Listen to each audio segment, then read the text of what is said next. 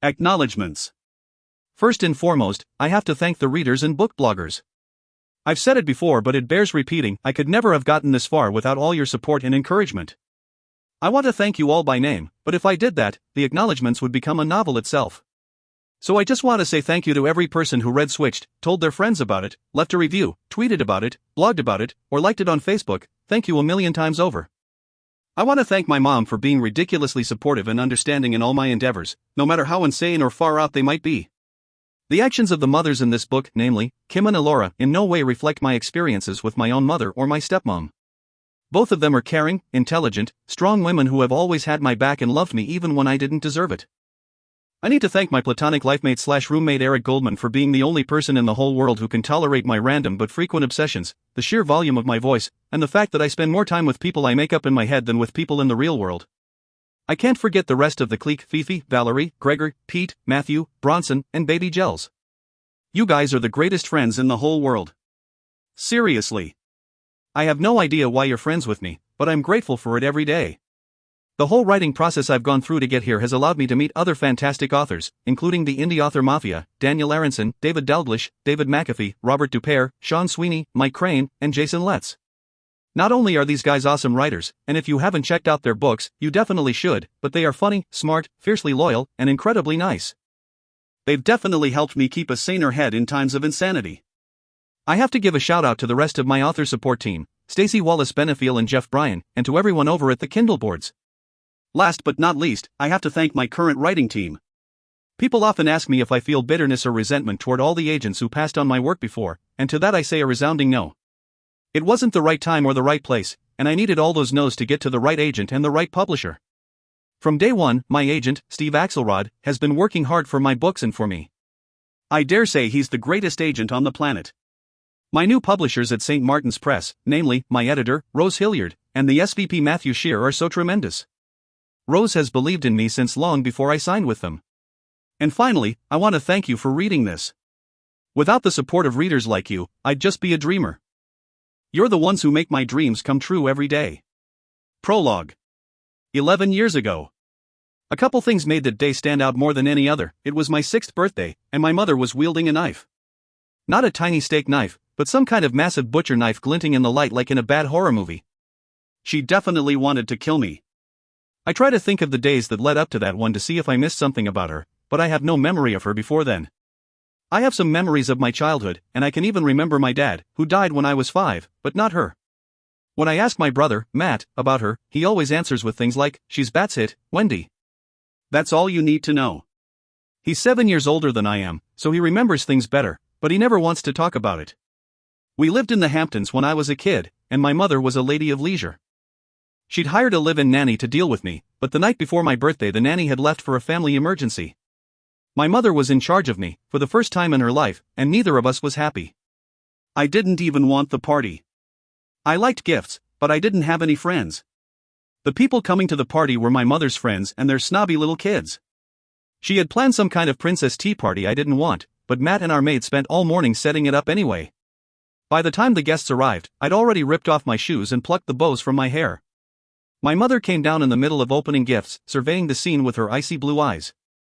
Her blonde hair had been smoothed back, and she had on bright red lipstick that only made her appear paler. She still wore my father's red silk robe, the same way she had since the day he died, but she'd added a necklace and black heels, as if that would make the outfit appropriate. No one commented on it, but everyone was too busy watching my performance. I complained about every single gift I got. They were all dolls or ponies or some other thing I would never play with. My mother came into the room, stealthily gliding through the guests to where I sat. I had torn through a box wrapped in pink teddy bears, containing yet another porcelain doll. Instead of showing any gratitude, I started yelling about what a stupid present it was. Before I could finish, she slapped me sharply across the face. "You are not my daughter," my mother said, her voice cold. My cheek stung from where she had hit me, and I gaped at her. The maid quickly redirected the festivities, but the idea percolated in my mother's mind the rest of the afternoon. I think, when she said it, she meant it the way parents do when their child behaves appallingly. But the more she thought, the more it made sense to her. After an afternoon of similar tantrums on my part, someone decided it was time to have cake. My mother seemed to be taking forever in the kitchen, and I went to check on her. I don't even know why she was the one getting the cake instead of the maid, who was far more maternal. On the island in the kitchen, a massive chocolate cake covered in pink flowers sat in the middle. My mother stood on the other side, holding a gigantic knife she was using to cut the cake to serve on tiny saucers. Her hair was coming loose from its bobby pins. Chocolate? I wrinkled my nose as she tried to set perfect pieces onto the saucers. Yes, Wendy, you like chocolate, my mother informed me. No, I don't. I crossed my arms over my chest. I hate chocolate. I'm not going to eat it, and you can't make me. Wendy. The knife happened to point in my direction, some frosting stuck to the tip, but I wasn't afraid. If I had been, everything might have turned out different. Instead, I wanted to have another one of my tantrums. No, no, no. It's my birthday, and I don't want chocolate. I shouted and stomped my foot on the floor as hard as I could. You don't want chocolate? My mother looked at me, her blue eyes wide and incredulous. A whole new type of crazy glinted in them, and that's when my fear started to kick in. What kind of child are you, Wendy? She slowly walked around the island, coming toward me. The knife in her hand looked far more menacing than it had a few seconds ago. You're certainly not my child. What are you, Wendy? Staring at her, I took several steps back. My mother looked maniacal. Her robe had fallen open, revealing her thin collarbones and the black slip she wore underneath. She took a step forward, this time with the knife pointed right at me. I should have screamed or run away, but I felt frozen in place. I was pregnant, Wendy. But you're not the child I gave birth to. Where is my child? Tears formed in her eyes, and I just shook my head. You probably killed him, didn't you? She lunged at me, screaming at me to tell her what I had done with her real baby. I darted out of the way just in time, but she backed me into a corner. I pressed up against the kitchen cupboards with nowhere to go, but she wasn't about to give up. Mom! Matt yelled from the other side of the room. Her eyes flickered with recognition, the sound of the son she actually loved. For a moment I thought this might stop her, but it only made her realize she was running out of time, so she raised the knife. Matt dove at her, but not before the blade tore through my dress and slashed across my stomach. Blood stained my clothes as pain shot through me, and I sobbed hysterically. My mother fought hard against Matt, unwilling to let go of the knife. She killed your brother, Matthew. My mother insisted, looking at him with frantic eyes. She's a monster. She has to be stopped. 1. Home. Drool spilled out across my desk, and I opened my eyes just in time to hear Mr. Mead slam down a textbook. I'd only been at this high school a month, but I'd quickly learned that was his favorite way of waking me up from my naps during his history lecture. I always tried to stay awake, but his monotone voice lulled me into sleeping submission every time. Miss Everly? Mr. Mead snapped. Miss Everly? Whom? I murmured. I lifted my head and discreetly wiped away the drool. I glanced around to see if anyone had noticed. Most of the class seemed oblivious, except for Finn Holmes. He'd been here a week, so he was the only kid in school newer than me. Whenever I looked at him, he always seemed to be staring at me in a completely unabashed way, as if it were perfectly normal to gawk at me. There was something oddly still and quiet about him, and I had yet to hear him speak, even though he was in 4 of my classes.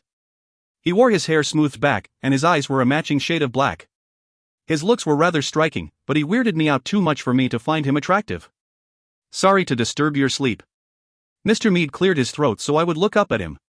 It's okay, I said. Miss Everly, why don't you go down to the principal's office? Mr. Mead suggested, and I groaned. Since you seem to be making a habit of sleeping in my class, maybe he can come up with some ideas to help you stay awake. I am awake, I insisted. Miss Everly, now. Mr. Mead pointed to the door, as if I had forgotten how to leave and needed reminding. I fixed my gaze on him, and despite how stern his gray eyes looked, I could tell he'd cave easily. Over and over in my head I kept repeating, I do not need to go to the principal's office. You don't want to send me down there. Let me stay in class. Within seconds his face went lax and his eyes took on a glassy quality. You can stay in class and finish the lecture, Mr. Mead said groggily. He shook his head, clearing his eyes. But next time you're going straight to the office, Miss Everly. He looked confused for a moment, and then launched right back into his history lecture.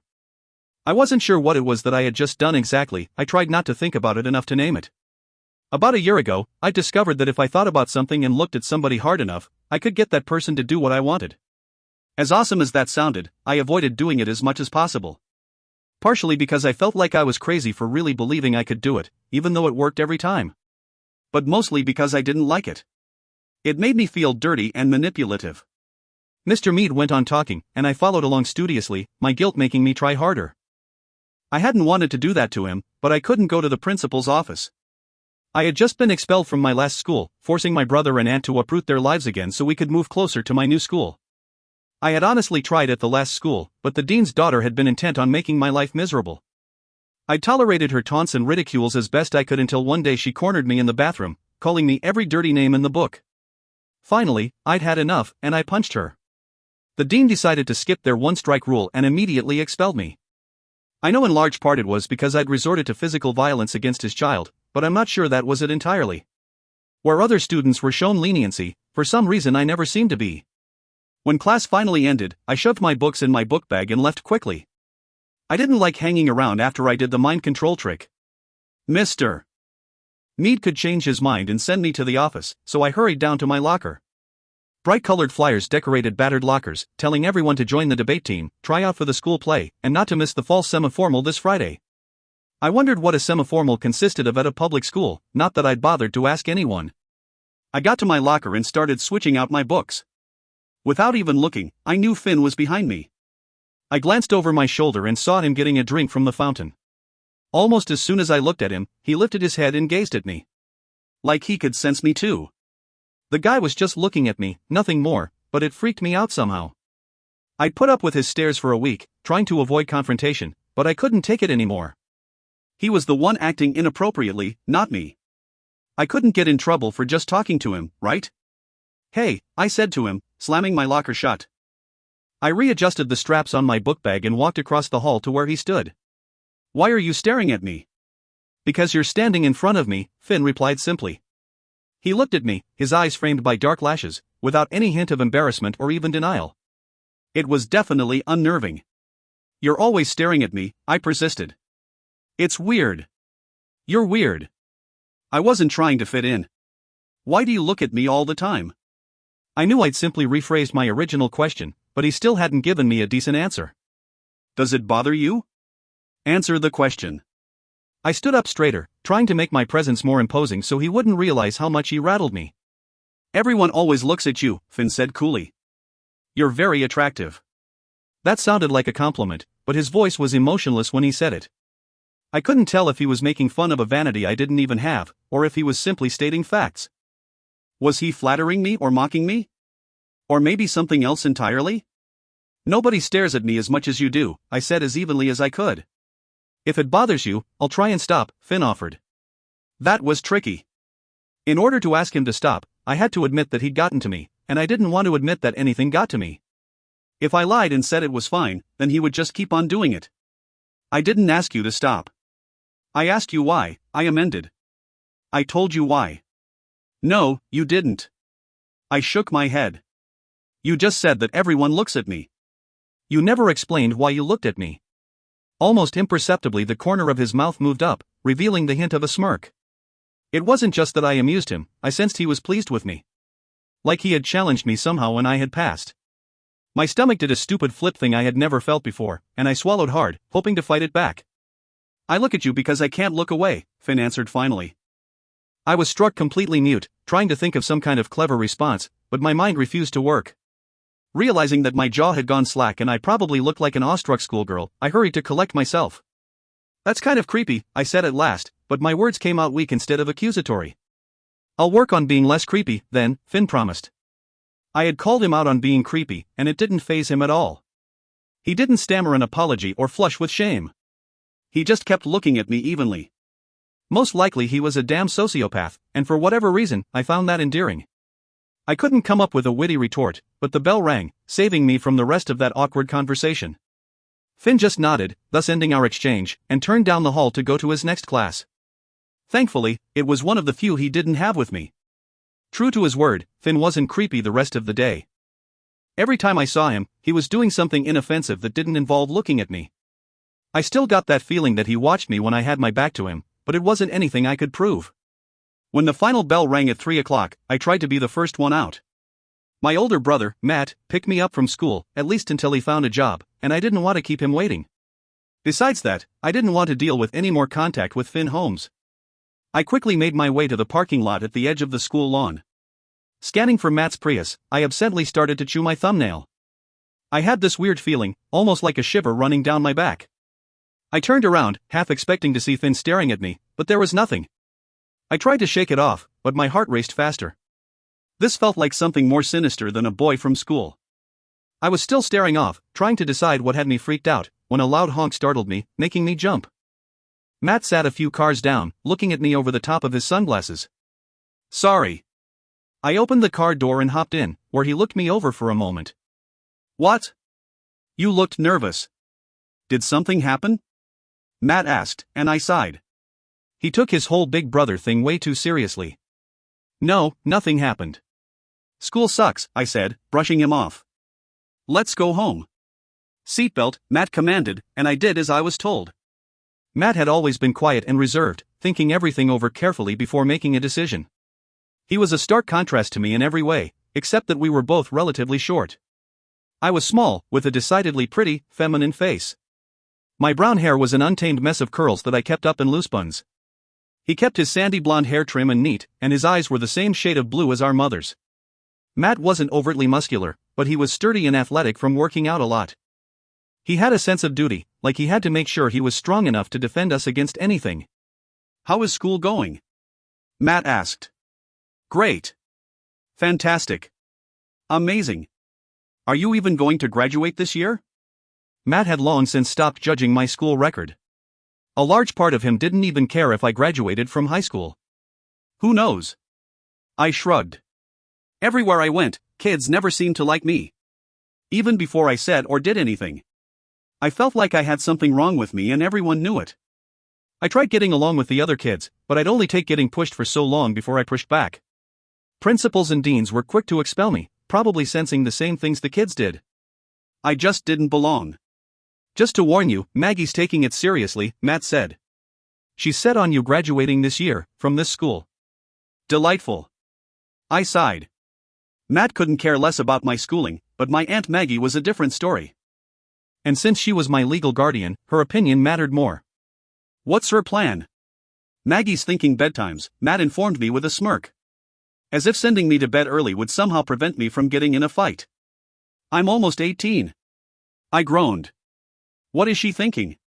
You've got 4 more months until you're 18, Matt corrected me sharply, and his hand tightened on the steering wheel. He suffered from serious delusions that I was going to run away as soon as I turned 18, and nothing I could say would convince him otherwise. Yeah, whatever. I waved it off. Did you tell her she's insane? I figured she'd hear it enough from you. Matt grinned at me. So did you find a job? I asked tentatively, and he shook his head. He'd just finished an internship over the summer, working with a great architecture firm. He'd said it didn't bother him, moving to a town without much call for a promising young architect, but I couldn't help feeling guilty about it. This is a pretty town, I said, looking out the window. We approached our new house, buried on an average suburban street among a slew of maples and elms. It actually seemed like a boring small town, but I'd promised I'd make the best of it. I really wanted to. I didn't think I could handle disappointing Matt anymore. So you're really gonna try here? Matt asked, looking over at me. We had pulled up in the driveway next to the butter-colored Victorian that Maggie had bought last month. I already am, I insisted with a smile. I've been talking to this Finn kid. Sure, I talked to him only once, and I wouldn't even remotely count him as a friend, but I had to tell Matt something. Look at you. Making your very first friend. Matt shut off the car's engine and looked at me with veiled amusement. Yeah, well, how many friends do you have? I countered. He just shook his head and got out of the car, and I quickly followed him. That's what I thought. I've had friends before. Gone to parties. Kissed a girl. The whole 9 yards, Matt said as he went through the side door into the house. So you say. I kicked off my shoes as soon as we walked into the kitchen, which was still in various stages of unpacking. As many times as we'd moved, everyone had gotten tired of the whole process, so we tended to live out of boxes. I've only seen one of these alleged girls. Yeah, 'cause when I brought her home, you set her dress on fire. While she was wearing it.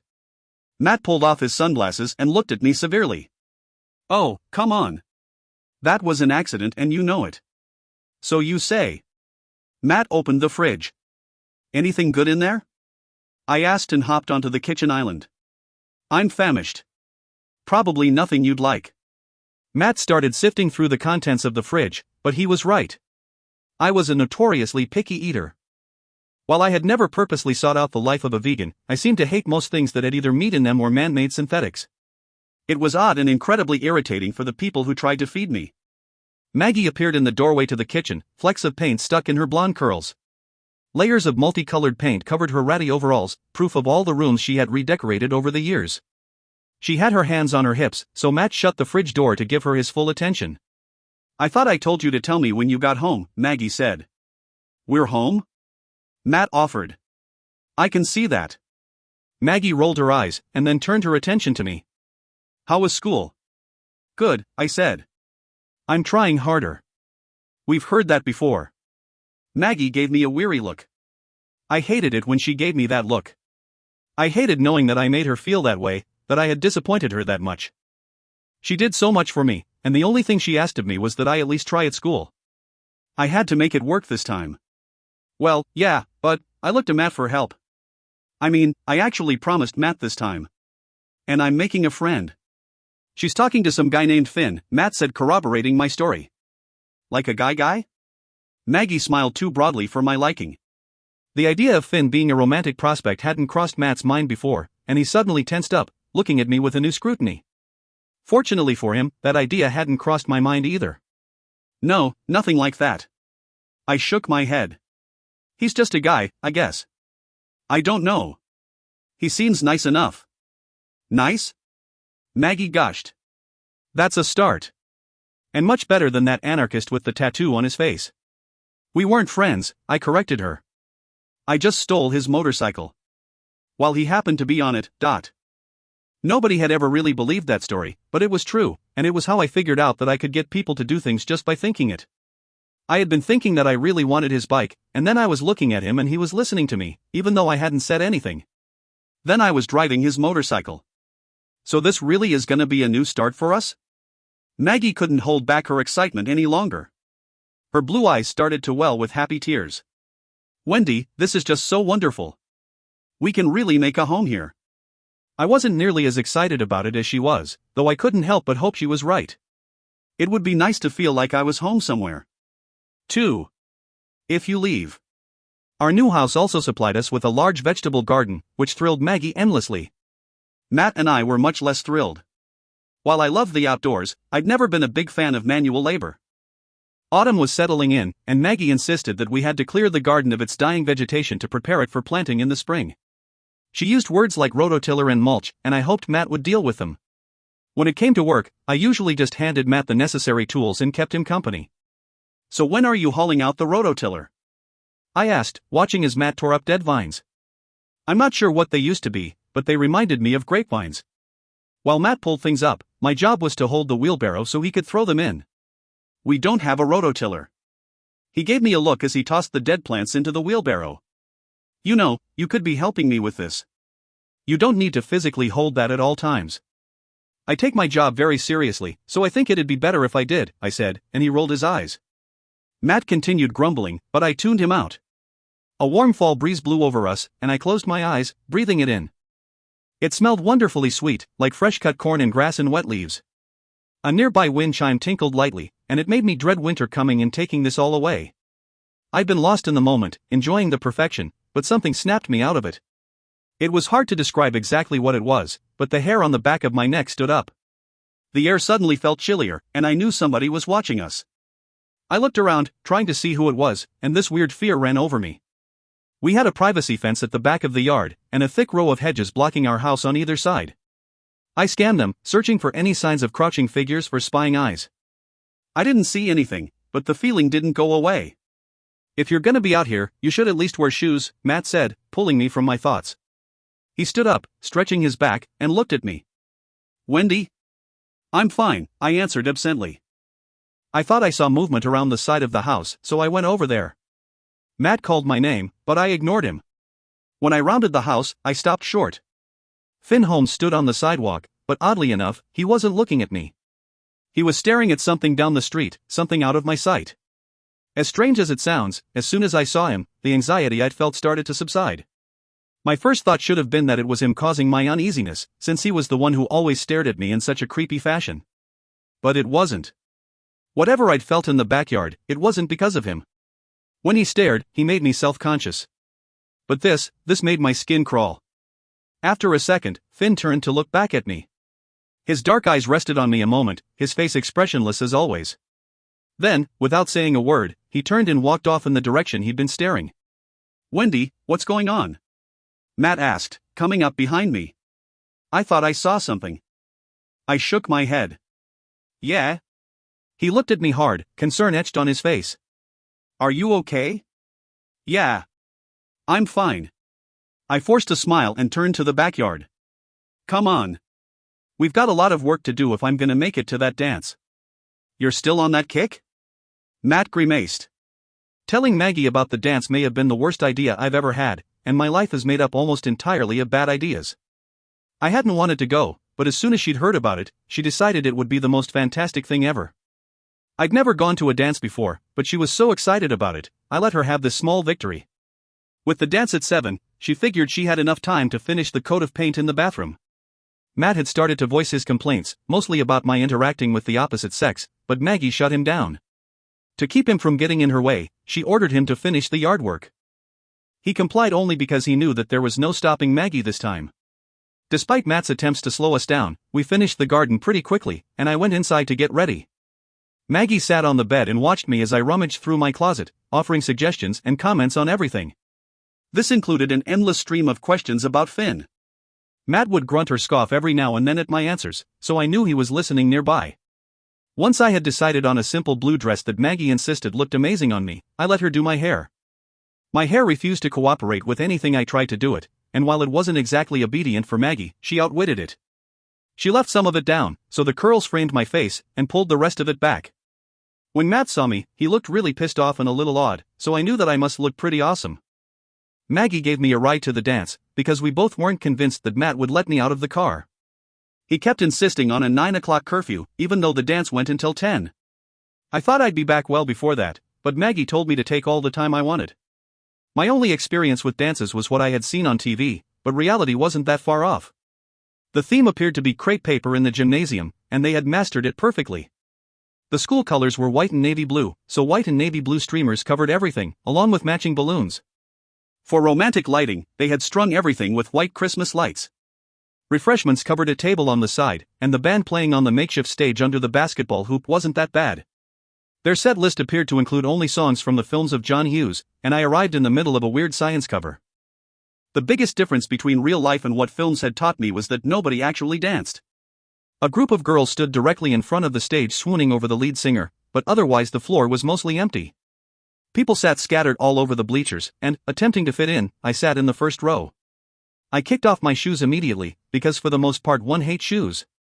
With nothing else to do, I resorted to people watching. As the night wore on, I found myself feeling increasingly lonely and bored. Kids actually started dancing as the gymnasium filled up, and the band moved on to some kind of Tears for Fears medley. I decided that I'd been here long enough, and I was planning my escape when Finn pushed through the doors. Wearing a slim-fitting black dress shirt and dark jeans, he looked good. He had the sleeves rolled up and an extra button undone on his shirt, and I wondered why I never realized how attractive he was before. His eyes met mine, and he walked over to me, surprising me with his direct approach. As often as he seemed to be watching me, he'd never initiated contact before. Not even today, when he'd walked past my house. "I didn't peg you for the dancing kind," Finn commented when he reached me. "I was thinking the same thing about you," I said, and he shrugged. Finn sat down on the bleachers next to me, and I sat up a bit straighter. He glanced over at me but didn't say anything. Already he looked annoyed, and he'd just gotten here. An awkward silence settled over us, and I hurried to fill it. "You arrived awfully late. Couldn't decide what to wear?" I teased. "I had stuff with work," Finn explained vaguely. "Oh? Do you work somewhere near my house?" "Something like that." Finn sighed, clearly eager to change the subject. "Have you been dancing?" "Nope," I said. "Dancing is for suckers." "Is that why you came to a dance?" Finn looked down at my bare feet. "You didn't wear the right shoes for dancing. You didn't even wear the right shoes for walking." "I don't like shoes," I told him defensively. My hem landed above my knees, but I tried to pull it down, as if I could get it to cover my bare feet embarrassment. Finn gave me a look I couldn't read at all, then went back to staring at the people dancing in front of us. By now the floor was almost entirely covered. Kids still dotted the bleachers, but they were mostly the headgear kids and the ones with dandruff. So this is what you're doing? Watching other people dance? Finn asked. I guess. I shrugged. Finn leaned forward, resting his elbows on his knees, and I moved so I was sitting up straighter. My dress was strapless, and I rubbed at my bare arms, feeling naked and uncomfortable. You cold? Finn glanced over at me, and I shook my head. I think it's cold in here. It's a little chilly, I admitted. But nothing I can't handle. Finn would barely look at me, which was a complete 180 from his constant creepy staring. Somehow, I found this worse. I don't know why he had even come to the dance if he hated it so much, and I was about to ask him that when he turned to look at me. You want to dance? He asked flatly. Are you asking me to dance with you? Yeah. Finn shrugged. Yeah? I shrugged sarcastically. You really know how to sweet-talk a girl. His mouth crept up in a hint of a smile, and that officially won me over. I hated myself for it. Fair enough. Finn stood up and extended his hand to me. Would you, Wendy Everly, care to dance with me? Sure. I placed my hand in his, trying to ignore how warm his skin felt and the rapid beating of my own heart, and got to my feet.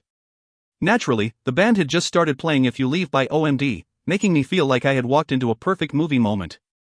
Finn led me to the dance floor and placed his hand on the small of my back. I put one hand on his shoulder while he took my other hand in his. I was so close to him I could feel the delicious heat radiating from his body. His eyes were the darkest eyes I had ever seen, and they were looking at only me. For one unspoiled minute, everything in life felt perfect in a way that it never had before. Like there should be a spotlight on us, the only two people in the world. Then something changed in Finn's expression, something I couldn't read, but it definitely got darker. You're not a very good dancer, Finn commented in that emotionless way of his. Thanks? I said unsurely. We were mostly just swaying in a small circle, and I wasn't sure how I could screw that up, plus we seemed to be dancing the exact same way as everyone else. Maybe he was joking, so I tried to sound playful when I said, You're not that great yourself. I'm a wonderful dancer, Finn replied matter-of-factly. I just need a better partner. Okay.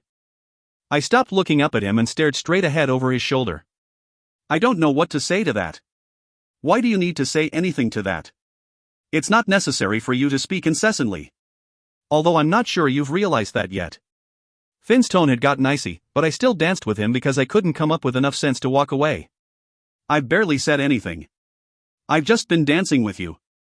I swallowed hard and didn't appreciate how crushed I felt. And you asked me to dance. It's not like you're doing me a favor. Oh, come on, Finn said with an exaggerated eye roll. The desperation was coming off you in waves. You were all but begging to dance with me. I am doing you a favor. Wow.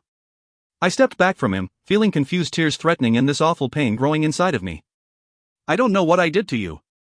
His expression softened, but it was too late. Wendy. No.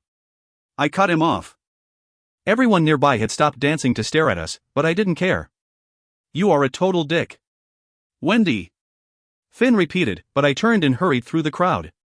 There was nothing in the world I wanted more than to get out of here.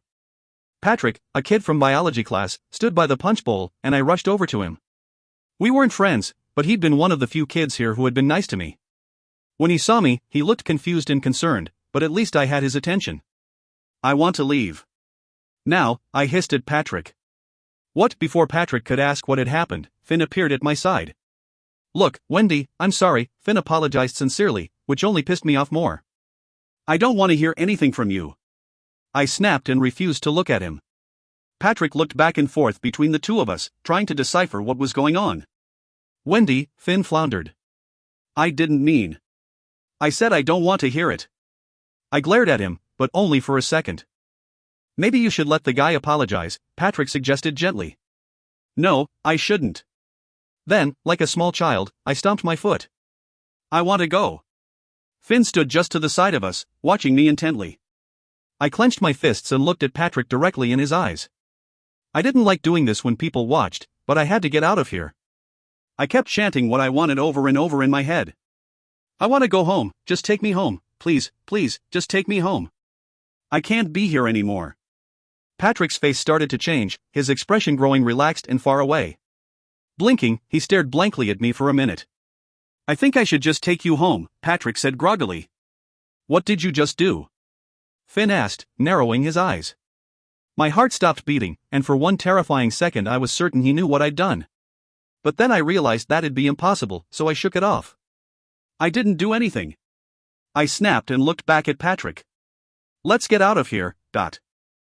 Wendy. Finn said, giving me a hard look. Do you even know what you just did? I didn't do anything. I grabbed Patrick's wrist, dragging him toward the exit, and, much to my relief, Finn didn't follow. In the car, Patrick tried to ask me what had happened with Finn, but I wouldn't talk about it. He drove around for a while, so I was reasonably calm by the time he dropped me off, and I couldn't thank him enough for it. Matt and Maggie were waiting by the door for me, but I barely said a word to them. That freaked out Matt, who started threatening to kill every boy at the dance, but I managed to reassure him that I was fine and nothing bad had happened. Finally, he let me go up to my room, where I proceeded to throw myself onto the bed and not cry. The night swirled in my head like some bizarre dream. I couldn't get a read on the way I felt about Finn. Most of the time he seemed weird and bordering on creepy. But then we had that glorious moment when we danced together, before he completely shattered it. Even now, after the way he treated me, I couldn't shake how wonderful it had felt being in his arms like that. In general, I never liked being touched or being close to people, but I loved the way I had felt with him. His hand strong and warm on the small of my back and the soft heat that flowed from him. When he had looked at me then, so sincerely, I had thought. I don't know what I had thought, but it turned out to be a lie. Strangest of all, he seemed to be able to tell that I had done something to Patrick. I didn't know how anyone could know. I wasn't even sure that I was doing it. But a normal, sane person wouldn't even suspect that I could do that. I could suddenly explain all Finn's odd behavior. He was completely insane. What it came down to was that I knew nothing about him. I could barely tell when he was mocking me and when he was being sincere. Sometimes I thought he was into me, and other times he obviously hated me. There wasn't anything I knew about him for sure. Except that despite everything, I was starting to like him. Sometime in the night, after I had changed into sweats and a tank top, and after I had spent a very long time tossing and turning, I must have finally fallen asleep. When I woke up, it was still dark out, and I had drying tears on my cheeks. I had been crying in my sleep, which seemed unfair, since I never let myself cry when I was awake. I rolled over and glanced at the alarm clock. Its angry numbers declared it was a little after 3 in the morning, and I wasn't sure why I was awake. I flicked on my bedside lamp, casting everything in a warm glow, and I saw something that scared me so badly, my heart stopped. 3. Stalker. A figure was crouched outside my window, my second-story window. Admittedly, a small roof was right outside of it, but a person standing on it was about the last thing I expected to see. On top of that, it wasn't just anybody. Finn Holmes looked hopeful, but not at all ashamed or frightened at having been caught peeping into my room. He knocked gently at the glass, and belatedly I realized that's what had woken me up. He hadn't been peeping intentionally, he'd been trying to get my attention so I could let him into my room. So that was slightly less creepy, I supposed. For some reason, I got up and went over to the window. I caught sight of myself in my mirror, and I did not look good. My pajamas were of the sad, comfy variety. My hair was a total mess, and my eyes were red and puffy. I knew I shouldn't let Finn in my room. He was probably a sociopath and he didn't make me feel good about myself. Besides, Matt would kill us both if he caught him in here. So I stood in front of the window, my arms crossed, and glared at him.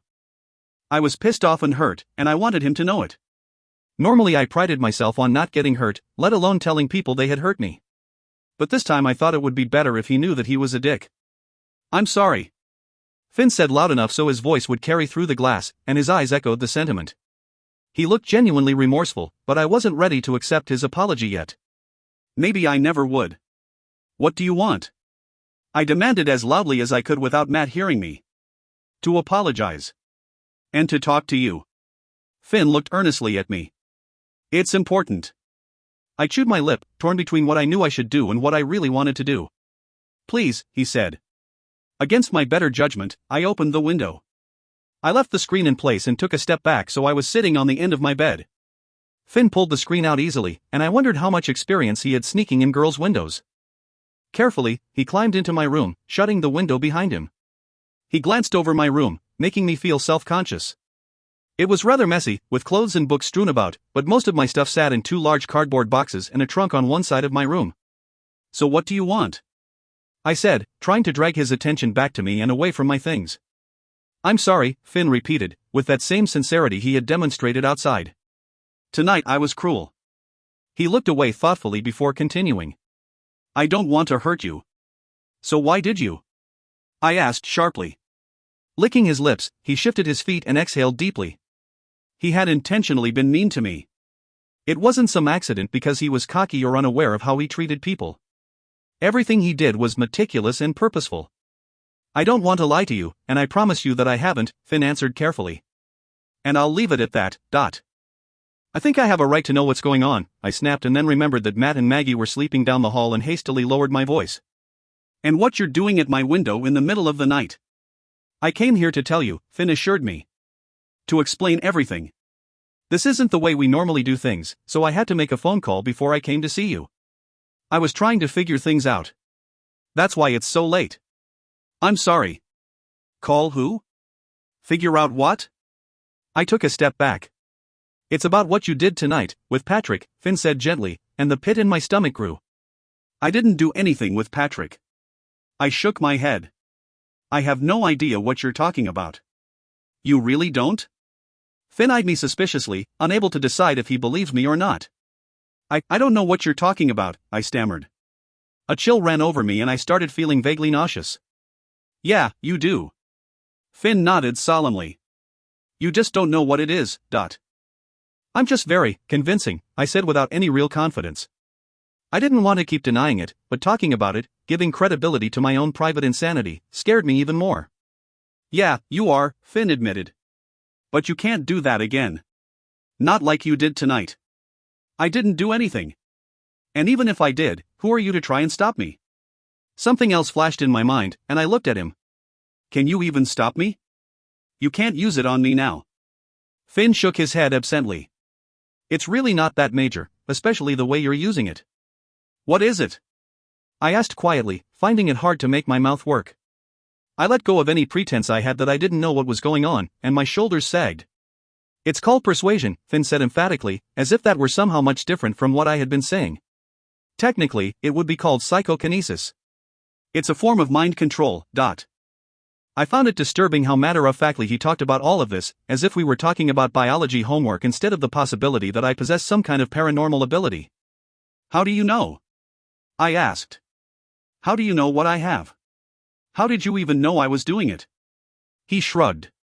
Experience. What does that mean? It's complicated. He rubbed the back of his head and stared at the floor. You're not going to believe me. But I haven't lied to you, and I never will. Do you believe that, at least? I think so, I replied tentatively. Considering we'd only spoken a handful of times, he hadn't had much of an opportunity to lie to me. That's a start. Finn took a deep breath, and I nervously pulled at a strand of my hair as I watched him. Almost sheepishly, he said, You're a changeling. He looked expectantly at me, waiting for some kind of dramatic reaction. I don't even know what that is. Isn't it like a movie with Angelina Jolie or something? I shook my head. I don't know what it means. You don't know what it is? Finn smirked. Of course you don't know what it is. That would make it all too easy if you had even the slightest inkling about what is going on. It would, wouldn't it? I agreed. A changeling is a child that has been secretly exchanged for another. The room got this weird, foggy quality to it. My mind flashed to my mother, and the things she had screamed at me. I had always felt I didn't belong, but at the same time I'd never consciously believed it was true. But now, suddenly, Finn confirmed all the suspicions I had been harboring. All the horrible things my mother had told me were true. But how, dazedly, I shook my head, then one key question sprang to mind. How would you know that? How could you possibly know that? Even if it were true? Well, Finn watched me for a moment as I struggled to let everything sink in. You're Trill. It's what we do. Trill? Is that like your last name or something? I asked. No, Finn smiled. Trill is the name of our tribe, if you will. He rubbed the side of his temple. This is hard to explain. We are, trolls. You're telling me that I'm a troll? I raised one eyebrow, and finally decided that he must be insane. Nothing about me resembled a pink-haired doll with a jewel in its stomach or a creepy little monster that lived under a bridge. Admittedly, I was kind of short, but Finn was at least 6 feet tall. You're thinking of trolls the way they've been misrepresented, obviously, Finn hurried to explain. That's why we prefer Trill. You don't get any of that silly Billy Goat's gruff imagery. But now I have you staring at me like I have totally lost my mind. You have lost your mind. I trembled in shock and fear, not knowing what to think. I should have thrown him out of my room, but then again, I never should have let him in. Okay. Think about it, Wendy. Finn moved on to trying to reason with me, as if his idea had real merit. You've never really fit in anywhere. You have a quick temper. You're very intelligent and a picky eater. You hate shoes. Your hair, while lovely, is hard to control. You have dark brown eyes, dark brown hair. What does the color of my eyes have to do with anything? I retorted. Or any of those things. Earth tones. Our eyes and hair are always earth tones, Finn answered. And oftentimes our skin has almost a greenish hue to it. I'm not green. I looked at my skin anyway, just to be sure, but there was nothing green about it. It's very faint, when people do have it, Finn said. But no, you don't. Not really. Sometimes it gets more predominant after you've been living around other Trill for a while. I am not a troll, I insisted fiercely. That doesn't even make any sense. It doesn't. So I'm angry and different. Most teenagers feel that way. It doesn't mean anything. I combed through my hair, as if to prove it wasn't that wild. My fingers got caught in it, proving his point rather than mine, and I sighed. That doesn't mean anything. I'm not just guessing here, Wendy, Finn informed me with a wry smile. I know who you are. I know you're Trill. That's why I came looking for you. You were looking for me? My jaw dropped. That's why you stare at me all the time in school. You're stalking me. I'm not stalking. Finn raised a hand defensively. I'm a tracker. It's my job. I find the changelings and bring them back. Of all the major things that were wrong with this situation, the thing that bothered me most was when he said it was his job. There hadn't ever been any attraction between us. He had just been doing his job, and that meant following me. He was stalking me, and I was only upset about it because he was doing it because he had to, not because he wanted to. I know this is a lot to take in, Finn admitted. I'm sorry. We usually wait until you're older. But if you're already using persuasion, then I think you need to head back to the compound. You're developing early. I'm what? I just stared up at him. Developing. The psychokinesis, Finn said as if it should be obvious. Trill have varying degrees of ability. Yours are clearly more advanced. They have abilities? I swallowed. Do you have abilities? Something new occurred to me, twisting my insides. Can you read my mind? No, I can't read minds. Are you lying? I won't lie to you, Finn promised. If he hadn't been so attractive standing in front of me in my bedroom, it would have been easier to ignore him. And if I hadn't felt this ludicrous connection with him, I would have thrown him out right away. As it was hard to look into his eyes and not believe him. But after everything he had been saying, I couldn't believe him. If I believed him, that meant my mother was right. That I was evil and a monster. I had spent my whole life trying to prove her wrong, trying to be good and do the right things, and I wouldn't let this be true. I can't believe you. Wendy. Finn sounded exasperated. You know I'm not lying. I do. I nodded. Not intentionally anyway.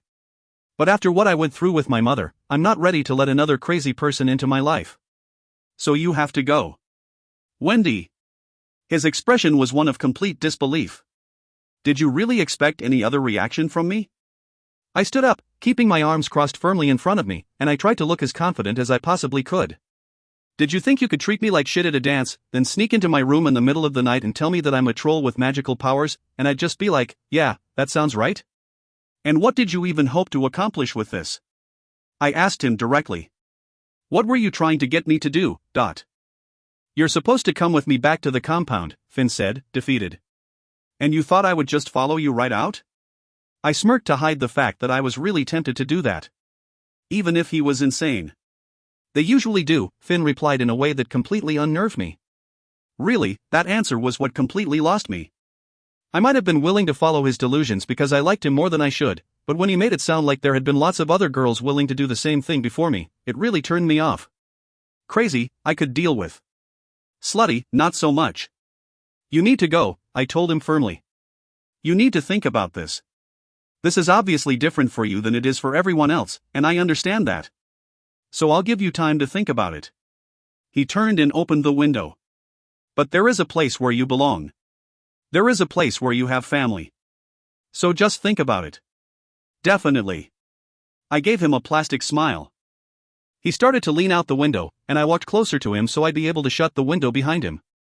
Then he stopped and turned to look at me. He felt dangerously close, his eyes full of something smoldering just below the surface.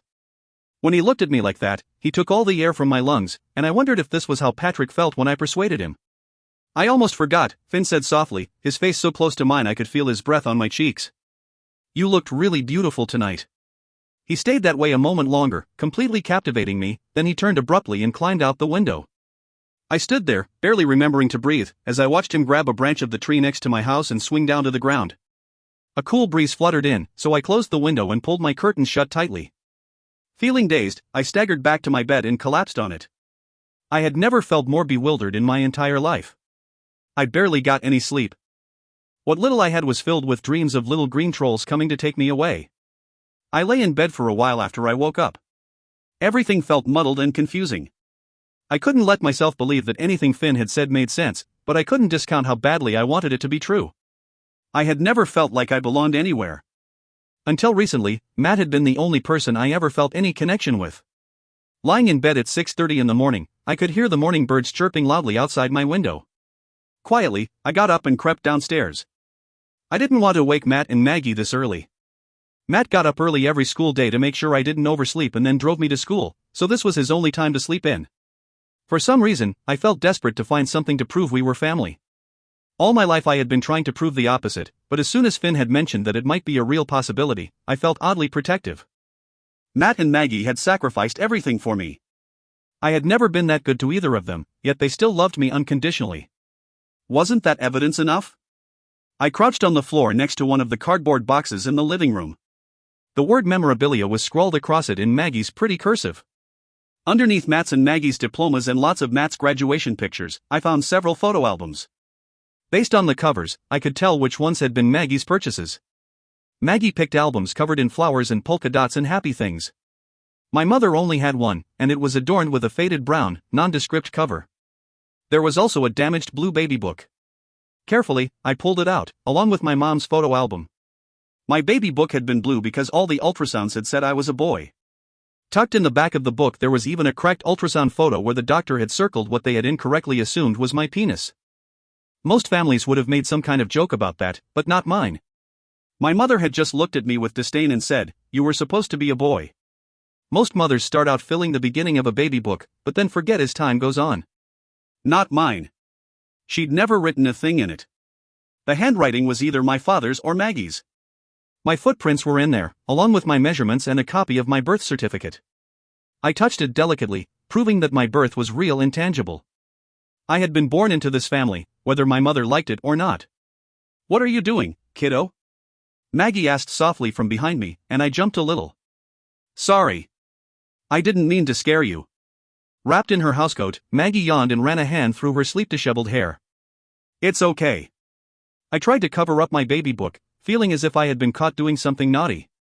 "What are you doing up?" "I could ask you the same thing," Maggie replied with a smile. She sat down on the floor next to me, leaning against the back of the couch. "I heard you get up." She nodded at the pile of photo albums on my lap. "You feeling nostalgic?" "I don't know, really." "What are you looking at?" Maggie leaned over so she could peer at the photo album. "Oh, that's an old one. You were just a baby then." I flipped open the book and it went chronologically, so the first few pages were of Matt when he was little. Maggie looked at it with me, making clucking sounds at my dad. She gently touched his picture once and commented on how handsome her brother was. Even though everyone agreed that my father had been a good guy, we rarely talked about him. It was our way of not talking about my mother and not talking about what had happened. Nothing before my 6th birthday mattered, and that just happened to include every memory of Dad. Most of the pictures in the album were of Matt, and there were many with my mother, my dad, and Matt looking ridiculously happy. All three of them had blonde hair and blue eyes. They looked like something out of a Hallmark commercial. Toward the end of the book, everything changed. As soon as pictures of me started to appear, my mother began looking surly and sullen. In the very first picture, I was only a few days old. I wore an outfit with blue trains all over it, and my mother glared at me. You were such a cute baby. Maggie laughed. But I remember that. You wore boys' clothes for the first month because they were so sure you were going to be a boy. That explains a lot, I mumbled, and Maggie laughed. Why didn't they just get me new clothes? They had the money for it. Oh, I don't know. Maggie sighed, looking far away. It was something your mother wanted. She shook her head. She was weird about things. What was my name supposed to be? Maggie snapped her fingers when she remembered. Michael. Michael Conrad Everly. But then you were a girl, so that ruined that. How did they get Wendy from that? I wrinkled my nose. Michelle would make more sense. Well, Maggie looked up at the ceiling, thinking. Your mother refused to name you, and your father. I guess he couldn't think of anything. So Matt named you. Oh, yeah. I faintly remembered hearing that before. But why Wendy? He liked the name Wendy. Maggie shrugged. He was a big Peter Pan fan, which is ironic because Peter Pan is the story of a boy who never grows up, and Matt was a boy who was always grown up. I smirked at that. Maybe that's why he's always been so protective of you. He named you. You were his. My eyes settled on a picture of me from when I was about 2 or 3 with Matt holding me in his arms. I lay on my stomach with my arms and legs outstretched, while he grinned like a fool. He used to run me around the house like that, pretending that I was flying, and call me Wendy Bird, and I would laugh. As I got older, it became more and more apparent that I looked nothing like my family. My dark eyes and frizzy hair contrasted completely with theirs. In every picture with me, my mother looked utterly exasperated, as if she had spent the half hour before the picture was taken fighting with me. But then again, she probably had. I had always been contrary to everything she was. You were a strong-willed child, Maggie admitted, looking at a picture of me covered in chocolate cake at my 5th birthday. You wanted things the way you wanted them. And when you were a baby, you were colicky. But you were always an adorable child, and you were bright and funny. Maggie gently pushed a stray curl back from my face. You were always worthy of love. You did nothing wrong, Wendy. She was the one with the problem, not you. I nodded. I know. But for the first time, I truly believed that this all might be entirely my fault. If Finn was telling the truth, as these pictures seemed to confirm, I wasn't their child. I wasn't even human. I was exactly what my mother had accused me of being. She was just more intuitive than everybody else. What's wrong? Maggie asked, looking concerned. What's going on with you? Nothing, I lied and closed the photo album. Did something happen last night? Her eyes were filled with love and worry, and it was hard to think of her as not being my family. Did you even sleep? Yeah. I just woke up, I guess, I answered vaguely. What happened at the dance? Maggie leaned back against the couch, resting her hand on her chin as she studied me. Did something happen with a boy?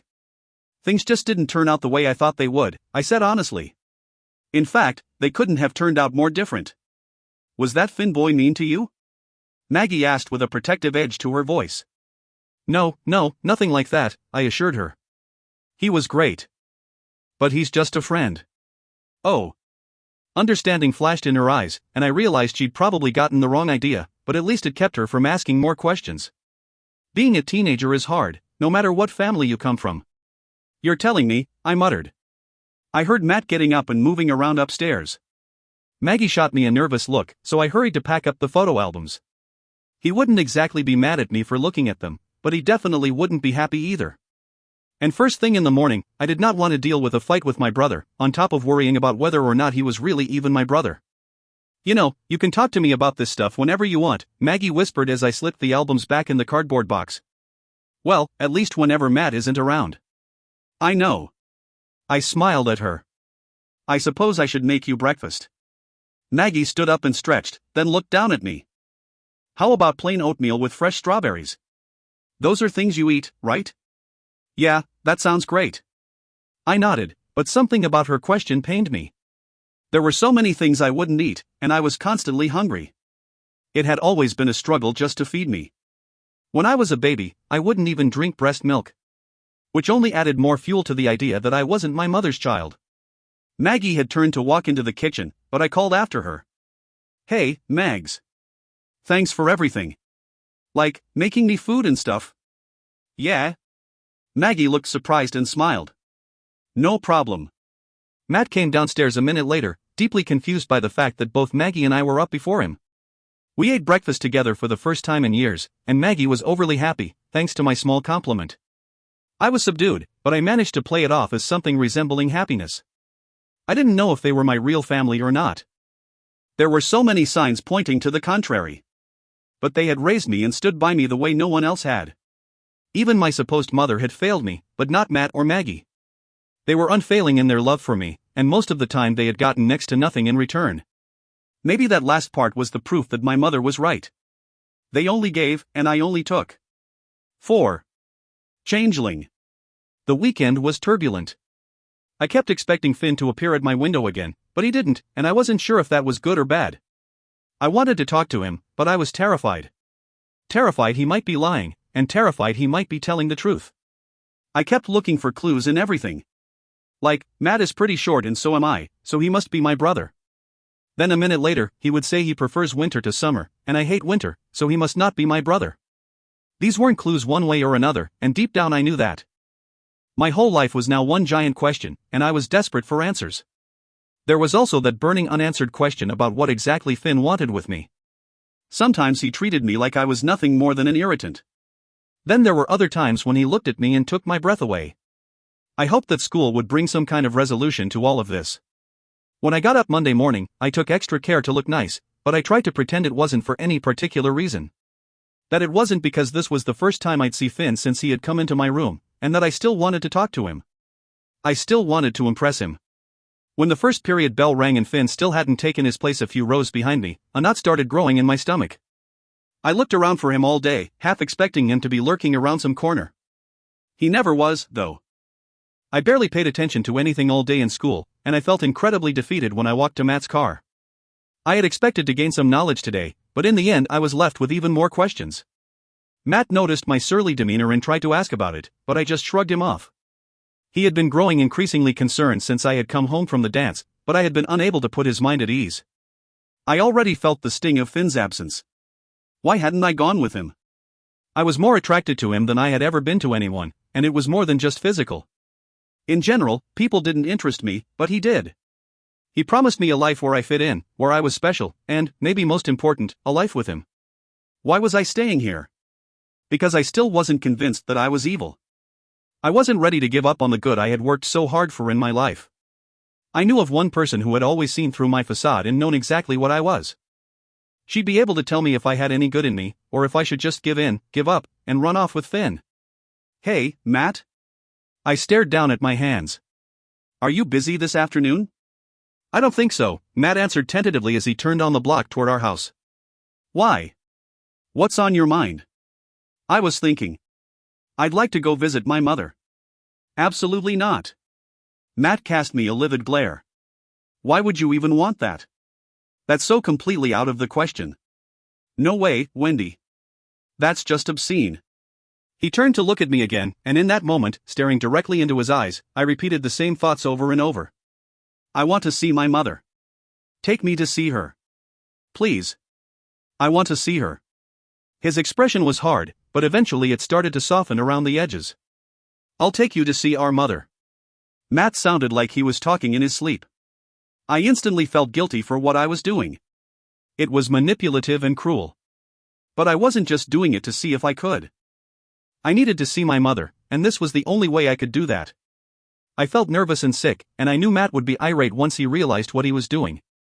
I didn't know how long this persuasion would last. We might not even make it to the hospital where my mother lived, but I had to try. It would be the first time I'd see my mother in over 11 years. There were several times throughout the long car ride when Matt seemed to become aware that he was doing something he would never normally do. He would start ranting about how terrible my mother was and that he couldn't believe he'd let me talk him into this. Somehow it never occurred to him to turn around, but maybe it couldn't occur to him. She's a horrible person, Matt said as we approached the state hospital. I could see the internal battle waging underneath his grimace and tortured blue eyes. His hand was locked on the steering wheel, but something about the way he gripped it looked like he was trying to let go but couldn't. Guilt flushed over me again, but I tried to push it away. I didn't want to hurt him, and controlling him like this was reprehensible. The only real comfort I had was that I wasn't doing anything wrong. I wanted to see my mother, and I had every right to. Matt was just being overzealous about his protective duties once again. She can't do anything to hurt me, I reminded him for the 100th time. She's locked up and medicated. I'll be fine. It's not like she's going to strangle you or anything, Matt allowed, but there was an edge to his voice hinting that he hadn't completely ruled out the possibility. She's just a bad person. I don't know what you hope to gain from seeing her. I just need to, I said softly and looked out the window. I had never been to the hospital, but it wasn't exactly as I'd imagined. My entire basis for it was Arkham Asylum, so I had always pictured an imposing brick structure with lightning perpetually flashing just behind it. It was raining lightly and the skies were overcast as we pulled up, but that was the only thing similar to the psychiatric hospital of my fantasies. Nestled in thick pine forest and rolling grassy hills, it was a sprawling white building that looked more like a resort than a hospital. After my mother had tried to kill me and Matt tackled her in the kitchen, someone had called 911. She was hauled off in a police car, still screaming things about me being monstrous, while I was taken away in an ambulance. Charges were brought against my mother, but she pleaded guilty by reason of insanity, and the case never went to trial. They had originally given her a cross-diagnosis of latent postpartum depression and temporary psychosis brought on by the death of my father.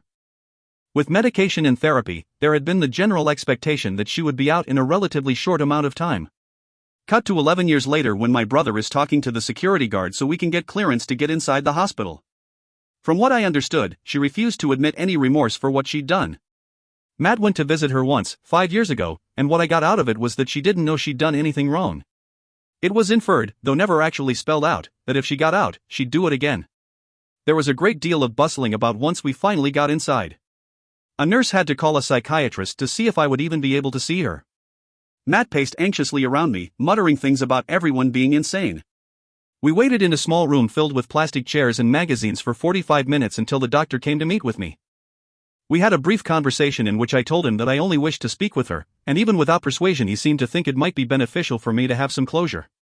Matt wanted to go back with me to see her, afraid that she would damage me in some way, but the doctor assured him that orderlies would be present and my mother hadn't had a violent outburst in 11 years. Matt eventually relented, much to my relief, because I had just been about to use persuasion on him again. He couldn't be there when I talked to her. I wanted an honest conversation. A nurse led me to an activity room. A couch and a few chairs filled the room, along with a few small tables, some with half-completed puzzles on them. On one wall, a cabinet overflowed with beat-up games and battered puzzle boxes. Plants lined the windows, but otherwise it was devoid of life. The nurse told me that my mother would be there soon, so I sat down at one of the tables and waited. A very large, very strong-looking orderly brought her into the room. I stood up when she came in, as some kind of misplaced show of respect. She was older than I had expected her to be. In my mind she had stayed frozen the way I'd seen her last, but she had to be in her mid-40s by now. Her blonde hair had turned into a frizzy mess thanks to the years of neglect, and she had it pulled back in a short ponytail. She was thin, the way she had always been, in a beautifully elegant borderline anorexic way. A massive blue bathrobe hung on her, frayed and worn, the sleeves draping down over her hands. Her skin was pale porcelain, and even without any makeup, she was stunningly beautiful. More than that, she carried this regality with her. It was clear that she had come from money, that she had spent her life on top, ruling her school, her social circles, even her family. "They said you were here, but I didn't believe them," said my mother with a wry smirk. She stood a few steps away from me, and I wasn't sure what to do. The way she looked at me was the same way people might inspect a particularly heinous-looking bug just before they squashed it under their shoe. "Hi, Mom," I offered meekly, unable to think of anything better to say. "Kim," she corrected me coldly. "My name is Kim.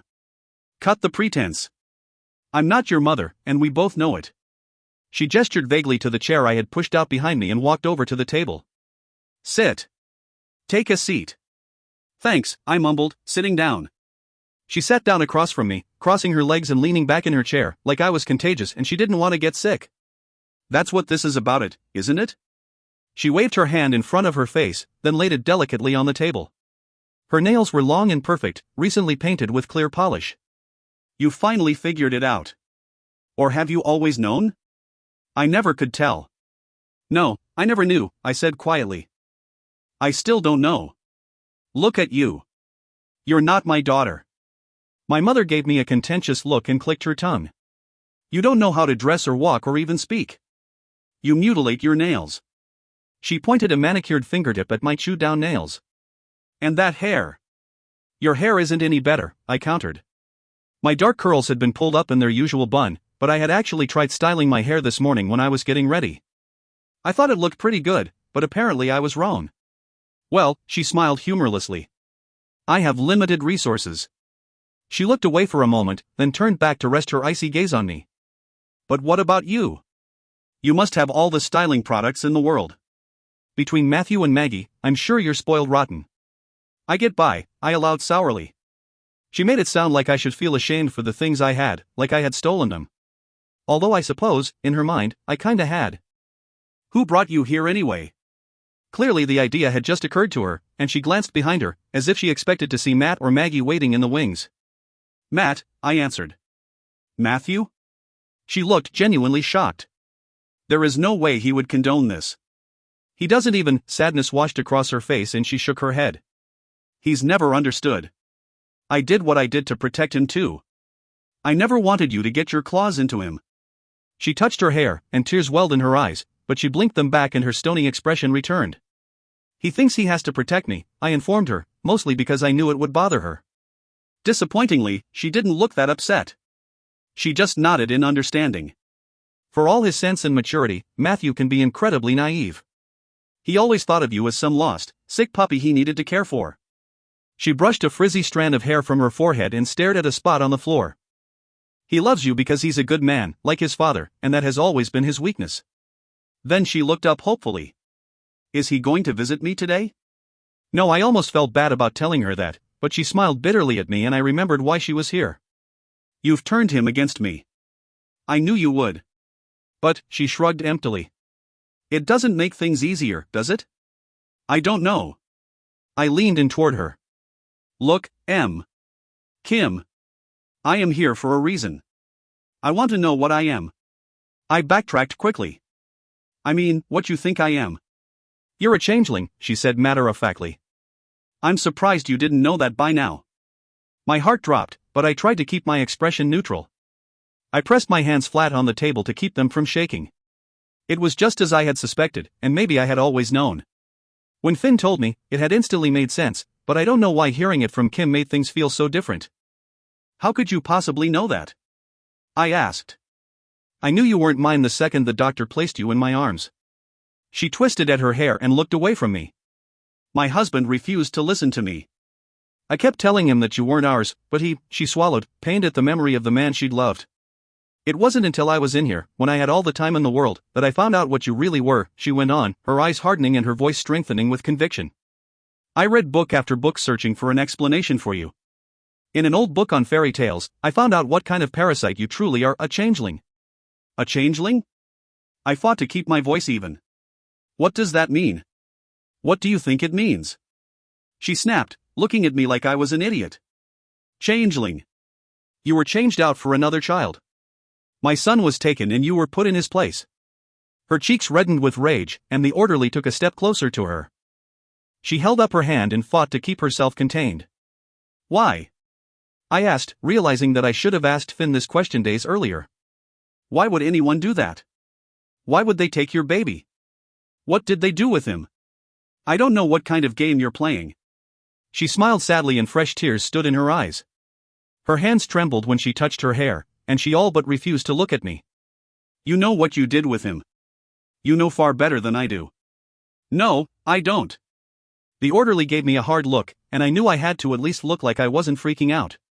In a hushed voice I demanded, what are you talking about? You killed him, Wendy. My mother snarled. She leaned in toward me, her hand clenched into a fist, and I knew she was using all her willpower to keep from hurting me. First you killed my son, then you drove my husband insane and killed him. You killed them both. Mom. Kim, whatever. I closed my eyes and rubbed my temples. That doesn't make any sense. I was just a baby. How could I kill anyone? How did you get Matthew to drive you here? She demanded through gritted teeth, and an icy chill ran down my spine. He would never drive you here. He would never let you see me. But he did. What did you do to him to make him do it? I lowered my eyes, unable to even pretend to be innocent. Maybe that's exactly what you did to Michael. Her fists were clenched, and she breathed so hard, her delicate nostrils flared. I was just a baby, I insisted without any real conviction. I couldn't have. Even if I did, there had to be more people involved. It doesn't explain anything. Why would anybody take him or hurt him and put me in his place? She ignored my question. You were always evil. I knew it from the moment I held you in my arms. She had calmed herself a bit and leaned back in her chair. It was in your eyes. They weren't human. They weren't kind or good. Then why didn't you just kill me then? I asked, growing irritated. You were a baby. Her hands shook, and her lips had started to quiver. She was losing the confidence she had come in with.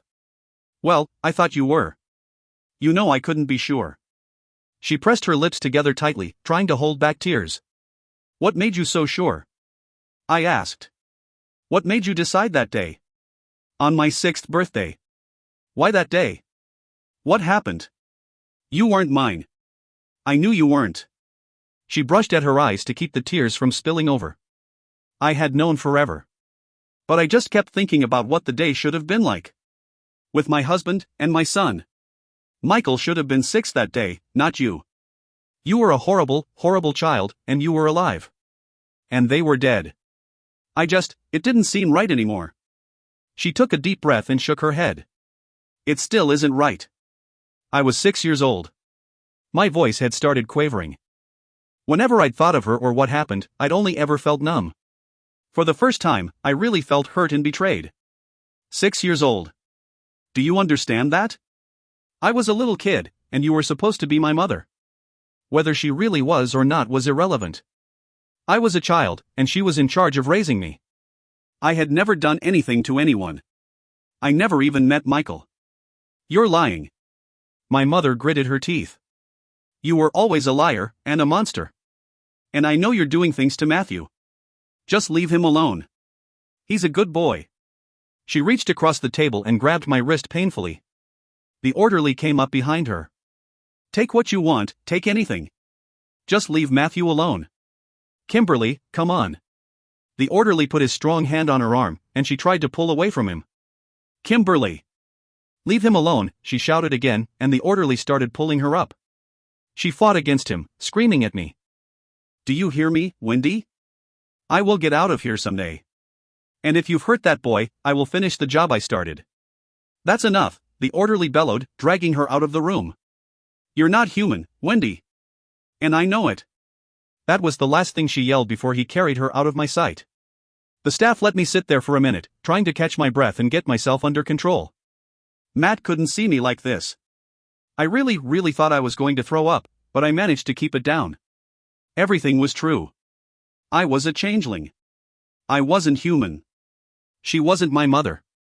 She was just Kim, a woman who had lost her grasp on reality when she realized I wasn't her child. I had been switched for her son, Michael, and I had no idea what happened to him. Maybe he was dead. Maybe I really had killed him, or someone else had. Maybe someone like Finn. She was convinced that I was a monster, and I couldn't argue that I wasn't. In my life, I had caused nothing but pain. I had ruined Matt's life, and I still was doing that. Not only did he constantly have to uproot himself for me and spend every minute worrying about me, but I was manipulating and controlling him, and I couldn't say for sure how long that had been going on. I didn't know the long-term effects of it either. Maybe it would have been better if she had killed me when I was 6. Or better yet, when I was still a baby. Then I wouldn't have been able to hurt anybody. When the staff finally led me back to the waiting room, Matt rushed over to hug me. I stood there, but I didn't hug him back. He inspected me to make sure I was all right. He had heard there was some kind of scuffle and was petrified that something had happened to me. I just nodded and got out of there as fast as I could. 5. Insanity. So, Matt began on the drive home. I rested my forehead against the cold glass of the car window and refused to look at him. I had barely spoken since we'd left. What did you say to her, Dot? Things, I replied vaguely. No, really, he pressed. What happened? I tried talking to her, she got upset. I sighed. She said I was a monster. You know, the usual. I don't know why you even wanted to see her. She's a terrible person. Oh, she's not that bad. My breath fogged up the window, and I started drawing stars in the mist. She's really worried about you. She's afraid I'm going to hurt you. That woman is insane, Matt scoffed. Literally, since she lives there, but you can't listen to her, Wendy. You aren't letting anything she said get to you, are you? No, I lied. Pulling my sleeve up over my hand, I erased my drawings on the window and sat up straighter. How do you know? What? That she's insane. That. I'm not a monster. I twisted my thumb ring nervously and stared at Matt, who just shook his head. I'm being serious. What if I am bad? Matt suddenly put on his turn signal and pulled the car over to the shoulder. Rain pounded down on the windows as other cars sped by us on the freeway. He turned to face me completely, putting an arm across the back of my seat. Wendy Luella Everly, there is nothing bad about you. Nothing, Matt emphasized solemnly. That woman is completely insane. I don't know why, but she was never a mother to you. You can't listen to her. She doesn't know what she's talking about. Be serious, Matt. I shook my head. I've gotten expelled from every school I've ever gone to. I'm unruly and whiny and stubborn and so picky. I know that you and Maggie struggle with me all the time. That doesn't mean you're bad. You've had a really traumatic childhood, and yeah, you're still working through some things, but you are not bad, Matt insisted. You are a strong-willed teenager who isn't afraid of anything. That's all. At some point that has to stop being an excuse. Sure, she tried to kill me, but I have to take responsibility for who I am as a person. What? You are. Matt said with a smile. Since we've moved here, you have shown so much promise. Your grades are going up, and you're making friends. And even if that makes me a little uncomfortable, I know it's a good thing for you. You're growing up, Wendy, and you're going to be okay. I nodded, unable to think of an argument for that. I know I don't say it enough, but I'm proud of you, and I love you. Matt bent over so he could kiss the top of my head. He hadn't done that since I was little, and it stirred something inside me. I closed my eyes and refused to cry.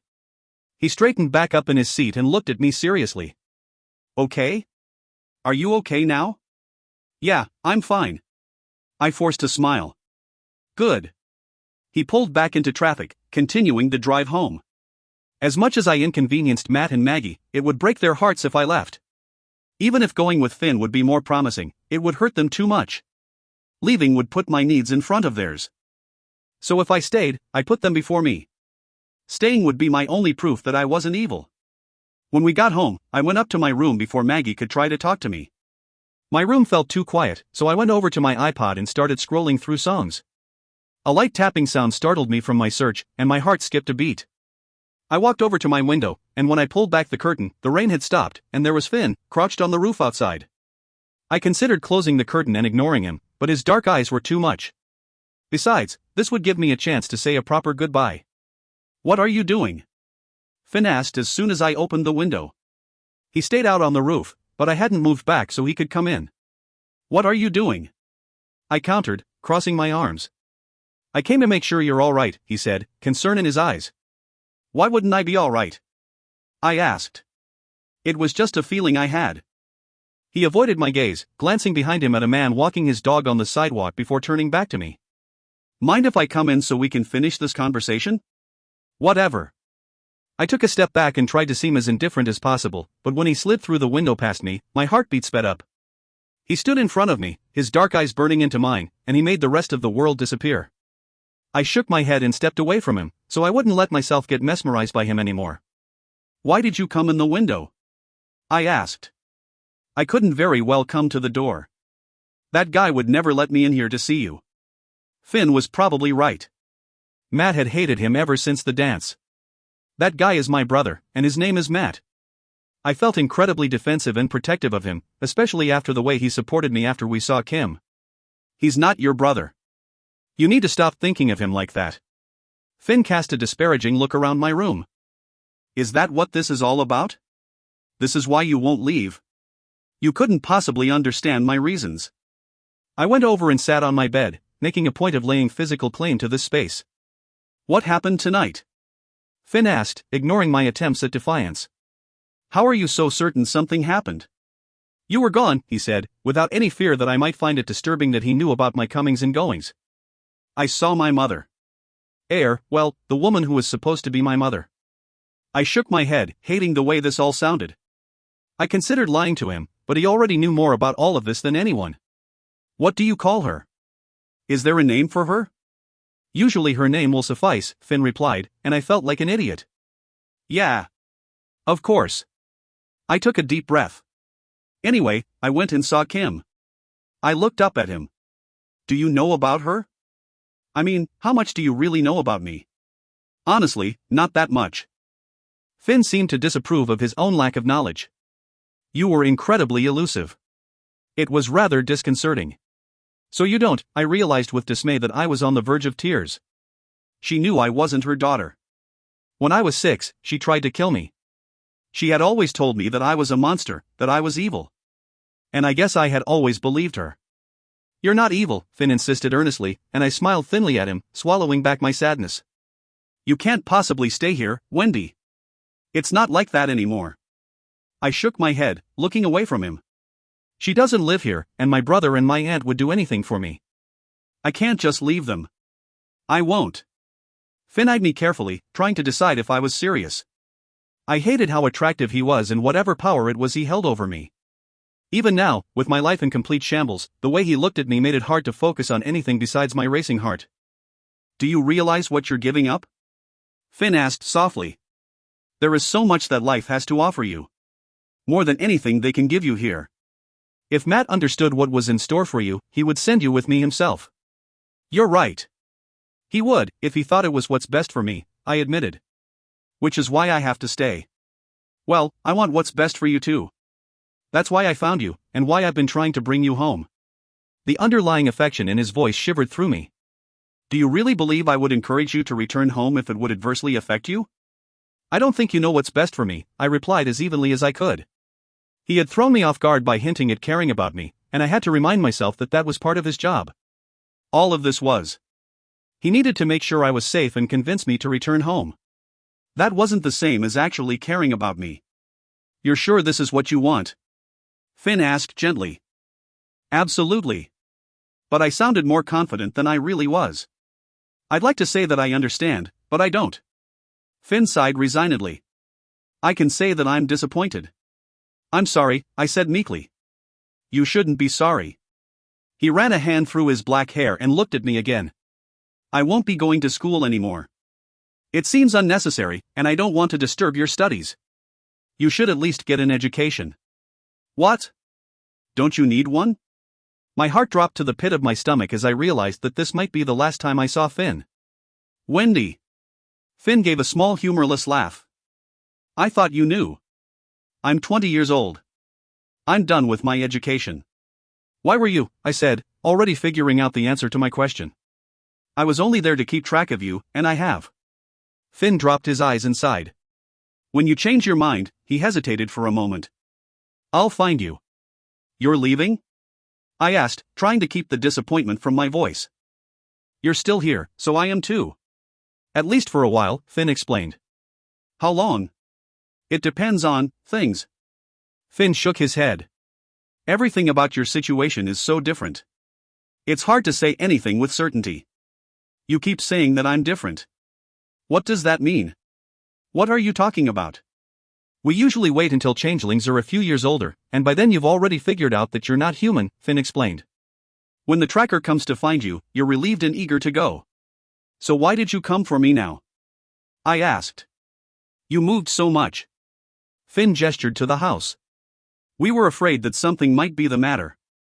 So I was here monitoring you until you were ready, and I thought you might be. He exhaled deeply. I guess I was wrong. Can't you just persuade me to go along? I asked, and some part of me that wanted to go with him hoped he could. I can't. Finn shook his head. I can't force you to come with me. If this is your decision, then I'll have to respect it. I nodded, knowing full well that I was turning down any chance of getting to know my real parents, my family history, and spending more time with Finn. Not to mention my abilities, like persuasion, which Finn had promised there would be more of as I got older. On my own, I'm sure I'd never be able to master or understand them. We looked at each other, and I wished he wasn't so far away from me. I was wondering if it would be appropriate if we hugged when the door to my bedroom opened. Matt had come in to check on me. As soon as he saw Finn, his eyes burned. Quickly I jumped up, moving in front of Finn to block any attempts by Matt to kill him. Matt! It's okay. I held up my hands. It is not okay. Matt growled. Who the hell is this? Matt, please. I put my hands on his chest, trying to push him away from Finn, but it was like trying to push a brick wall. I glanced back at Finn, and he just stared blankly at my brother. You have some nerve. Matt reached over my shoulder, pointing at Finn as he yelled. She is 17 years old. I don't know what the hell you think you're doing in her room, but you're never doing anything with her again. Matt, please, stop, I begged. He was just saying goodbye. Please. Perhaps you should listen to her, Finn offered calmly. I knew his composure must be pissing off Matt even more. Matt's day had been horrible too, and the last thing he needed was some kid in here defiling me. Finn's only reaction was to stand there, cool and collected, and Matt would want him too scared to ever come near me again. Matt actually knocked me out of the way, and I fell backward onto the floor. Finn's eyes flashed darkly at that, and when Matt pushed him, Finn didn't move an inch. He just glared down at my brother, and I knew that if they fought, Matt would be the one with a serious injury. Matt! I jumped to my feet. Already I had started chanting, "Leave my room. Leave my room. You need to calm down and get out of my room. Please." I wasn't sure how effective it was without eye contact, so I grabbed his arm and forced him to turn to me. He tried to look away instantly, but I caught him. I kept my eyes focused and just kept repeating it over and over in my head. Finally, his expression softened and his eyes glazed. "I'm going to leave your room now," Matt said robotically. Much to my relief, he actually turned and walked out into the hall, closing the door behind him. I'm not sure if he walked any farther than that, or how much time I had, so I turned to Finn. "You have to leave," I insisted breathlessly, but his expression had changed to one of concern. "Does he do that often?" Finn asked. "Do what?" "He pushed you. He clearly has an anger problem." Finn glared at the door Matt had left through. "He's unstable. You shouldn't stay here with him, Dot." "Yeah, well, you guys should be more careful who you leave babies with," I muttered and went to the window. "I don't know how much time we have, so you need to go." "He probably should never be able to come into your room again," Finn said absently. "I'm serious, Wendy. I don't want to leave you with him. You don't have much of a choice," I said, exasperated. "Matt's not usually like that, and he would never hurt me. He's just had a really hard day, and he blames you for upsetting me, and he's not wrong." The panic was wearing away, and I realized that I had just used persuasion on Matt again. I felt nauseous. I hate doing that to him. It's not fair and it's not right. I am sorry. Finn looked at me sincerely. "I know you did that to protect him, and it's my fault. I should have just backed down, but when he pushed you, he shook his head. My instincts kicked in. He's not going to hurt me, I promised. I'm sorry for the trouble I've caused you, Dot." Finn glanced back at the door, and I could tell he really didn't want to leave.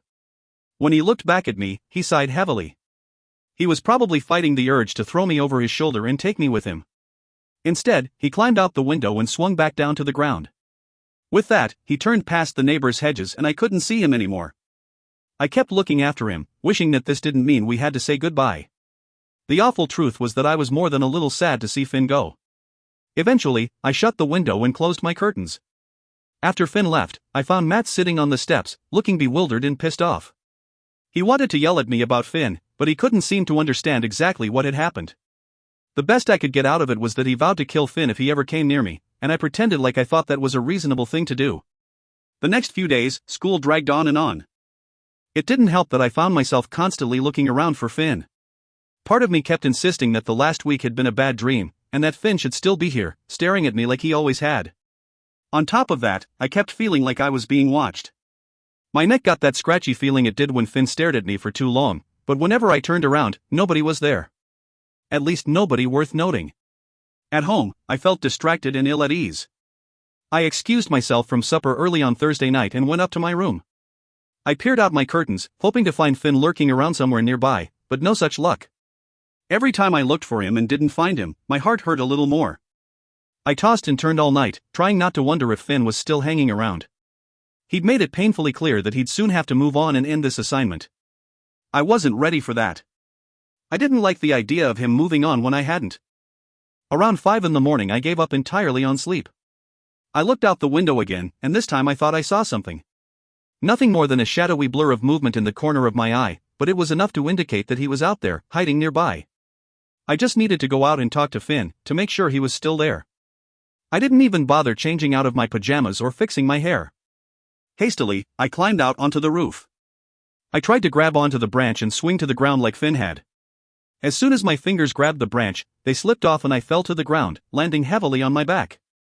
All the wind had been knocked out of me, and I coughed painfully. I would have loved to lie on the lawn for 10 minutes while the pain subsided, but I was afraid that Matt or Maggie might have heard my fall. I gingerly got to my feet and rounded the hedges toward the neighbor's house. The street was completely deserted. I wrapped my arms tightly around myself to ward off the cold that seeped in and looked around. I knew he had been out here. Who else would be moving around out here just before dawn? Maybe my fall had scared him away. He might have thought it was Matt. I decided to walk a little farther down the street, investigating everyone's lawn for a hidden tracker. My back ached from the fall, and my knee felt a little twisted and weird. That left me hobbling down the street in my pajamas at 5 in the morning. I had truly lost my mind. Then I heard something. Footsteps? Somebody was definitely following me, and based on the dark chill running down my spine, it wasn't Finn. It was hard to explain how I knew it wasn't him, but I knew it just the same.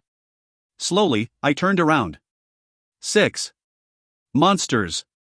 A girl stood a few feet behind me. In the glow from the street lamp, she looked ravishing. Her short brown pixie cut spiked up all over. Her skirt was short and her black leather jacket went down to her calves. A wind came up, blowing back her coat a bit, and she reminded me of some kind of action star, like she should be in the Matrix. But the thing that caught my attention the most was that she was barefoot. She just stared at me, so I felt like I had to say something. Okay, I'm going to go home now, I announced. Wendy Everly, I think you should come with us, she said with a sly smile. Us? I asked, but then I felt him behind me. I don't know where he had been before that, but suddenly I felt his presence behind me. I looked over my shoulder, where a tall man with dark, slicked-backed hair stared down at me. He wore the same kind of jacket as the girl, and I thought it was neat that they had matching outfits, like a crime-fighting duo. He smiled at me, and that's when I decided that I was in trouble. That's a really nice invitation, but my house is like 3 houses down. I pointed toward it, as if I didn't think they already knew exactly where I lived. So I think that I should probably just get home before my brother starts looking for me. You should have thought of that before you left the house, the guy behind me suggested. I wanted to take a step forward to get away from him, but I thought that would only encourage him to pounce on me. I could probably take the girl, but I wasn't so sure about him. He was like a foot taller than me. You guys are trackers? I asked. Something in the way they stared at me reminded me of Finn, especially when I'd first met him. You're a quick one, aren't you? The girl smiled wider, and it didn't sit right with me. They might be trackers, but not the same kind as Finn. Maybe they were bounty hunters or kidnappers or just big fans of chopping up girls into little pieces and disposing of them in a ditch. Fear crept through me, but I tried not to let on. Well, this has been a blast, but I have to get ready for school. Big test and all that. I started taking a step away, but the guy's hand clamped painfully on my arm. Don't damage her, the girl insisted, her eyes flashing wide. She's not to be hurt. Yeah, ease up. I tried to pull my arm from him, but he refused to let go. I had already decided that I wasn't going wherever they wanted to take me. Since they were under some kind of instruction not to hurt me, it would give me the advantage in a fight. I only had to get a few houses down, then I'd be at home, where Matt kept a gun under his bed. I elbowed the guy in the stomach as hard as I could. He made a coughing sound and doubled over but didn't let go of my arm. I kicked him in the shin and moved to bite the hand that was gripping me. He yowled in pain, and then the girl was in front of me. He had let go of me, and she tried to grab me, so I punched her. She dodged, so my fist just connected with her shoulder. Then I was off balance, and the guy grabbed me around the waist.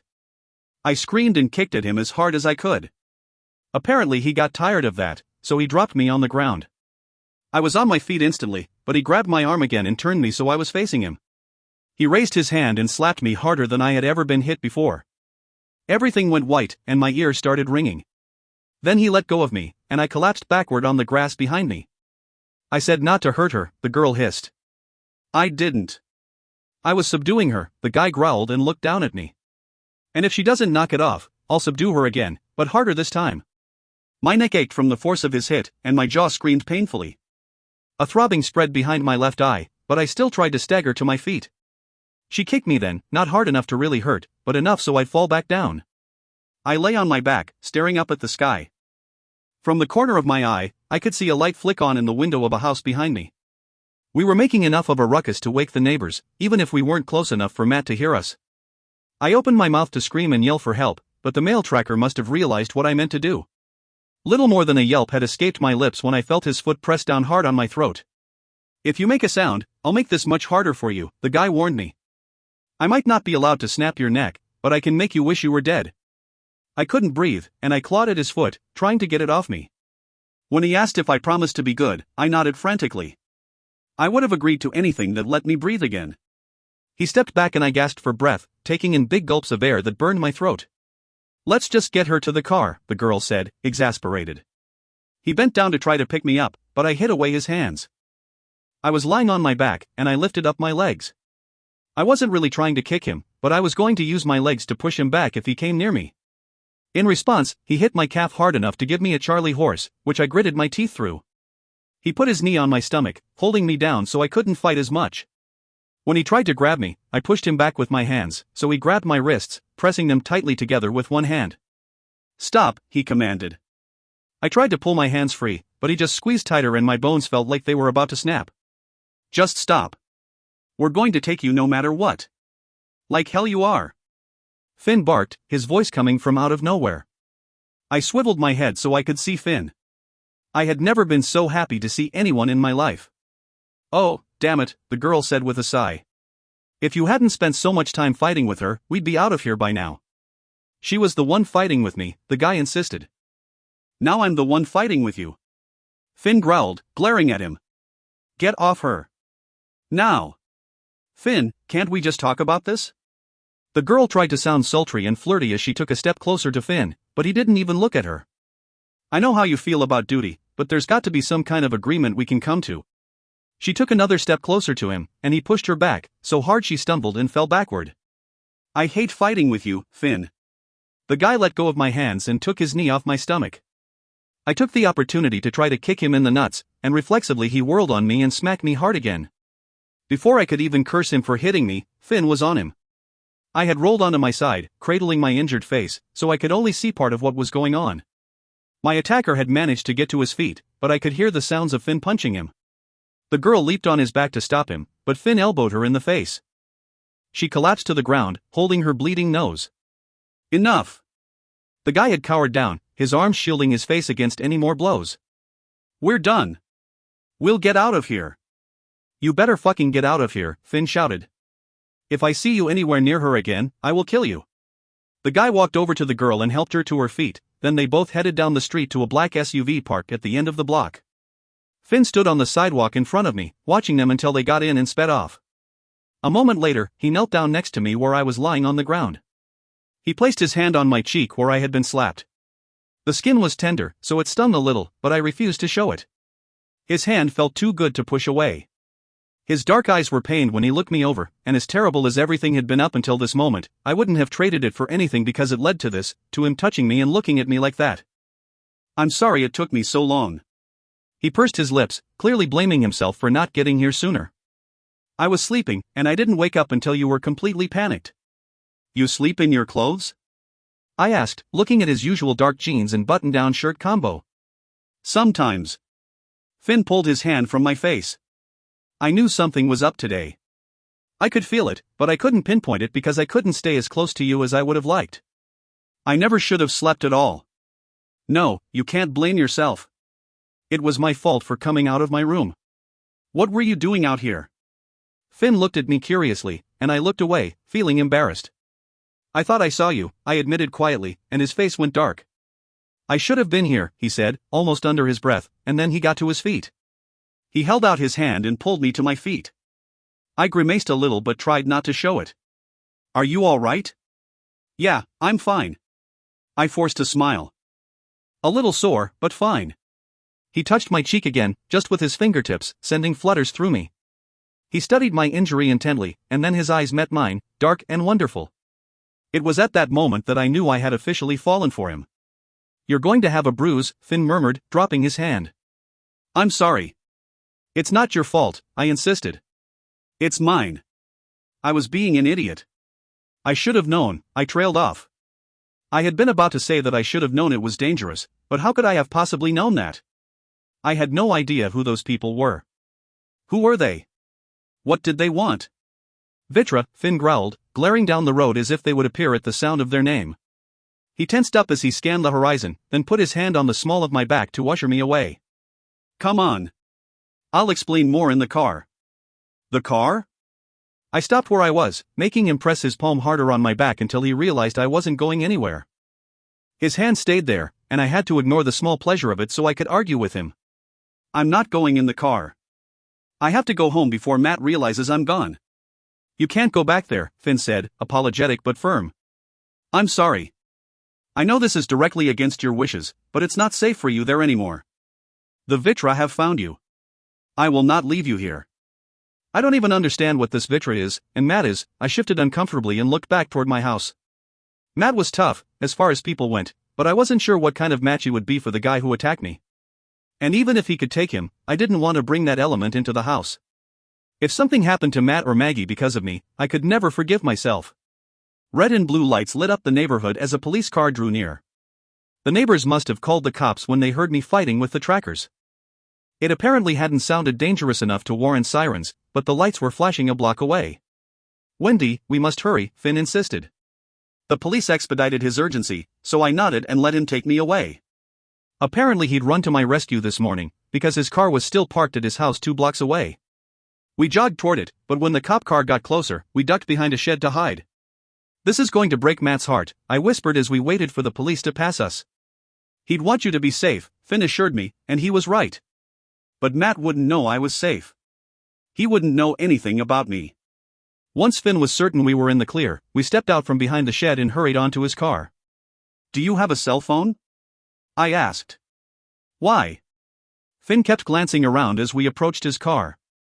He pulled his keys from his pocket and used the remote to unlock it.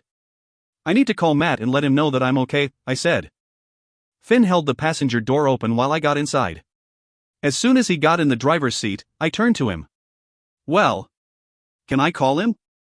You really want to? Finn asked as he started the car. Yes, of course I do. Why is that so surprising? Finn threw the car in gear and sped off down the road.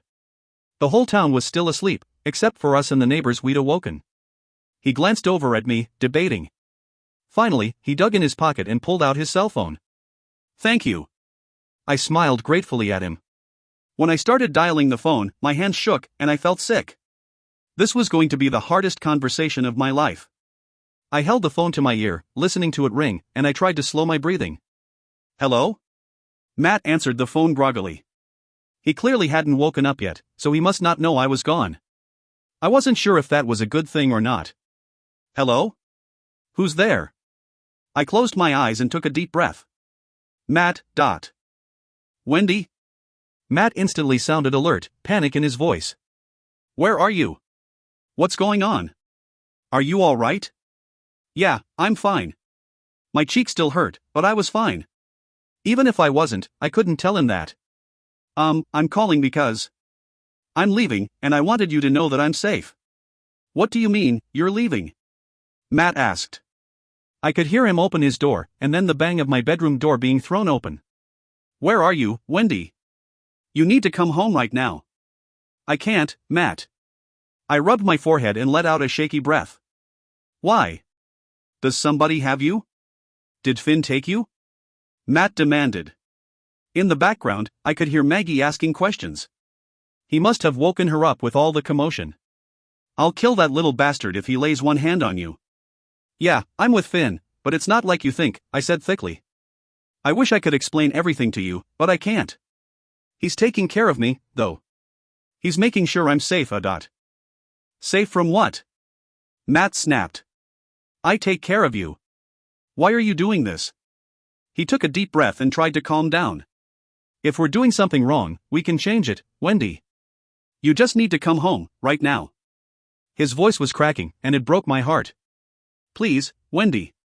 You're not doing anything wrong. Silent tears slid down my face, and I tried to swallow the lump in my throat. You didn't do anything. This isn't about you or Maggie, honest. I love you guys, and I would take you with me if I could. But I can't. Why do you keep saying can't? Is he forcing you? Tell me where you are so I can call the police. He's not forcing me, Matt. I sighed and wondered if this phone call had been a bad idea. Maybe I just made it worse for him. Please don't try and find me. You won't be able to, and I don't want you to. I just wanted you to know that I'm safe and that I love you and you never did anything wrong. Okay? I just want you to be happy. Wendy, why are you talking like that? Matt sounded more afraid than I had ever heard him before, and I couldn't be certain, but I think he'd started to cry. You sound like you're never coming back. You can't leave forever. Whatever is going on, I can take care of it. I'll do whatever I have to do. Just come back, Wendy. I'm so sorry, Matt, but I can't. I wiped at my eyes and shook my head. I'll call you again if I can. But if you don't hear from me, don't worry. I'm okay. Wendy. Stop talking like that. Matt shouted. You need to come back here. Wendy. Goodbye, Matt. I hung up to the sound of him yelling my name. I took a deep breath and reminded myself that this was the only thing I could do. It was the only way that I could keep them safe, and it was the safest thing for me, which was exactly what Matt would want. If he knew what was going on, he would agree with this completely. It didn't change the fact that it was absolute torture to say goodbye to him like that. Hearing his pain and frustration so evident over the phone. Hey, Wendy. You did the right thing, Finn assured me, but I just sniffled. He reached over and took my hand, squeezing it lightly. Ordinarily I would have been delighted by that, but right now it took everything I had to keep from sobbing or throwing up. I wiped at my tears, but I couldn't seem to stop crying. Finn pulled over to the side of the road.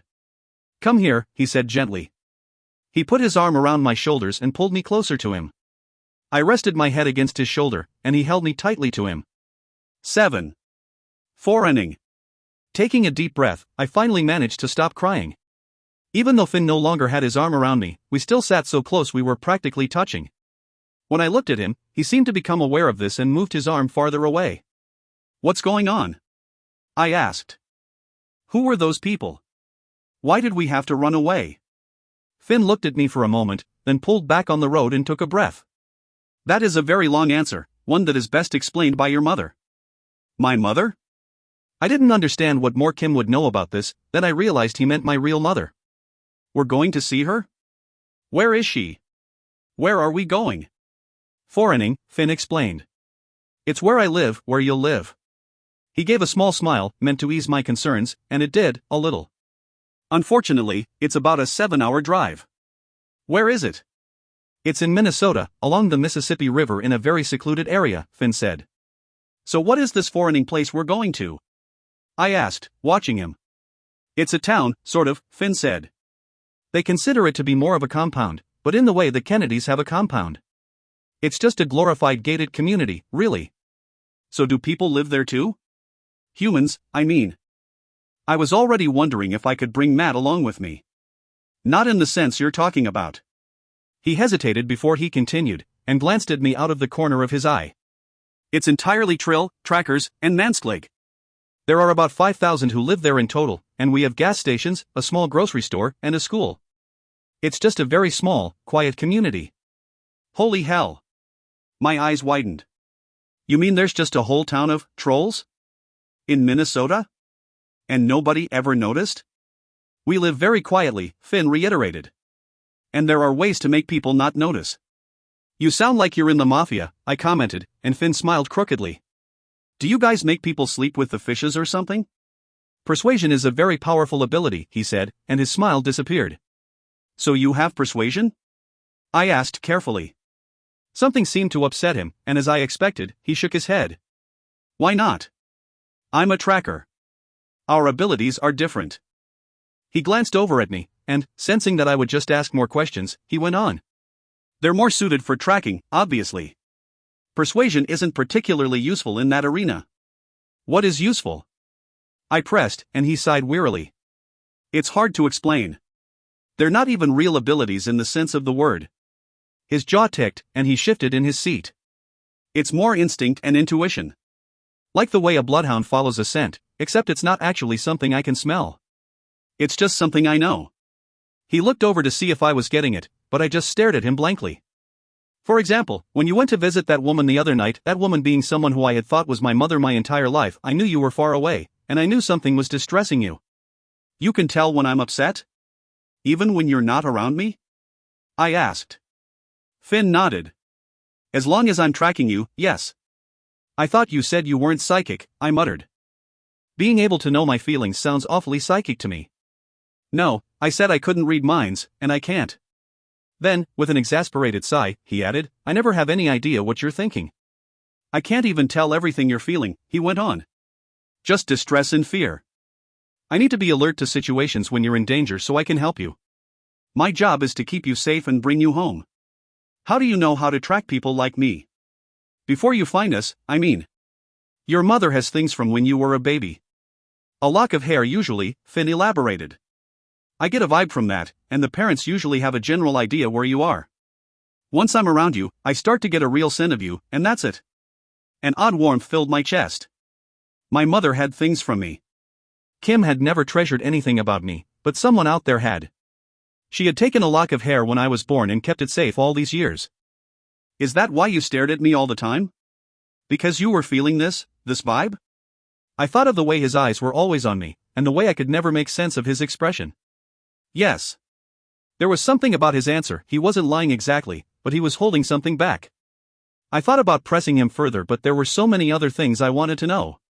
So, how often do you do this? You are my 11th. He looked at me to gauge my response, so I kept my face as expressionless as possible. I was a little surprised by his answer. It seemed like an incredibly time-consuming process, for one thing. And he seemed fairly young to have done it 11 times. Plus, it was unnerving to think there were that many changelings out there. How long have you been doing this? Since I was 15, Finn answered. 15? No way. I shook my head. So you're trying to tell me that at 15 years old, your parents sent you out into the world to track and find kids? And these kids, they trusted you and believed you? I'm very good at what I do, Finn replied matter-of-factly. Still. That just seems unreal. I couldn't wrap my mind around it. Did they all come back with you? Yes, of course, he said simply. Do they always? With all the trackers, I mean? No, they don't. They usually do, but not always. But they always do with you? I persisted. Yes. Finn looked over at me again. Why do you find it so hard to believe? I find this all hard to believe. I tried to pinpoint what was bothering me. Wait. You were 15? That means that you weren't a changeling. So not all Trill begin life as changelings? How does this work? Trackers are never changelings. He rubbed the back of his neck and pursed his lips.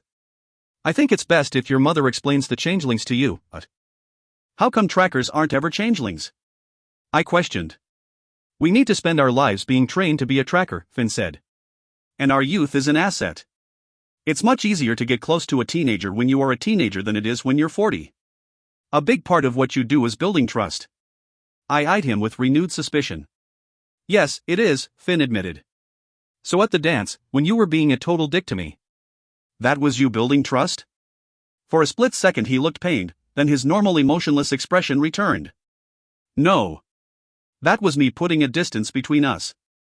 I shouldn't have asked you to dance. I was trying to correct the error. I needed you to trust me, but anything more would be misleading. Everything that had transpired between us had just been because he was trying to get me to the compound. He had been keeping me safe, getting me to like him, and when he noticed my crush developing, he had tried to put me in my place. It stung painfully, so I just swallowed hard and stared out the window. I'm sorry if I've hurt you, Finn said quietly. Don't worry about it, I replied icily. You were just doing your job. I know that you're being facetious, but I was. He paused. I still am. Well, you're very good at it. I crossed my arms and continued to stare out the window. I didn't feel much like talking anymore. There were still a million questions I had about everything, but I'd rather wait and talk to somebody else, anybody else. I thought I would be too anxious and excited to sleep, but after about an hour into the drive, I started nodding off. I fought to stay awake until I realized the ride would go quicker if I just slept. When I opened my eyes, the sun was shining brightly above us. I had curled up on the seat with my knees pressed against my chest, so my whole body felt sore and achy. I looked around, then I sat up and stretched, trying to work the kinks out of my neck. I thought you were going to sleep the whole ride, Finn said. How far away are we? I yawned and slouched low in the seat, resting my knees against the dashboard. Not far. The scenery had started giving way to tall tree-lined bluffs. The car rolled up and down through the hills and valleys, and it really was stunningly beautiful. Eventually Finn slowed and we turned, driving to the top of a bluff. Soon the road curved down again, winding among the trees. Through them I could see the Mississippi River cutting through the bluffs. A large metal gate blocked our path, but when we reached it, a guard nodded at Finn and waved us on. Once we were through, I saw beautiful houses dotting the bluffs. They were all heavily obscured by trees, which gave me an odd sensation that there were more homes than I could actually see. But every one of them appeared luxurious and perfectly positioned to make the best of the view. We pulled up in front of an opulent mansion perched precariously on the edge of a bluff. It was pure white, with long vines growing up over it beautifully. The back, which faced the river, was made entirely of windows, but it seemed to be held up by weak supports. While stunningly gorgeous, the house looked as if it could fall off the edge at any moment. "What's this?" I took a break from gaping at the house to look back at Finn. He smiled in the way that sent shivers through me. "This is it. Welcome home, Wendy." I had come from money, but it had never been anything like this. This was aristocratic. Finn walked me to the house, and I couldn't believe that I'd truly come from this. I had never felt so small or ordinary in my entire life. With a house like this, I had expected a butler to answer the door. Instead, it was just a kid. He looked about my age, with sandy hair cascading across his forehead. He was very attractive, but that made sense, because I couldn't believe that anything ugly ever came from a house like this. It was too perfect. He seemed confused and surprised at first, but when he saw Finn, an understanding came to him and he smiled broadly. "Oh, my God. You must be Wendy." He opened the massive front door so we could come in. Finn let me go in first, which made me nervous, and I felt embarrassed with the way this kid smiled at me, especially considering my pajamas and bruised cheek. He was dressed like any other normal kid I had gone to school with, at least in the private schools, and I found that weird. As if it would be more natural for him to run around in a tuxedo first thing in the morning. Yeah, I mumbled awkwardly. "Oh, sorry, I'm Reese." He touched his chest, gesturing to himself, and turned back to Finn. "We weren't expecting you this soon." "Things happen," Finn explained non-committally.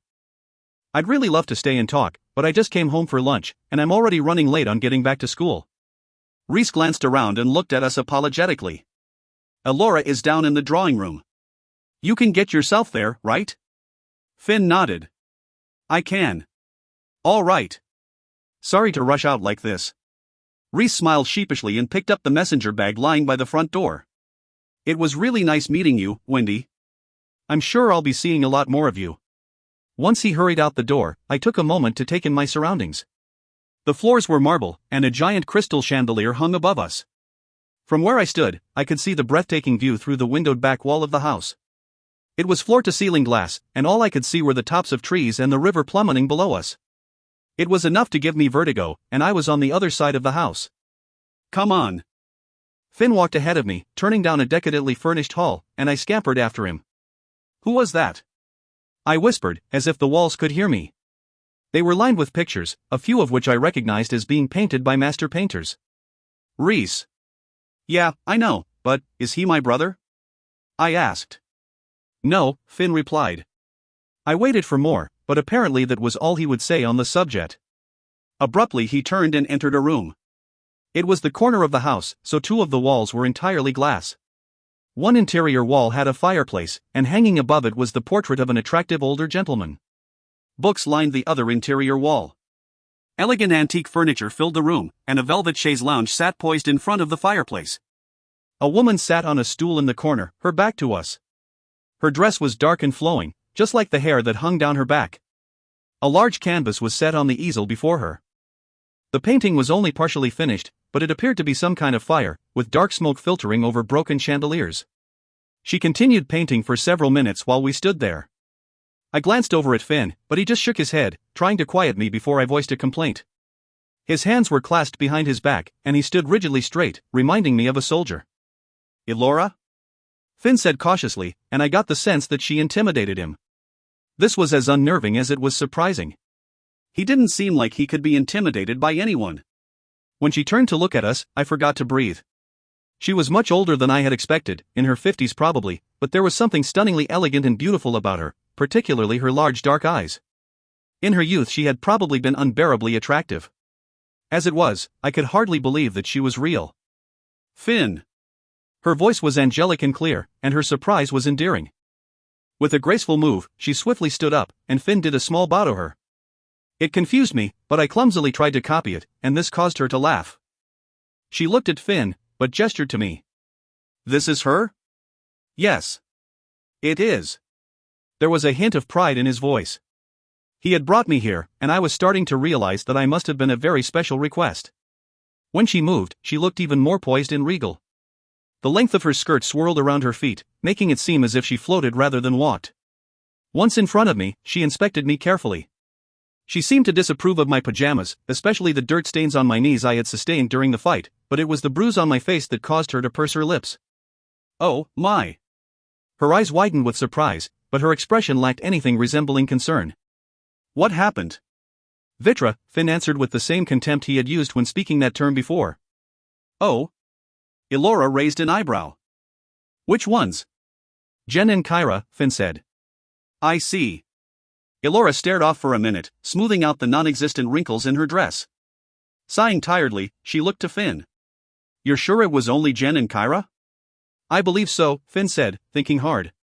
I didn't see any signs of others, and they would have called for backup, had there been any to call. They were quite insistent on taking Wendy. Jen got violent with her.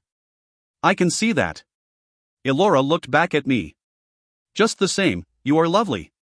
She sounded almost awed by me, and I felt a blush redden my cheeks. It's Wendy, isn't it? Yes, ma'am. I smiled nervously at her.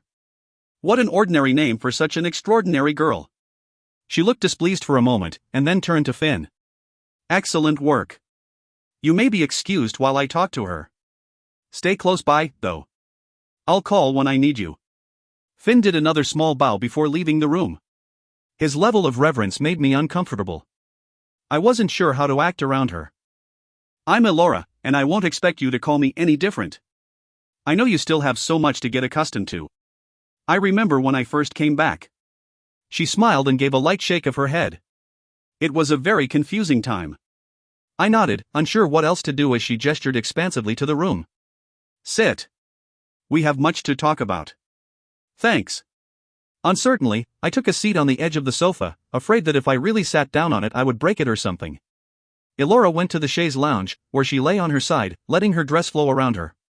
She propped her head up with her hand and watched me with intense fascination. Her eyes were dark and beautiful, but there was something familiar about them. They reminded me of a wild animal trapped in a cage. I'm not sure if Finn has explained it to you, but I am your mother, Elora said. 8. Family. It was impossible. I wanted to correct her. There must be some mistake. Nothing as stunning and elegant as that could spawn me. I was awkward and impulsive. Her hair was like silk, and as it had been pointed out to me before, my hair was like a Brillo pad. I couldn't be related to her. Ah. I see he did not, Elora said. From your bewildered expression, I take it you don't believe me. But let me assure you, there is no mistaking who you are. I personally chose the Everly family for you and delivered you to them myself. Finn is the best tracker we have, so there is no way you could be anyone else but my daughter. I'm sorry. I shifted uncomfortably in my seat. I didn't mean to question you. I understand. You're still used to your normal human way of being. That will all change soon. Did Finn explain anything to you about Trill? Not really, I admitted carefully, afraid that I might get him in trouble. I'm certain you have many questions, but let me explain everything to you, and if you still have questions, you can ask me when I'm done. Elora had a coldness to her voice, and I doubted I'd ever be able to question her on anything. Trill are, to the layman, trolls, but that term is antiquated and demeaning, and as you can tell, it doesn't do us justice at all. Elora gestured to the expanse of the room, with all its grace and luxury, and I nodded. We are beings closely related to humans, but more in tune with ourselves. We have abilities, intelligence, and beauty that far surpass that of humans. There are two important distinctions to our lifestyle as Trill that separate us from the humans, Elora continued. We want to live a quiet life communing with the earth and ourselves. We work to strengthen our abilities and use them to better our lives, to protect ourselves and the things around us. We devote our entire lives to this. Foreigning exists only to preserve and enhance the Trill way of life. The other distinction is how we maintain this lifestyle, although it isn't that different, really. She looked thoughtfully out the window. Human children have their schools, but these places prepare them for a life of servitude. That's not what we want. We want a life of complete and total freedom. That is why we have changelings. The changeling practice dates back hundreds, maybe thousands of years. Elora looked at me gravely, and I gulped back the growing nausea in my belly. Originally we were forest dwellers, far less industrialized than you see now. Our children were prone to starvation and medical problems, and we did not have an adequate educational system. So we'd leave our babies in place of human children so they would have the benefits that only a human childhood could offer, then when they were old enough they would come back to us. That practice evolved because we evolved. Changelings were healthier, more educated, and wealthier than the Trill counterparts that stayed behind. Eventually, every child born became a changeling. Of course, now we could easily match the benefits of the human population, but to what end? In order to maintain our current level of existence, we'd have to leave the solace of the compound and spend our lives doing menial jobs. That simply would not do. And so we leave our children with the most sophisticated, wealthiest human families. The changelings live a childhood that is the best this world has to offer, and then return with an inheritance from their host families that infuses our society with wealth. That, of course, isn't the only goal, but it is a large part of how we can live like this. The money you obtain from your host family will support you for the rest of your life. Wait. I'm sorry. I know I'm not supposed to interrupt, but I licked my lips and shook my head. I just need to clarify a few points. By all means, Elora said, but venom tinged her voice. When I was a baby, you gave me to strangers to raise me so I could have a good education, a good childhood, and I would bring money back. Is that right? Yes. Elora raised an eyebrow, daring me to question this. I wanted to yell so badly I was shaking. But I was still afraid of her. She looked like she could snap me in half with her mind, so I just twisted my thumb ring and nodded. She had dumped me off on a crazy woman who tried to murder me, just because Elora never wanted to work and needed cash. Shall I continue? Elora asked without even trying to mask the condescending tone in her voice. I nodded meekly. I don't even remember what I was saying. She waved her hand in irritation. If you have any other questions, I suppose you can ask them now. What are the Vitra? I asked, trying to distract myself from how angry I was with her. I don't understand who they are or what they wanted with me. Foreigning is populated with Trill. Elora extended her arm in a wide gesture. The term Trill is a distinction similar to a tribe. We are trolls, and over the years, the troll population has been dwindling. Our numbers used to be great, but now there are less than 1 million of us on the entire planet. We are one of the largest tribes left, but we are not the only one, Elora continued. The Vitra are a warring faction, and they are forever looking to pick off some of us. Either by turning us to their side, or simply by getting rid of us. So the Vitra want me to live with them? I wrinkled my nose. Why? What could I do for them? I am the queen. She paused, letting me take this in. You are the princess. You are my only child, the last of my legacy. What? I felt my jaw drop. You are the princess, Elora explained with a condescending smile. You will one day be queen, and being the leader of Trill carries great weight. But if I'm not here, won't you just find a replacement? I mean, there's going to be a queen here even if I'm not, I said, scrambling to make sense of this all. There is more to it than that. We are not all created equal, Elora went on. Trill are far more gifted than the others. You have already tapped into persuasion, and you have the potential for much more. Vitra are lucky to have any abilities.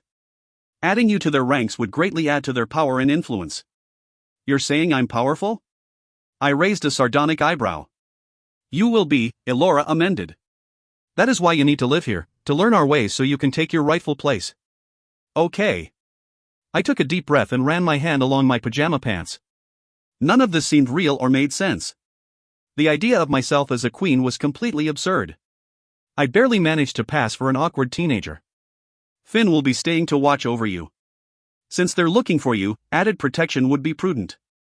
Elora ran her hand over her skirt, not looking at me.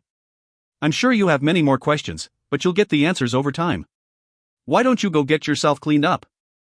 Wait, I said, my voice small and uncertain. She raised her head, looking at me with disdain. Where's my father? Oh. Elora looked away from me and stared out the window. Dead. I'm sorry. It happened shortly after you were born. Finn had promised me a different life where I belonged, but really, it seemed to be the exact same life with different trappings. My mother here seemed almost as cold as my fake mom, and in either life, my dad was dead. Also, I don't have any money. I shifted uneasily. Of course you don't. You probably won't have access to your trust fund until you're 21, but with persuasion, you can get it sooner. Finn tells me you're very advanced with that. What? I shook my head. No. I don't even have a trust fund. I specifically chose the Everleys because of their wealth, Elora said matter-of-factly. Yeah, I know you chose them for their money, because it certainly wasn't for their mental health. I lowered my eyes, realizing I had been smart with her, but quickly plowed through it. My dad killed himself when I was 5, so none of his insurance paid out. My mom never worked a day in her life, and she's been in a mental institution for the past 11 years, which has eaten a lot of her funds. Not only that, we've moved around a lot and wasted tons of money on houses and tuition. We're not poor by any means, but I don't think we're anywhere near the kind of rich you think we are. Stop saying we. They're not part of you, Elora snapped and sat up. What are you talking about? The Everleys were one of the wealthiest families in the country. You couldn't have bled them completely dry. I don't know how much money they have, but we don't, I didn't live like they were that rich. I was almost shouting in frustration. And you weren't listening, I had a terrible childhood. My fake mother tried to kill me. Elora seemed more shaken by my confession that my family wasn't loaded than she was about Kim trying to kill me. She sat very still for a moment, then took a deep breath. Oh. So she was one of those. What do you mean by that? I pressed, and by now I was livid. I couldn't believe the casual, callous air that she had about my attempted murder. One of those? Oh, well. Elora shook her head as if she hadn't meant to say that. Every now and again, a mother knows. Sometimes they hurt the child or kill them. Whoa, whoa, whoa. You knew there was a chance that she might kill me? I snapped and stood up. You knew that I could die but you just left me? You didn't care what happened to me at all. Don't be so melodramatic. Elora rolled her eyes. This is the way we live. It's a very small risk, and it rarely happens. And you lived. No harm done, . No harm done? I pulled up my shirt, showing her the scar that stretched across my belly. I was 6 years old, and I had 60 stitches. You call that no harm done? You're being disgusting. Elora stood up and waved me off. That's not at all how a princess should behave. I wanted to protest, but nothing came out of my mouth. Her reaction left me feeling dazed and strange. I let my shirt fall back down over my belly as Elora glided over to the window. She clasped her hands in front of her and stared outside. She never said a single word, but a minute later Finn appeared in the doorway. You need something, Elora? Finn did a small bow to her back, making me think she probably had ways of seeing him even when she wasn't looking. Wendy is tired. Set her up in her room, Elora commanded diffidently. See that she has everything she needs. Of course. Finn looked at me. His dark eyes were comforting, and even though I knew this was just his job, I felt relieved knowing he was there. He left hastily, and I hurried after him. I wrapped my arms tightly around myself, trying to steady my nerves. I was still reeling from everything, trying to make sense of how I fit into all this. Elora was right, though. I probably did need to get cleaned up, and maybe if I slept on it, everything would seem better somehow. But I doubted it. Finn led me up a winding staircase and down another elaborate hall. At the end, he opened a heavy wooden door, revealing what I assumed was my room. It was massive, with high vaulted ceilings, and one entirely windowed wall that made it seem even larger. A gigantic four-poster bed sat in the center, and an array of gleaming modern furnishings surrounded it. The room boasted a laptop, flat screen, gaming systems, iPod, and every other gadget I could possibly want. Finn opened the closet door, which was already stocked with clothing. He opened another door and flicked on the light, revealing my own private bathroom, which more closely resembled a spa. How do you know where everything is? I asked. He seemed to know this house very well, and having him there beside me helped calm me some. I stay here from time to time, Finn replied nonchalantly. What? Why? I felt a horrible pang of jealousy, terrified that he was somehow involved with Elora in a perverse fashion. He did seem to revere her more than I thought he should. Protection. Your mother is a very powerful woman, but she's not all-powerful, Finn explained vaguely. Since I'm a tracker, I can tune into her. I can sense danger and aid her if it's required. Is it required? At that moment I didn't particularly care if a band of raging marauders tried to do her in, but if there were frequent attacks on her castle, I thought I should know. I'll help you get acclimated. Everybody knows this isn't a perfect system. Reese's room is down the hall. My room, along with Elora's, is on the other wing. It didn't escape me that Finn had ignored my question entirely, but it had been a long day, so I let it pass. I definitely felt better knowing he would be around. I didn't think I could handle it all if I was left alone in this house with that woman. While she was clearly stunning and powerful, there wasn't any warmth to her. I hadn't realized that I even wanted that until now. After all the years of rejecting Maggie's and even Matt's attempts at bonding, I hadn't known how much I'd crave basic human warmth once it was gone. So, did you do this? I gestured to my high-tech room. No. Reese decorated it. Finn didn't look that interested in any of the expensive gear I had lying about, so that made sense. The clothes were all Willa, I believe. You'll meet her later on. Reese isn't my brother? I asked again. I couldn't figure out how he fit into all of this. We had only met briefly, but he seemed nice and normal. No. He's Mansklig, Finn answered, as if I would understand. What does that mean? I furrowed my brow at him.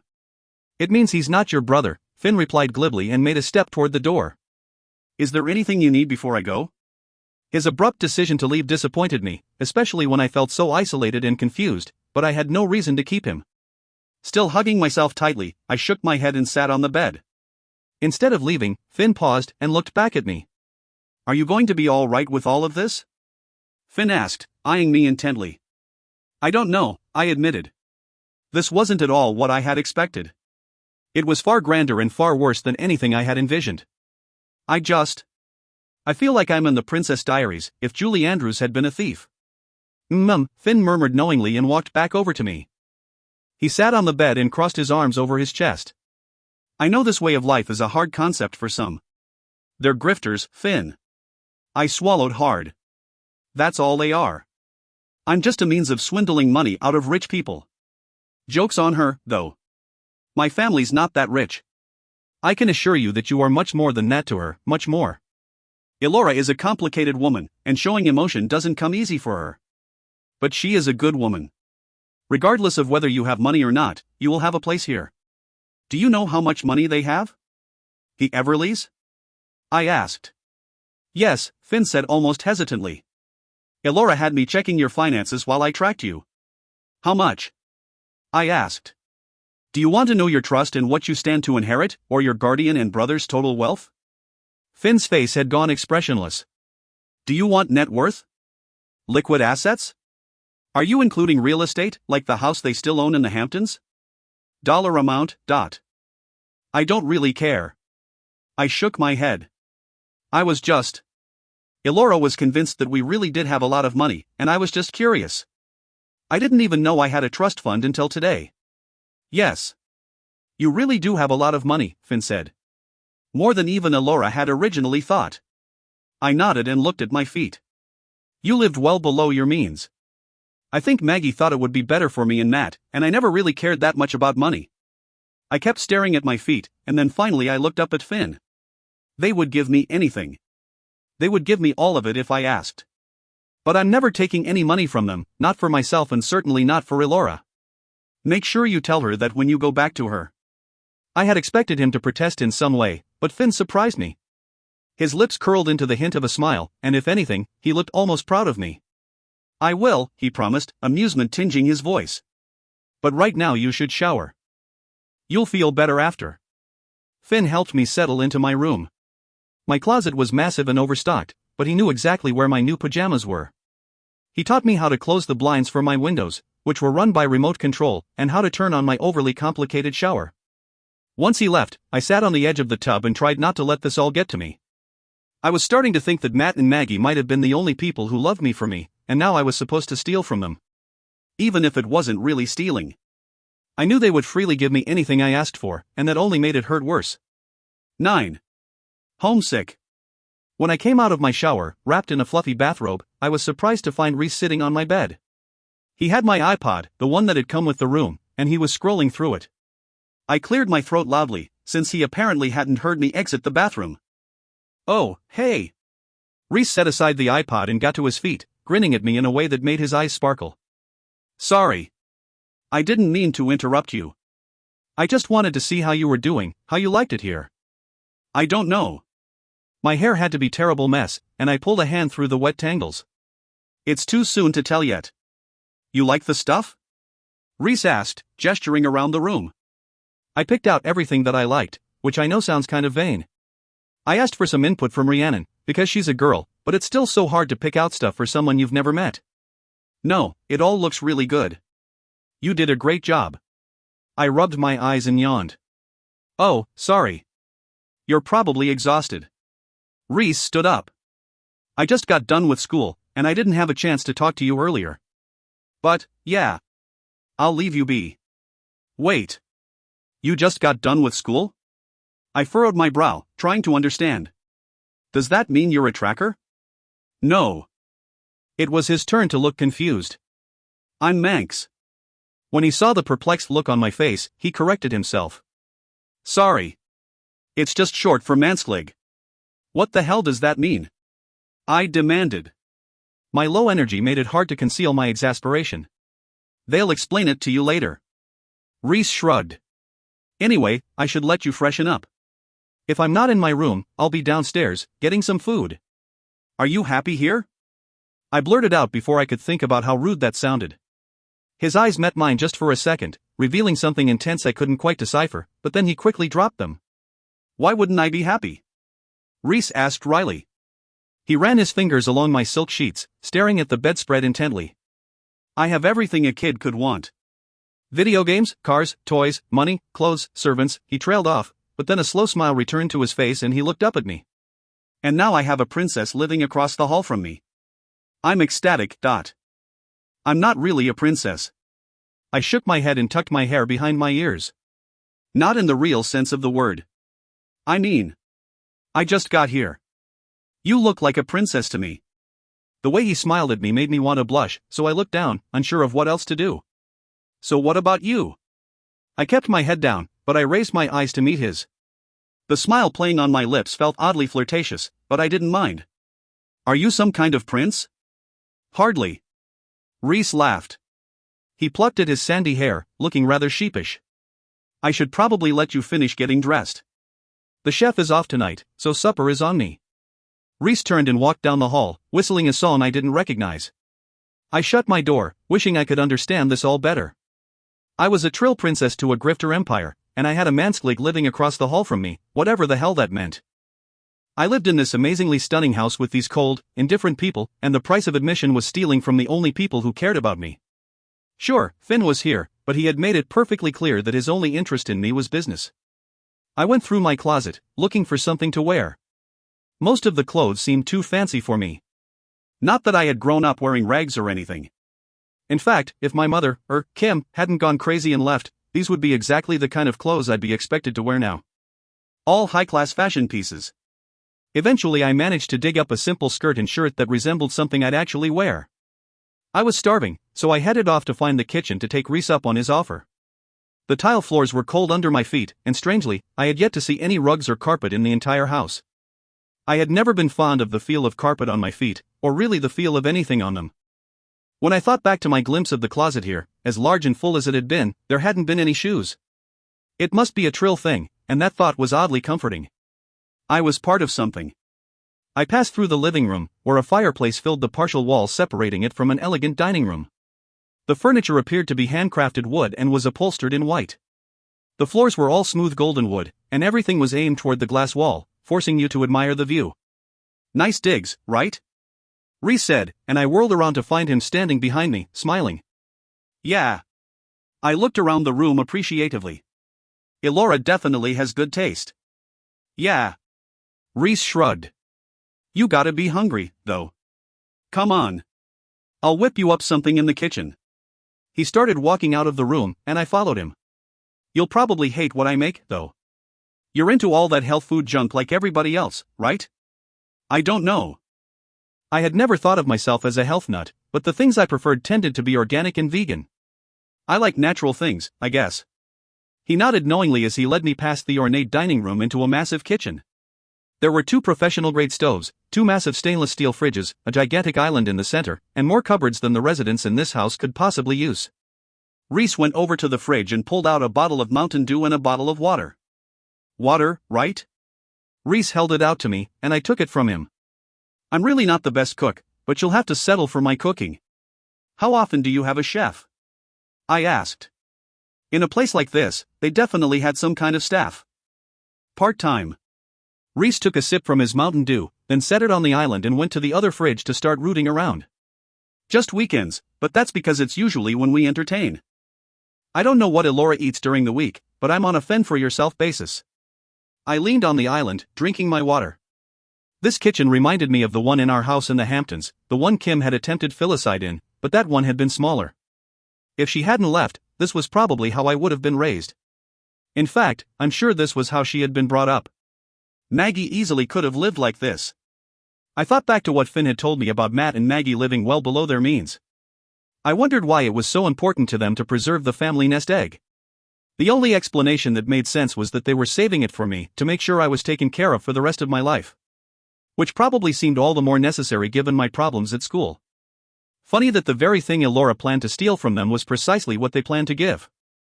And Maggie had made it clear through her choices that taking care of me herself was more important than spending money. She had made a choice that my own mother never would have. So you like your take mushrooms, right? Reese was saying. He had been pulling things out of the fridge, but I had been too lost in thought to notice. His arms were overflowing with vegetables. Yeah, I love mushrooms. I straightened up and tried to see what all he had, and for the most part it looked like things I enjoyed. Excellent. Reese grinned at me and dropped his armload of food into the kitchen sink. I'm going to make you the best stir-fry you've ever tasted. He went about chopping things up, and I offered to help him, but he insisted that he could handle it. The whole time, he talked amicably about the new motorcycle he'd gotten last week. I tried to keep up with the conversation, but all I knew about motorcycles were that they went fast and I liked them. What are you making in here? Finn came into the kitchen, his expression vaguely disgusted. His hair was damp from a recent shower, and he smelled like the grass after a rain, only sweeter. He walked past me without even a glance in my direction and went over to where Reese had thrown everything into a wok on the stove. Stir-fry. Reese proclaimed. Really? Finn leaned over his shoulder and peered down at the ingredients in the pan. Reese moved to the side a little so Finn could reach in and grab something out of it. He sniffed it, then popped it into his mouth. Well, it's not terrible. Stop my beating heart. Reese put his hand over his heart and feigned astonishment. Has my food passed the test of the hardest food critic in the land? No. I just said it wasn't terrible. Finn shook his head at Reese's dramatics and went to the fridge to get a bottle of water. And I'm certain that Elora is a much harsher food critic than I'll ever be, That's probably true, but she's never let me cook for her, Reese admitted, shaking the wok to stir up the vegetables more. You really shouldn't let him cook for you, Finn advised, looking at me for the first time. He gave me food poisoning once. You cannot get food poisoning from an orange. Reese protested and looked back at him. It's just not possible. And even if you can, I handed you the orange. I didn't even have a chance to contaminate it. I don't know. Finn shrugged. A smile was creeping onto his face, and I could tell he was amused by how much Reese was getting worked up. You didn't even eat the part one touched. You peeled it and threw the skin away. Reese sounded exasperated. He wasn't paying attention to the wok as he struggled to convince us of his innocence, and a flame licked up from the food. Food's on fire.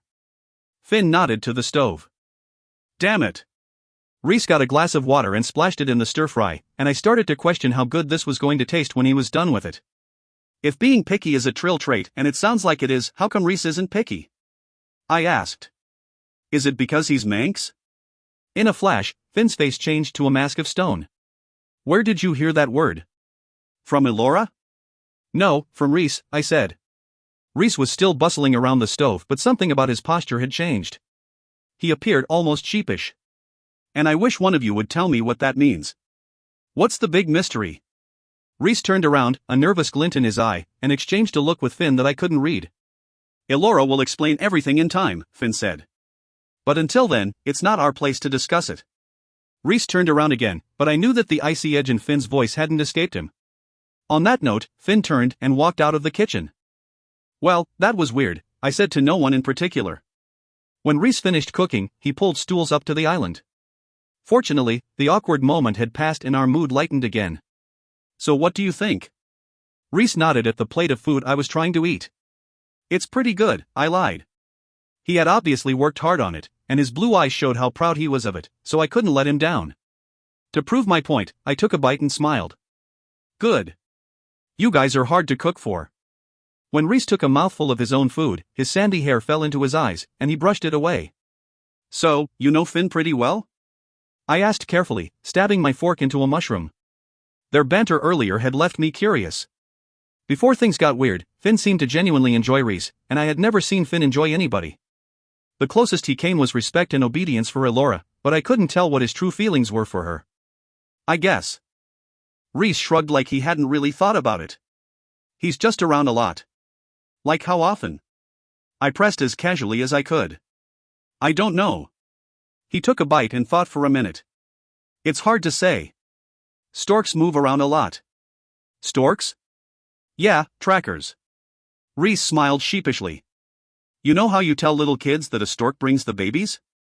Well, trackers bring the babies here. So we call them storks. Not to their faces, though. I see. I wondered what kind of nickname they had for people like me, but I didn't think that now was the best time to ask. So they move around a lot? Well, yeah. They're gone tracking a lot, and Finn is in pretty high demand because he's so good at it, Rhys explained. And then when they come back, a lot of them stay with some of the more prestigious families. Finn's been here off and on for the past 5 years or so. But when he's not here, somebody else usually is. So he's a bodyguard? Yeah, something like that. Rhys nodded. But what do they need bodyguards for? I thought back to the iron gate and the security guard who had allowed our entrance into Foreigning in the first place. When I had looked around the entryway, I remembered seeing a fancy alarm system by the front door. This all seemed like an awful lot of trouble to go to for a small community hidden in the bluffs. I wondered if this was all for the Vitra, but I didn't want to ask. She's the queen. It's just standard procedure, Rhys answered evasively, and he purposely stared down at his plate. He tried to erase his anxiety before I noticed, and forced a smile. So how does it feel being a princess? Honestly? Not as awesome as I thought it would be, I said, and he laughed heartily at that. Rhys kind of straightened up the kitchen after we finished eating, explaining the maid would be in tomorrow to take care of the rest of it. He gave me a brief tour of the house, showing me all the ridiculous antiquities that had been passed down from generation to generation. One room only held pictures of previous kings and queens. When I asked where a picture of my father was, Rhys just shook his head and said he didn't know anything about it. Eventually we parted ways. He cited some homework he had to get done and having to get to bed because he had school in the morning. I wandered around the house a bit more, but I never saw either Finn or Elora. I played around with the stuff in my room, but I quickly tired of it. Feeling restless and bored, I tried to get some rest, but sleep eluded me. I felt incredibly homesick. I longed for the familiar comfort of my regular-sized house with all my ordinary things. If I were at home, Matt would be sitting in the living room, reading a book under the glow of the lamplight. Right now he was probably staring at the phone, or driving around to look for me. And Maggie was probably crying her eyes out, which would only make Matt blame himself more. My actual mother was somewhere in this house, or I assume she was, anyway. She had abandoned me with a family that she knew nothing about except that they were rich, and she knew there was a risk that I could be killed. It happens sometimes. That's what she said. When I came back, after all these years away from me, she hadn't hugged me, or even been that happy to see me. Everything felt way too big in this house. With all this vast space between everything, it felt like I was trapped on an island. I had always thought that's what I wanted, to be my very own island. But here I was, and I felt nothing but isolated and confused. It didn't help that people weren't telling me things. Every time I asked something, there were only half answers and vague responses before the person I'd asked quickly changed the subject. For being set to inherit a kingdom of sorts, I was pretty low on the information ladder. 10. Precognition. After sleeping fitfully, I got up and got ready for the day. I wandered around the house, but not intentionally. I had been trying to get to the kitchen, but I took a wrong turn somewhere and got lost. Rhys had given me an explanation of the palace layout the day before, but not enough, apparently. The palace was divided into 2 massive wings, separated by the grand entryway. All official business took place in the south wing, which housed the meeting rooms, ballroom, a massive dining hall, offices, the throne room, as well as staff quarters and the queen's bedroom. The north wing was more casual and contained my room, guest bedrooms, a living room, the kitchen, and the sitting parlor. I was wandering around the north wing, opening doors and investigating. As far as I could tell, this place had almost as many guest rooms as a Holiday Inn, only they were a whole lot fancier. I eventually found Elora's parlor, but she wasn't there, so it didn't help me any. I moved on and tried to open the door across the hall from Elora's space, but it wouldn't budge. So far, this was the only door I'd found that had been locked, and I found that strange. Especially in this wing. I suppose in the south wing, locking up official business would make sense. Fortunately, I knew a thing or two about lockpicking. In attempts to keep from being expelled, I had broken into a few school offices and stolen papers. I don't recommend it, and in the end, it was usually ineffective. I pulled a bobby pin from my hair and looked around. I didn't see anyone, and hadn't so far this morning, so I set about breaking in. After a few unsuccessful twists in the lock, I felt something give, and I turned the knob. Pushing the door open slowly, I peeked in, half expecting to find the royal bathroom or something. When nobody screamed at me to go away, I pushed the door open wider and stepped inside. Unlike the other rooms, this one was completely dark. Feeling along the wall, I finally found the light switch and flicked it on. The room reminded me of a large storeroom. It had no windows, and the walls were dark brown. With a bare light bulb in the ceiling, it held none of the grandeur of the rest of the house, and it had no furniture. But it was filled to the brim with paintings. Not hanging on the wall. Just stacked and piled around in every available space. At first I assumed they must be leftovers from the king and queen room, but from what I could see, none of them were portraits. I picked up the one nearest to me, and it was a lovely picture of a newborn baby wrapped in a blue blanket. I set it aside and picked up another, which appeared to be Elora, looking much younger and even more beautiful, dressed in a gorgeous white gown. Despite the beauty of the picture, her eyes looked sad and remorseful. Holding the picture at arm's length so I could get a better look at it, I realized something. It had the same brushstrokes, the same technique as the painting of the baby. I picked up another picture to compare, and it was the same too. These were all painted by the same artist. I thought back to the drawing room and the painting I had seen Elora working on. Something with dark smoke and chandeliers. I couldn't be certain, but I would guess these were hers. I sifted through a few more of the paintings, growing even more bewildered, and then I saw one that stopped my heart cold. When I picked it up, I wasn't surprised to see my hands were shaking. It showed me, looking about the same as I did now, except dressed nicer. I wore a beautiful flowing white gown, but there was a tear in the side of the dress, revealing a thin line of red blood. My hair had been pulled back, but it was starting to come loose, wild strands falling free. In the painting, I lay on my belly on a marble balcony. The floor around me was covered in pieces of glass that shimmered like diamonds, but I didn't seem to notice. My outstretched hand extended past the balcony, reaching into a dark oblivion. But my face was what struck me the most. I looked absolutely horrified. Once I got past that, I realized something even more disturbing. This picture looked exactly like me. And I'd only been here for a day. There was no way Elora could have painted something this detailed within 24 hours of meeting me. But how could she paint me with such accuracy if we'd never met? I should have known you'd be snooping, Finn said from behind me, startling me so much I dropped the painting. I got lost. I turned to look at him standing in the doorway. In a locked room? He raised an eyebrow and crossed his arms. No, I started to formulate some kind of lame excuse, but decided against it. I picked up the picture, the one of me reaching for nothing, and held it up for him to see. What's this?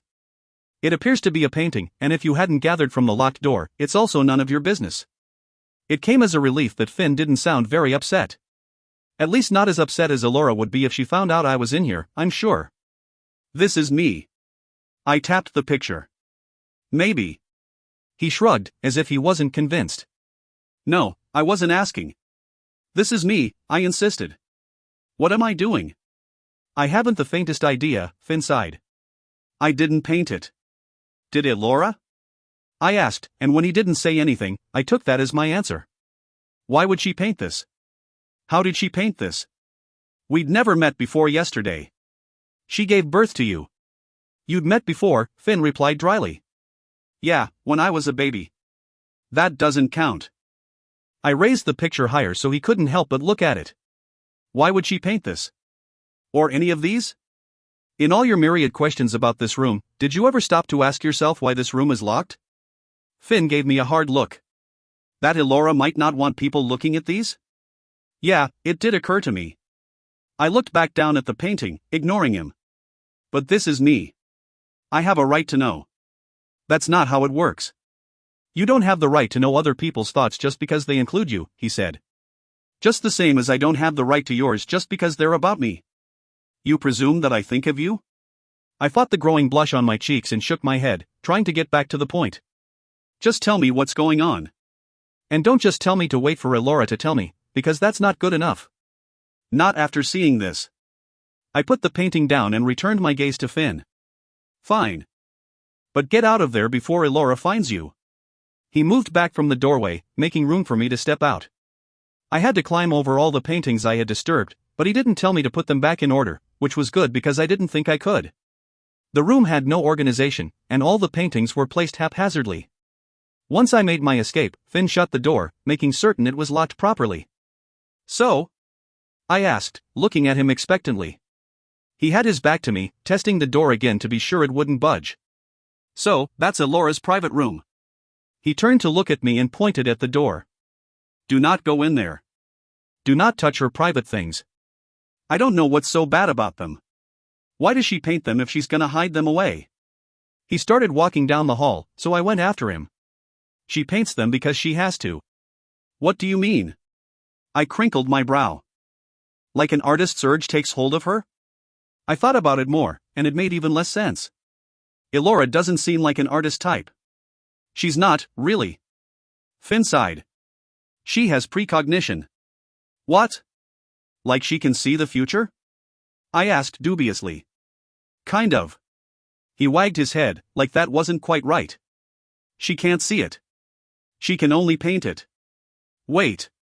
I stopped short, and he walked a few more steps before stopping to look back at me. You're telling me all those paintings were of the future? Finn nodded. At the time they were painted, yes. Some of them are old, and they've already happened. But that means the picture of me, that's in the future. I pointed back at the room. What does that mean? What am I doing? I don't know. He shrugged, as if he hadn't thought of it. Elora doesn't know. How can she not know? That makes no sense, she painted it. Yes, and all she knows is what she paints, Finn explained slowly. She doesn't see anything. She picks up the brush, and it just comes out. Or at least that's my understanding of the process. But why would she just randomly paint me looking so scared? It's just how it is, he said, a note of sadness in his voice. Breathing deeply, he started walking away again. And that's why the room is locked. What do you mean? I chased after him. People want to know more about what she's painted, but she doesn't have the answers, Finn said. Or they want her to paint a particular spot in the future, and she can't. She has no control over what she sees. What's the point of it, then? I asked. I quickened my pace to keep up with him, staring at his profile while he continued to stare straight ahead. She thinks it's a punishment. For what? Everybody has something to be punished for. He shook his head vaguely. So, she has no idea what will happen to me? Or how to prevent it? No. That's horrible, I said, more to myself than him. That's even worse than not knowing anything. Precisely. Finn looked at me and slowed down, then stopped completely. Will I be able to do that? Have precognitive painting? I asked. Maybe, maybe not. His eyes searched mine, in that soft way they did sometimes, and if I hadn't been worrying about my impending doom, I would have felt my stomach flutter. Do you know what my abilities will be?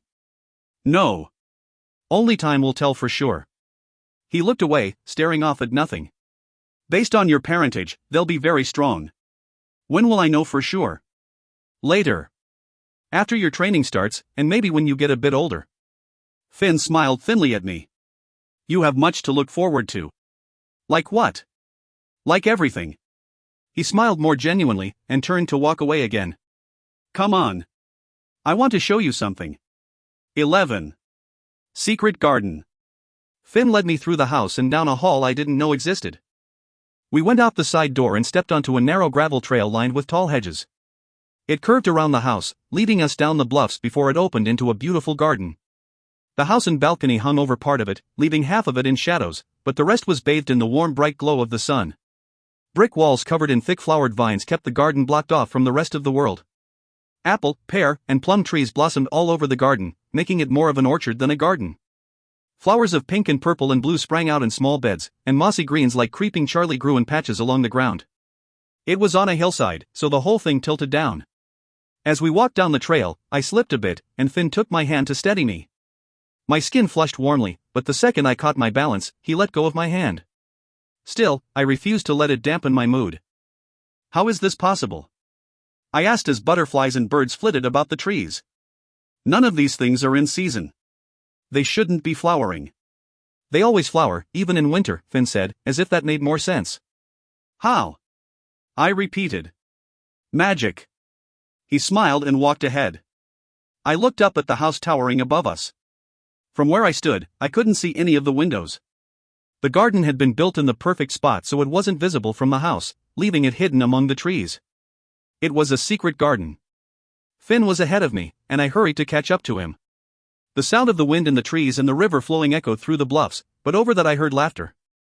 I walked around a hedge and saw a pond that inexplicably included a small waterfall. I found the source of the laughter on two curved stone benches poised around it. Reese lay on his back on one bench, laughing and looking up at the sky, and Finn stood next to him, admiring the sparkling pond. A girl looking a little bit older than me sat on the other bench, a Mountain Dew bottle in her hand. Her hair was shiny red, her eyes sparkled green, and she had a nervous smile. When she saw me, she stood up and paled a little. You got here just in time, Wendy. Reese smirked, sitting up. We were having a show. Rhiannon was just about to burp the alphabet. Oh, my gosh, Reese, I was not. The girl protested, her cheeks flushing with embarrassment. I just drank the Mountain Dew too fast and I said excuse me. Reese laughed again, and she looked apologetically at me. I'm sorry. Reese can be such an idiot sometimes. I wanted to make a better first impression than this. You're doing okay so far. I wasn't used to the idea of anybody trying to impress me, ever, and I couldn't imagine that this girl would have to try too hard. She already had a certain likable quality to her. Anyway, Wendy, this is Rhiannon, the girl next door. Reese gestured from one to the other of us. Rhiannon, this is Wendy, future ruler of everything around you. Hi, nice to meet you. She set down her pop and came over to me so she could shake my hand. I've heard so much about you. Oh, yeah? Like what? I asked.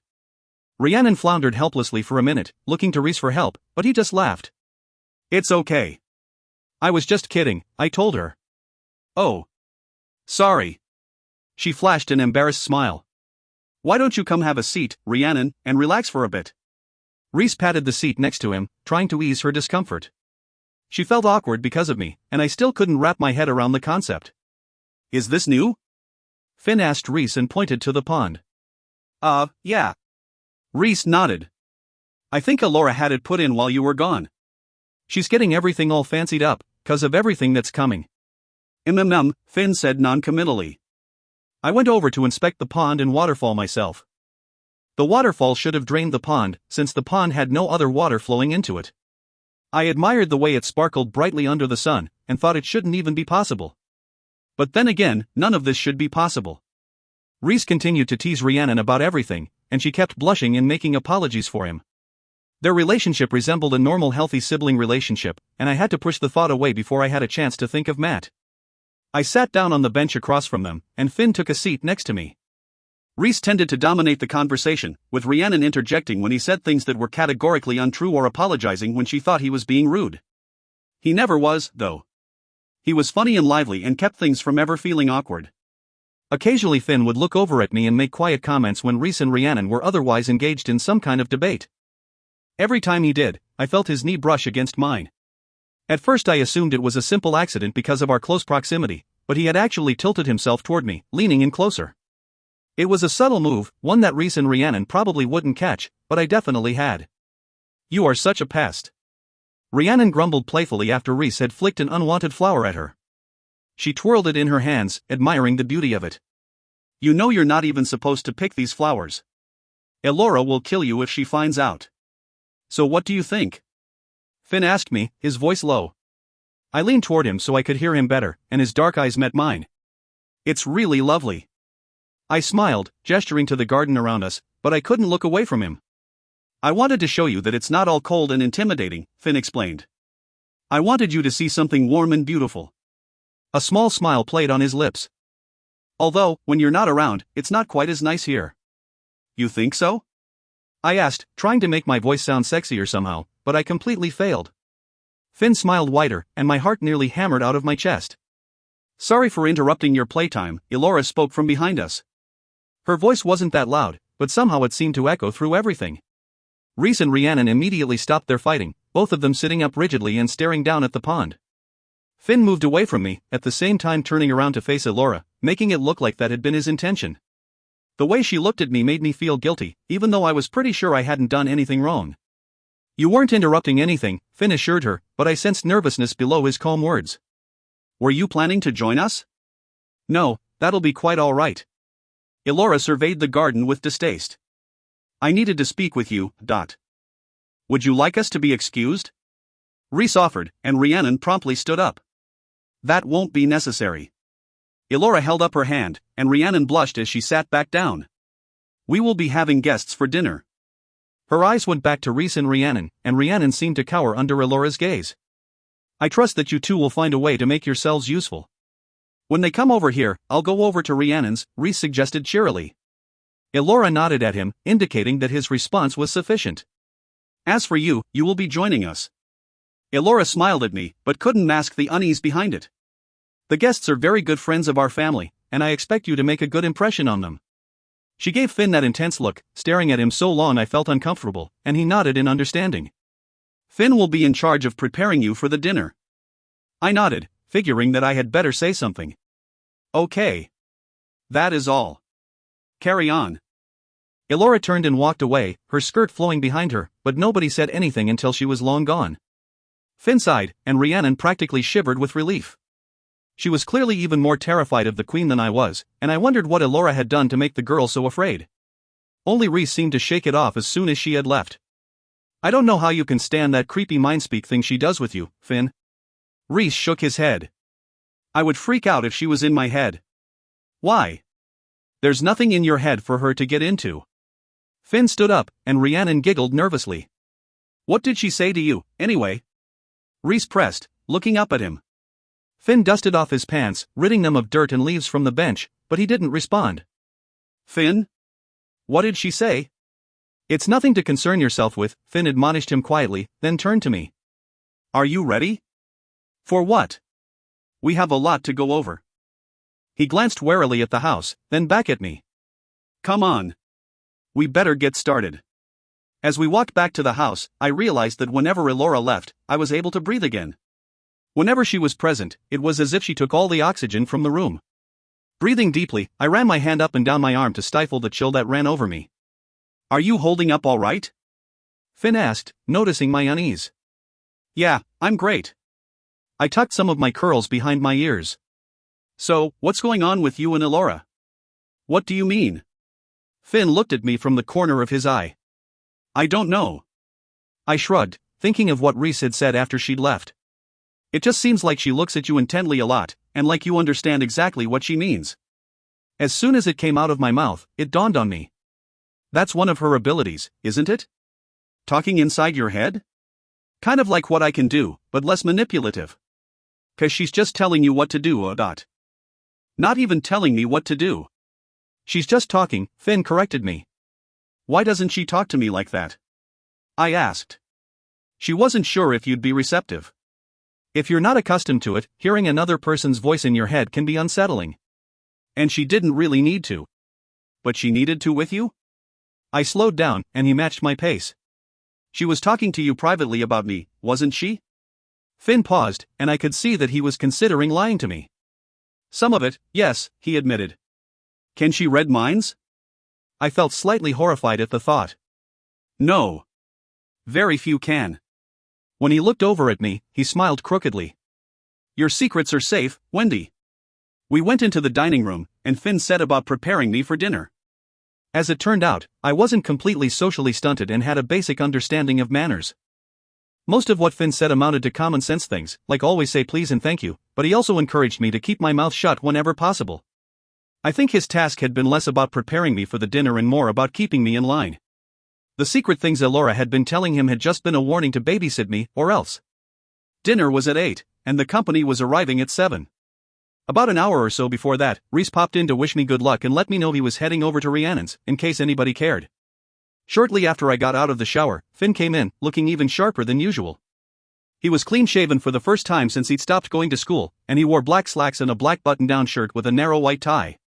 It should have been too much with all that black, but he managed to pull it off, all the while looking incredibly sexy. I had on only my bathrobe, and I wondered why nobody here thought it was inappropriate for boys to barge in when I wasn't dressed. At least I was doing something semi-sexy, sitting on the edge of my bed putting lotion on my legs. I did it every time I showered, but since Finn was in the room, I tried to play it off as being sensual when it really wasn't. Not that Finn even noticed. He knocked once, opened my bedroom door, and only gave me a fleeting glance as he headed straight to my closet. After a little while, I sighed in frustration and hurriedly rubbed the rest of the lotion in while Finn continued to rummage through my clothes. "I don't think I have anything in your size," I said and leaned farther back on my bed, trying to see what he was doing in there. "Funny," he muttered absently. "What are you doing in there?" I asked, watching him, but he didn't even look at me. "You are a princess, and you need to dress like one." He went through my dresses and pulled out a long white sleeveless gown. It was gorgeous and much too fancy for me. When he came out of the closet, he handed it to me. "I think this might work." "Try it on." "Isn't everything in my closet suitable?" I tossed the dress on the bed next to me and turned to look at him. "Yes, but different things are better for different occasions." He came over to the bed to smooth out the dress, making sure it didn't have any wrinkles or creases. "This is a very important dinner, Wendy." "Why? What makes this one so important?" "The Stroms are very good friends of your mother's and the Kroners are very important people. They affect the future." Finn finished smoothing the dress and turned to me. "Why don't you continue getting ready?" "How do they affect the future?" "What does that mean?" I pressed. "That's a conversation for another day." Finn nodded toward the bathroom. "You need to hurry if you're going to be ready in time for dinner." "Fine." I sighed, getting up off the bed. "Wear your hair down," Finn commanded. My hair was wet, so it was behaving now, but I knew that as soon as it dried, it would turn into a wild thicket of curls. "I can't. My hair is impossible. We all have difficult hair. Even Elora and I." "It's the curse of being Trill," Finn said. "It's something you must learn to manage." "Your hair is nothing like mine," I said darkly. His hair was short and obviously had some product in it, but it looked smooth, straight, and obedient. "It most certainly is," Finn replied. I meant to prove him wrong, so impulsively I reached out and touched his hair, running my fingers through the hair at his temple. Other than being stiff with product, it felt like my hair. It wasn't until I had done it that I realized there was something inherently intimate about running my fingers through another person's hair. I had been looking at his hair, but then I met his dark eyes and realized exactly how close I was to him. Since I was short, I was standing on my tiptoes, leaning up to him as if I were about to kiss him.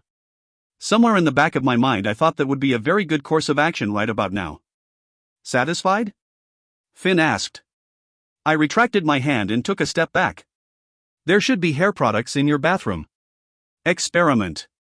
I nodded my compliance, still too flustered to speak. Finn was unnaturally calm, and at times like that, I really hated how aloof he could be. I barely even remembered to breathe until I was in my bathroom. Being that near to him made me forget everything but his dark eyes, the heat from his skin, his wonderful scent, the feel of his hair beneath my fingers, the smooth curve of his lips. I shook my head, clearing it of any thoughts of him. That had to be the end of that. I had a dinner tonight to worry about, and somehow I had to do something with my hair. I tried to remember what Maggie had used in my hair before I went to the dance, but that felt like a lifetime ago. Thankfully, my hair magically decided to behave itself tonight, making the whole process go easier. Finn seemed to think my hair looked better down, so I left the length of it hanging in the back and pulled the sides back with clips. To top off the ensemble, I got a diamond necklace from my jewelry box. The dress turned out to be trickier than my hair. It had one of those stupid zippers that refused to move higher than my lower back, and no matter how I contorted myself, I couldn't win. After struggling with it so long my fingers hurt, I had to get help. Tentatively, I pushed open the bathroom door. Finn had been looking out the window at the sun setting over the bluffs. When he turned, his eyes rested on me for a full minute before he finally spoke. "You look like a princess," he said with a crooked smile. "I need help with the zipper," I said meekly, gesturing to the open slit down my back. He walked over, and it was almost a relief to have my back to him. The way he looked at me made my stomach swirl with nervous butterflies. One of his hands pressed warmly on my bare shoulder to steady the fabric as he zipped me up, and I shivered involuntarily. When he had finished, I went over to the mirror to investigate for myself. Even I had to admit that I looked lovely. With the white dress and the diamond necklace, I almost looked too lavish. Maybe it was too much for just a dinner. I look like I'm getting married, I commented and glanced back at Finn. Do you think I should change? No, it's perfect. He looked pensively at me, and if I didn't know better, I'd say he looked almost sad. The doorbell chimed loudly, and Finn nodded. The guests have arrived. We should greet them. 12. Introductions. We walked down the hall together, but at the top of the stairs, Finn deliberately fell a few steps behind me. Elora and 3 people I guessed were the Kroners were standing in the alcove as I descended the stairs, and they all turned to look up at me. It was the first grand entrance I had ever made in my life, and there was something wonderful about it. The Kroners consisted of a stunningly beautiful woman in a floor-length dark green dress, an attractive man in a dark suit, and an attractive boy about my age. Even Elora looked more extravagant than usual.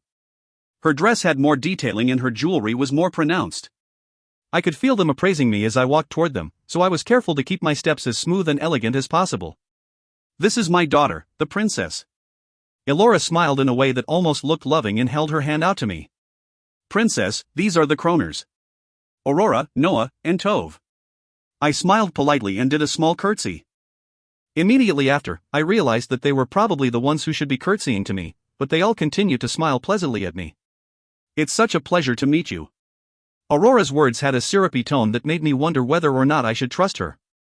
A few dark curls fell artfully from her elegant updo, and her chestnut eyes were large and stunning. Her husband, Noah, gave me a small bow, as did her son, Tove. Both Noah and Aurora looked appropriately respectful, while Tove looked vaguely bored. His mossy green eyes met mine very briefly, then darted away, as if eye contact made him uncomfortable. Elora ushered us into the sitting parlor to talk until supper. The conversation was overly polite and banal, but I suspected there were undercurrents that I didn't fully understand. Elora and Aurora did most of the talking, with Noah adding very little. Tove said nothing at all, preferring to look anywhere but directly at anyone. Finn was more in the background, speaking only when spoken to. He was poised and polite, but from the disdainful way Aurora looked at him, I gathered she didn't approve of his presence. The Stroms were fashionably late, as Finn had predicted they would be. He'd briefed me extensively on both them and the Kroners earlier in the day, but he was much more familiar with the Stroms and talked of them in much more affectionate tones. Finn had been a tracker for Willa, so he knew her and her father, Garrett, quite well. Garrett's wife, Willa's mother, had died some years earlier. Finn claimed that Garrett was easygoing, but that Willa was a tad high-strung. She was 21, and prior to living in foreigning, she'd been privileged to the point of excess. When the doorbell rang, interrupting the irritatingly dull conversation between Aurora and my mother, Finn immediately excused himself to answer the door and returned with Garrett and Willa in tow. Garrett was a rather handsome man in his mid-40s. His hair was dark and disheveled, making me feel better about my own imperfect hair. When he shook my hand with a warm smile, he immediately put me at ease. Willa, on the other hand, had that snobby look as if she were simultaneously bored and pissed off. She was a waif of a girl with light brown waves that fell neatly down her back, and she wore an anklet covered in diamonds. When she shook my hand, I could tell that her smile was at least sincere, making me hate her a little less. Now that they had arrived, we adjourned to the dining room for supper. Willa attempted to engage Tove in conversation as we walked into the other room, but he remained completely silent. Finn pulled my chair out for me before I sat down, and I enjoyed it since I couldn't remember a single time that anyone had ever done that for me. He waited until everyone was sitting before taking a seat himself, and this deference would be the standard for the evening. As long as at least one person was standing, so would Finn. He was always the first to his feet, and even though the chef and a butler were on staff tonight, Finn would offer to get anyone anything they needed. The dinner dragged on much more slowly than I had imagined it could. Since I wore white, I barely ate out of fear of spilling anything on my dress. I had never felt so judged in my entire life. I could feel Aurora and Elora waiting for me to screw up so they could pounce, but I wasn't sure how either of them would benefit from my failure. I could tell that on several occasions Garrett tried to lighten the mood, but his attempts were rebuffed by Aurora and Elora, who dominated the conversation. The rest of us rarely spoke. Tove stirred his soup a lot, and I became mildly hypnotized by that. He'd let go of his spoon, but it kept swirling around the bowl, stirring the soup without any hand to guide it. I must have started to gape because I felt Finn gently kick me under the table, and I quickly dropped my eyes back to my own food. "It is so nice to have you here," Garrett told me at one point, changing the entire topic of conversation. "How do you like the palace so far?" "Oh, it is not a palace, Garrett," said Elora with a laugh. It wasn't a real laugh, though. It was the kind of laugh rich people use whenever they talk about new money people. Aurora tittered right along with it, and that quieted Elora down somehow. You're right. It's better than a palace, Garrett said, and Elora smiled demurely. I like it. It's very nice. I knew I was making bland conversation, but I was afraid to elaborate more. Are you adjusting here all right? Garrett asked. Yes, I think so, I said. I haven't been here that long, though. It does take time. Garrett looked at Willa with affectionate concern. His easy smile returned quickly and he nodded at Finn. But you've got Finn there to help you. He's an expert at helping the changelings acclimate. I'm not an expert at anything, Finn said quietly. I just do my job the best I can. Have you had a designer come over to make the dress yet? Aurora asked Elora, taking a polite sip of wine. It had been a minute since she'd last spoken, so it was time for her to assert herself once more in the conversation. That dress the princess has on is very lovely, but I can't imagine that it was made specifically for her. No, it was not. Elora gave her a plastic smile and cast a very small but very distinct glare at my dress. Until just that second it had felt like the most beautiful thing I had ever worn. The tailor is set to come over early next week, That is cutting it a bit short for next Saturday, isn't it? Aurora questioned, and I could see Elora bristling just below the surface of her perfect smile. That's just over a week away. Not at all, Elora said in an overly soothing tone, almost as if she were talking to a small child or a Pomeranian. I am using Frederick von Elsen, the same one who designed Willa's gown. He works very quickly, and his gowns are always impeccable. My gown was divine, Willa interjected. Ah, yes. Aurora allowed herself to look impressed. We have him on reserve for when our daughter comes home next spring. He's much harder to get then, since that is the busy season for when the children return. There was something vaguely condescending in her voice, as if we had done something tacky by having me arrive here when I did. Elora kept on smiling, despite what I now realized was a steady stream of polite barbs from Aurora. That is one major benefit of having the princess come home in the fall, Aurora continued, her words only getting more patronizing as she spoke. Everything will be so much easier to book. When Tove came home last season, it was so difficult to get everything just right. I suppose you'll have everything you want on hand. That should make for a stunning ball. Several things were setting off alarms in my head. First, they were talking about both me and Tove as if we weren't even there, although he didn't seem to notice or care about anything going on around him. Second, they were talking about something going on next Saturday that I apparently needed a specially designed dress for, and yet nobody had bothered to mention it to me. Then again, this shouldn't surprise me. Nobody told me anything. I haven't had the luxury of making plans a year in advance the way most people do, since the princess came home most unexpectedly. Elora's sweet smile dripped with venom, and Aurora smiled back at her as if she didn't notice. I can certainly lend you a hand. I just did Tove's, and as I said, I'm already preparing for our daughters, Aurora offered. That would be delightful. Elora took a long drink of her wine. Dinner continued that way, Elora and Aurora's conversation barely masking how much they detested each other. Noah didn't say much, but at least he managed not to look awkward or bored. Willa and I ended up watching Tove quite a bit, but for entirely different reasons. She stared at him with unabashed lust, although I couldn't figure out what he'd done to deserve that, other than being attractive. I kept watching because I was certain he was moving things without touching them. The Kroners didn't linger after dinner, but the Stroms did. I assumed that was because Elora actually liked Garrett and Willa. Elora, Finn, and I walked the Kroners out, with Finn coming along only to open the doors for them. When saying their goodbyes, Aurora and Noah bowed before us, making me feel quite ridiculous. There was absolutely no reason why anyone should bow to me. To my astonishment, Tove gently took my hand in his, kissing it softly when he bowed. When he straightened up, his eyes met mine, and very seriously he said, I look forward to seeing you again, princess. And I, you. I was so pleased that I had said something that sounded completely perfect for the moment. And then I smiled much too wide, I'm sure. Once they departed into the night, oxygen seemed to return to the house, and Elora let out an irritated sigh. Finn rested his forehead against the door for a moment before turning back around to face us. I felt much better knowing that everyone else had found the evening exhausting too. Oh, that woman. Elora rubbed her temples and shook her head, then pointed at me. You do not bow to anyone, ever. Especially not that woman. I know you thrilled her endlessly, and she's going to be telling everyone about the little dim-witted princess who didn't know enough not to bow before a Marxina. I looked at the floor, feeling any sense of pride vanish. You don't even bow before me, is that clear? Yes, I said. You are the princess. Nobody is higher than you. Have you got that? Elora snapped, and I nodded. Then you need to start acting like it. You need to command the room. They came here to see you, to gauge your power, and you need to show them. They need to have confidence that you will be able to lead them all when I am gone. I kept my eyes locked on the floor, even though I knew that probably offended her, but I was afraid I would cry if I looked at her yelling at me. You sit there like some beautiful, useless jewel, and that's exactly what she wants. She sighed disgustedly again. Oh, and the way you gaped at that boy. At that, she abruptly stopped. She shook her head, as if too weary to continue, then turned and walked back to the sitting parlor. I swallowed back my feelings, and Finn gently touched my arm, smiling at me. You did just fine, he assured me quietly. She's upset with Aurora Kroner, not you. It sure sounded like she was upset with me, I muttered under my breath. Don't let her get to you. He squeezed my arm, sending warming tingles through me, and I couldn't help but return his smile. Come on. We need to get back to the guests. In the sitting parlor, Garrett and Willa waited for us, the entire atmosphere far more relaxed than it had been at dinner. Finn even loosened his tie.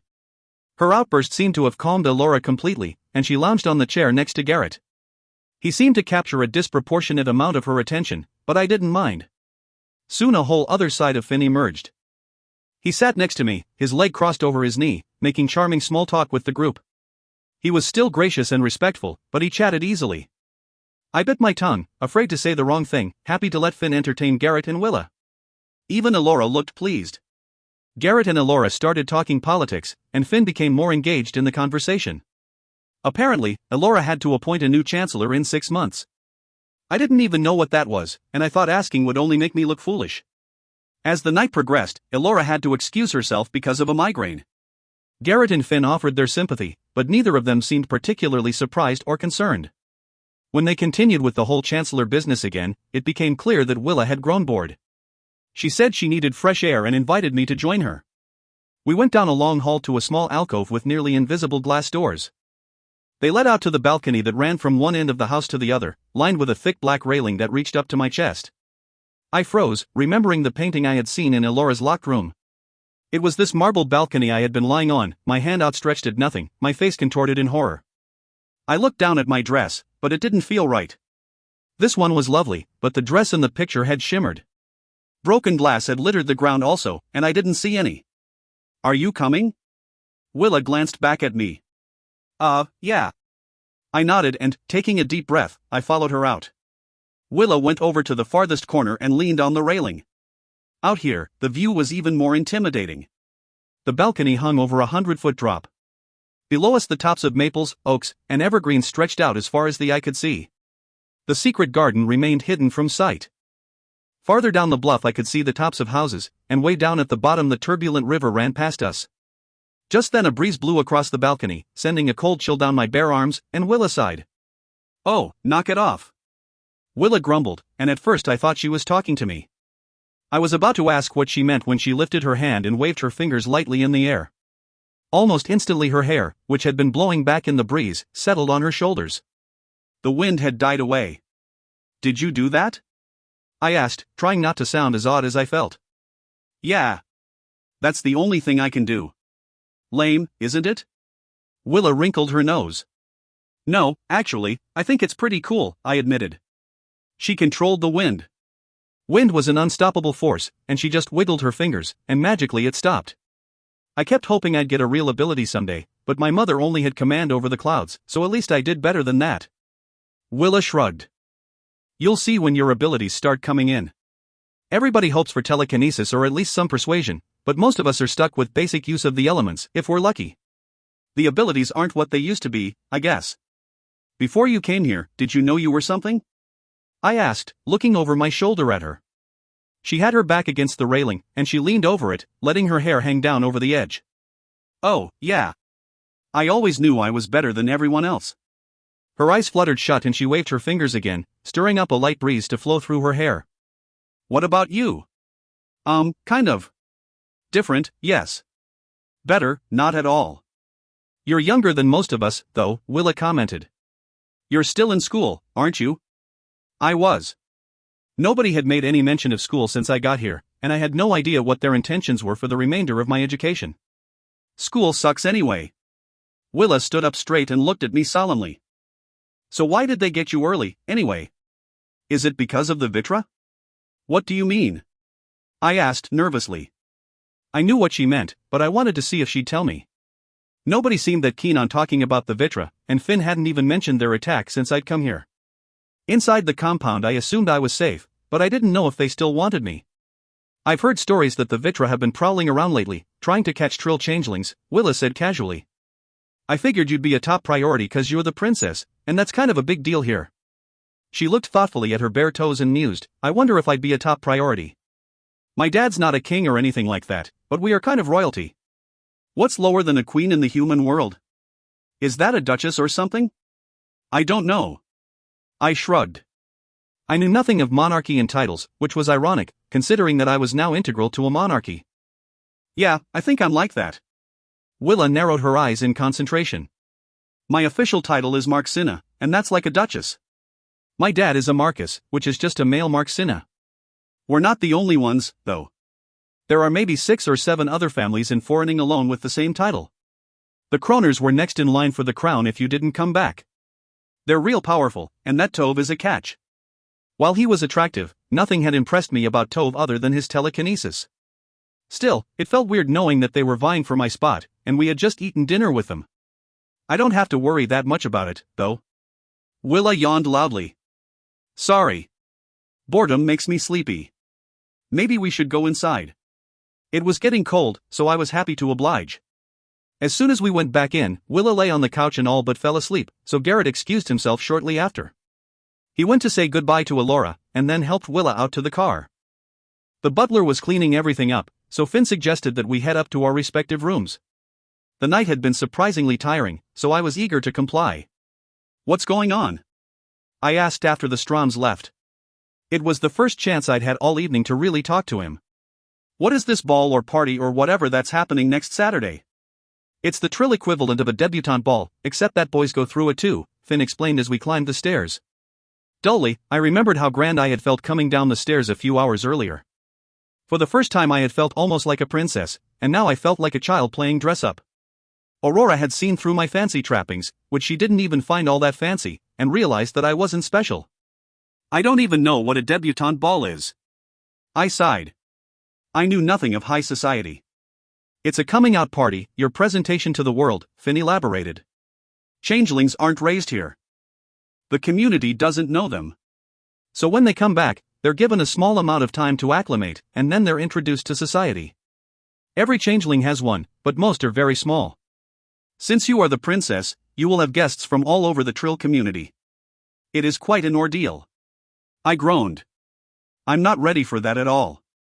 You will be, Finn assured me. We walked in silence the rest of the way to my bedroom as I fretted and worried about the upcoming party. It hadn't been that long ago that I had gone to my very first dance, and now I was expected to be the center of a formal ball. I could never pull that off. Tonight had only been a semi-formal dinner, and I hadn't even performed well at that. I trust you'll sleep well this evening, Finn said as I opened the bedroom door. You need to come in with me, I reminded him, then pointed to my dress. I can't unzip this thing on my own. Of course. Finn followed me into the darkened room and flipped on the lights. The glass wall worked as a mirror thanks to the black night. In the reflection, I still thought I looked nice, and then I realized that was probably because I had other people picking out my clothes. My judgment was too flawed. I turned away from the glass and waited for Finn to unzip me. I really botched things tonight, didn't I? I asked sadly. No, of course not. Finn's hand pressed warm on my back, and I felt the dress loosen as he pulled the zipper down. I wrapped my arms around myself to keep it up, then turned to look at him.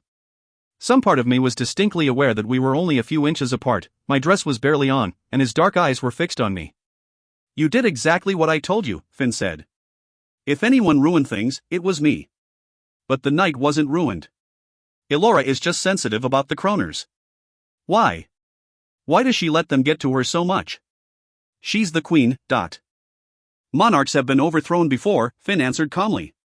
If you seem unfit for the position, the next in line can contest it and petition to take the title. All the color drained from my face. There was suddenly way too much pressure on me to perform. I felt sick, and I swallowed hard.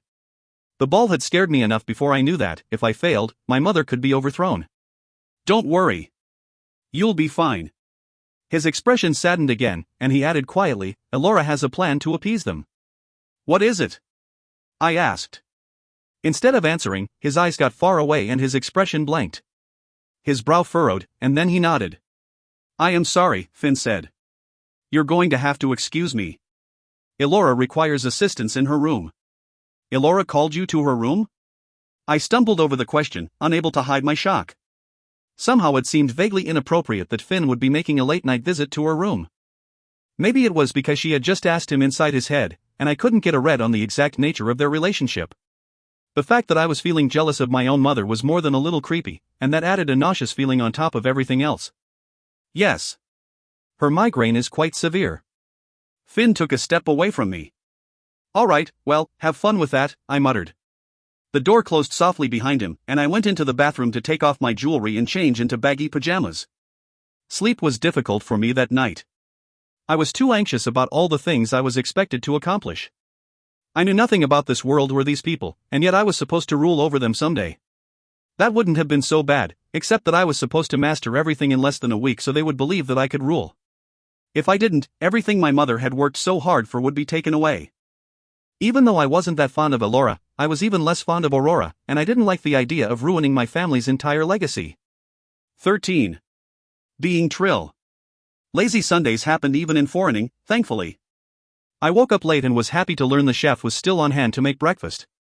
I saw Finn briefly, passing him in the hall, but it was no more than a nod hello. I flopped back onto my bed, thinking I would spend the day bored out of my mind. Then Reese knocked on my door, interrupting my plans for moping, and invited me over to his room to watch movies with him and Rhiannon. His room was a masculine version of mine, which made sense since he had decorated my room. A huge overstuffed couch sat in front of his TV, the one big difference between our rooms. We ended up watching the Lord of the Rings trilogy because Reese insisted it was much funnier once I'd spent time with actual trolls. Reese sat between us on the couch. When the first movie started, he was directly in the middle, but somewhere around 3 or 4 hours into the marathon I noticed he'd moved closer to me, not that I minded. He talked and joked a lot with Rhiannon, and they had a way of making me feel comfortable. After spending the weekend failing to be the perfect little princess Elora wanted me to be, it felt good to just relax and laugh. Rhiannon left right after the third movie started, saying she had to get up early in the morning. Even after she'd gone, Reese didn't move away from me. He sat so close to me on the couch that his leg pressed against mine. I thought about moving away, but I didn't really have any reason to. The movie was fun, he was foxy, and I enjoyed being with him. It wasn't too long before his arm casually went around my shoulders, and I almost laughed. He didn't make my heart race, not the way Finn did, but his arm felt nice. Reese made me feel normal in a way that I never had before, and I couldn't help but like him for it. Eventually I leaned into him and rested my head on his shoulder. What I didn't realize was that watching all 3 extended edition versions of Lord of the Rings in one sitting ends up being over 11 hours of movie viewing. At 1 in the afternoon on a boring Sunday, that sounded genius. But by the time midnight rolled around, it became a war on sleep, and I eventually lost. In the morning, while I slept soundly on the couch in Reese's room, I had no idea that a commotion was going on in the house. I would have been happy to sleep through it too, but Finn threw open the door in a panic, jolting me awake. Oh, my gosh! I shouted, jumping up off the couch.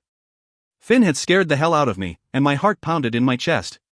What's going on? Is everything okay? Instead of answering, Finn just stood there glaring at me. Behind me, Reese was waking up much more slowly. Apparently, Finn hadn't terrified him the way he had me. I glanced back at Reese, who was dressed in a t-shirt and sweats that somehow managed to look good on him, and it dawned on me how this must have looked to Finn when he first burst in. I still wore my lazy day comfy clothes, but Reese and I had been curled up together. And even if Finn hadn't noticed that detail, there was no denying that I'd spent the night in here. My mind scrambled to think of an excuse, but at that moment even the innocent truth escaped me. She's in here. Finn called out flatly. Reese groaned, so I knew things weren't good. He looked completely alert now, and he stood sheepishly next to me. I wanted to ask what was going on and why Finn looked so pissed off, but Elora didn't give me a chance. She appeared in the doorway, her emerald robe flaring out behind her in a dramatic billow, and her hair hung down her back in a thick braid. She stood behind Finn, but she somehow managed to eclipse everything else. Several times before I had thought she looked unhappy, but that was nothing compared to the severe expression she had on now. She scowled so deep it looked painful, and her eyes were filled with fury. What do you think you're doing? Elora's voice echoed painfully inside my head, and she had added some of her psychic voice to make it more intense. "Sorry," I said. "We were just watching movies and fell asleep." "It was my fault," Reese added. I don't care what you were doing. Do you have any idea how inappropriate this behavior is?" Her eyes narrowed on Reese, and he shrank back even more. "Reese, you know this was completely unacceptable." She rubbed her temples as if this were giving her another headache, and Finn looked at her with concern. "I don't even want to deal with you. Get ready for school, and stay out of my sight." "Yes, ma'am." Reese nodded. "Sorry." "As for you," Elora pointed a finger at me but couldn't find the words to finish. She just looked so disappointed and disgusted with me. "I don't care how you were raised before you came here. You still know what kind of behavior is ladylike and what isn't." I began, but she held up her hand to silence me. "But to be honest, Finn, you disappoint me the most." She had stopped yelling, and when she looked at Finn, she just sounded tired. He lowered his eyes in shame, and she shook her head. "I can't believe you allowed this to happen. You know you need to keep your eyes on her at all times." "I know. I won't let it happen again." Finn bowed apologetically to her. "You most certainly won't. Now fix this mess by educating her in the ways of the trill. In the meantime, I do not want to see any of you for the rest of the day."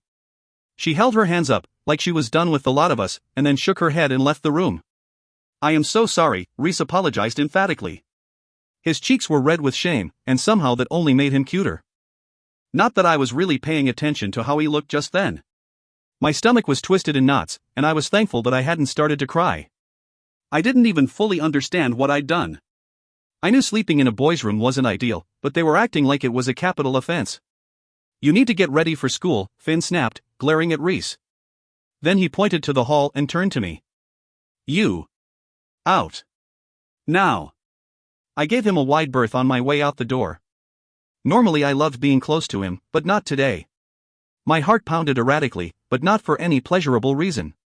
Finn tried to keep his face expressionless, but tension and anger radiated from his body. I slunk across the hall to my room, and Finn barked something at Reese about behaving himself. "Where are you going?" Finn demanded when I opened my bedroom door. He had just emerged from Reese's room and slammed the door behind him, making me jump. "To my room?" I pointed at my room and looked confused. "No. You need to come to my room with me," Finn said. "What? Why?" I asked. A very small part of me felt excited about the prospect of going to his room with him. That sounded like the start of a fantasy I might have. But the way he was looking at me now, I was afraid he might kill me once we were in private. "I need to get ready for the day, and I can't very well let you out of my sight."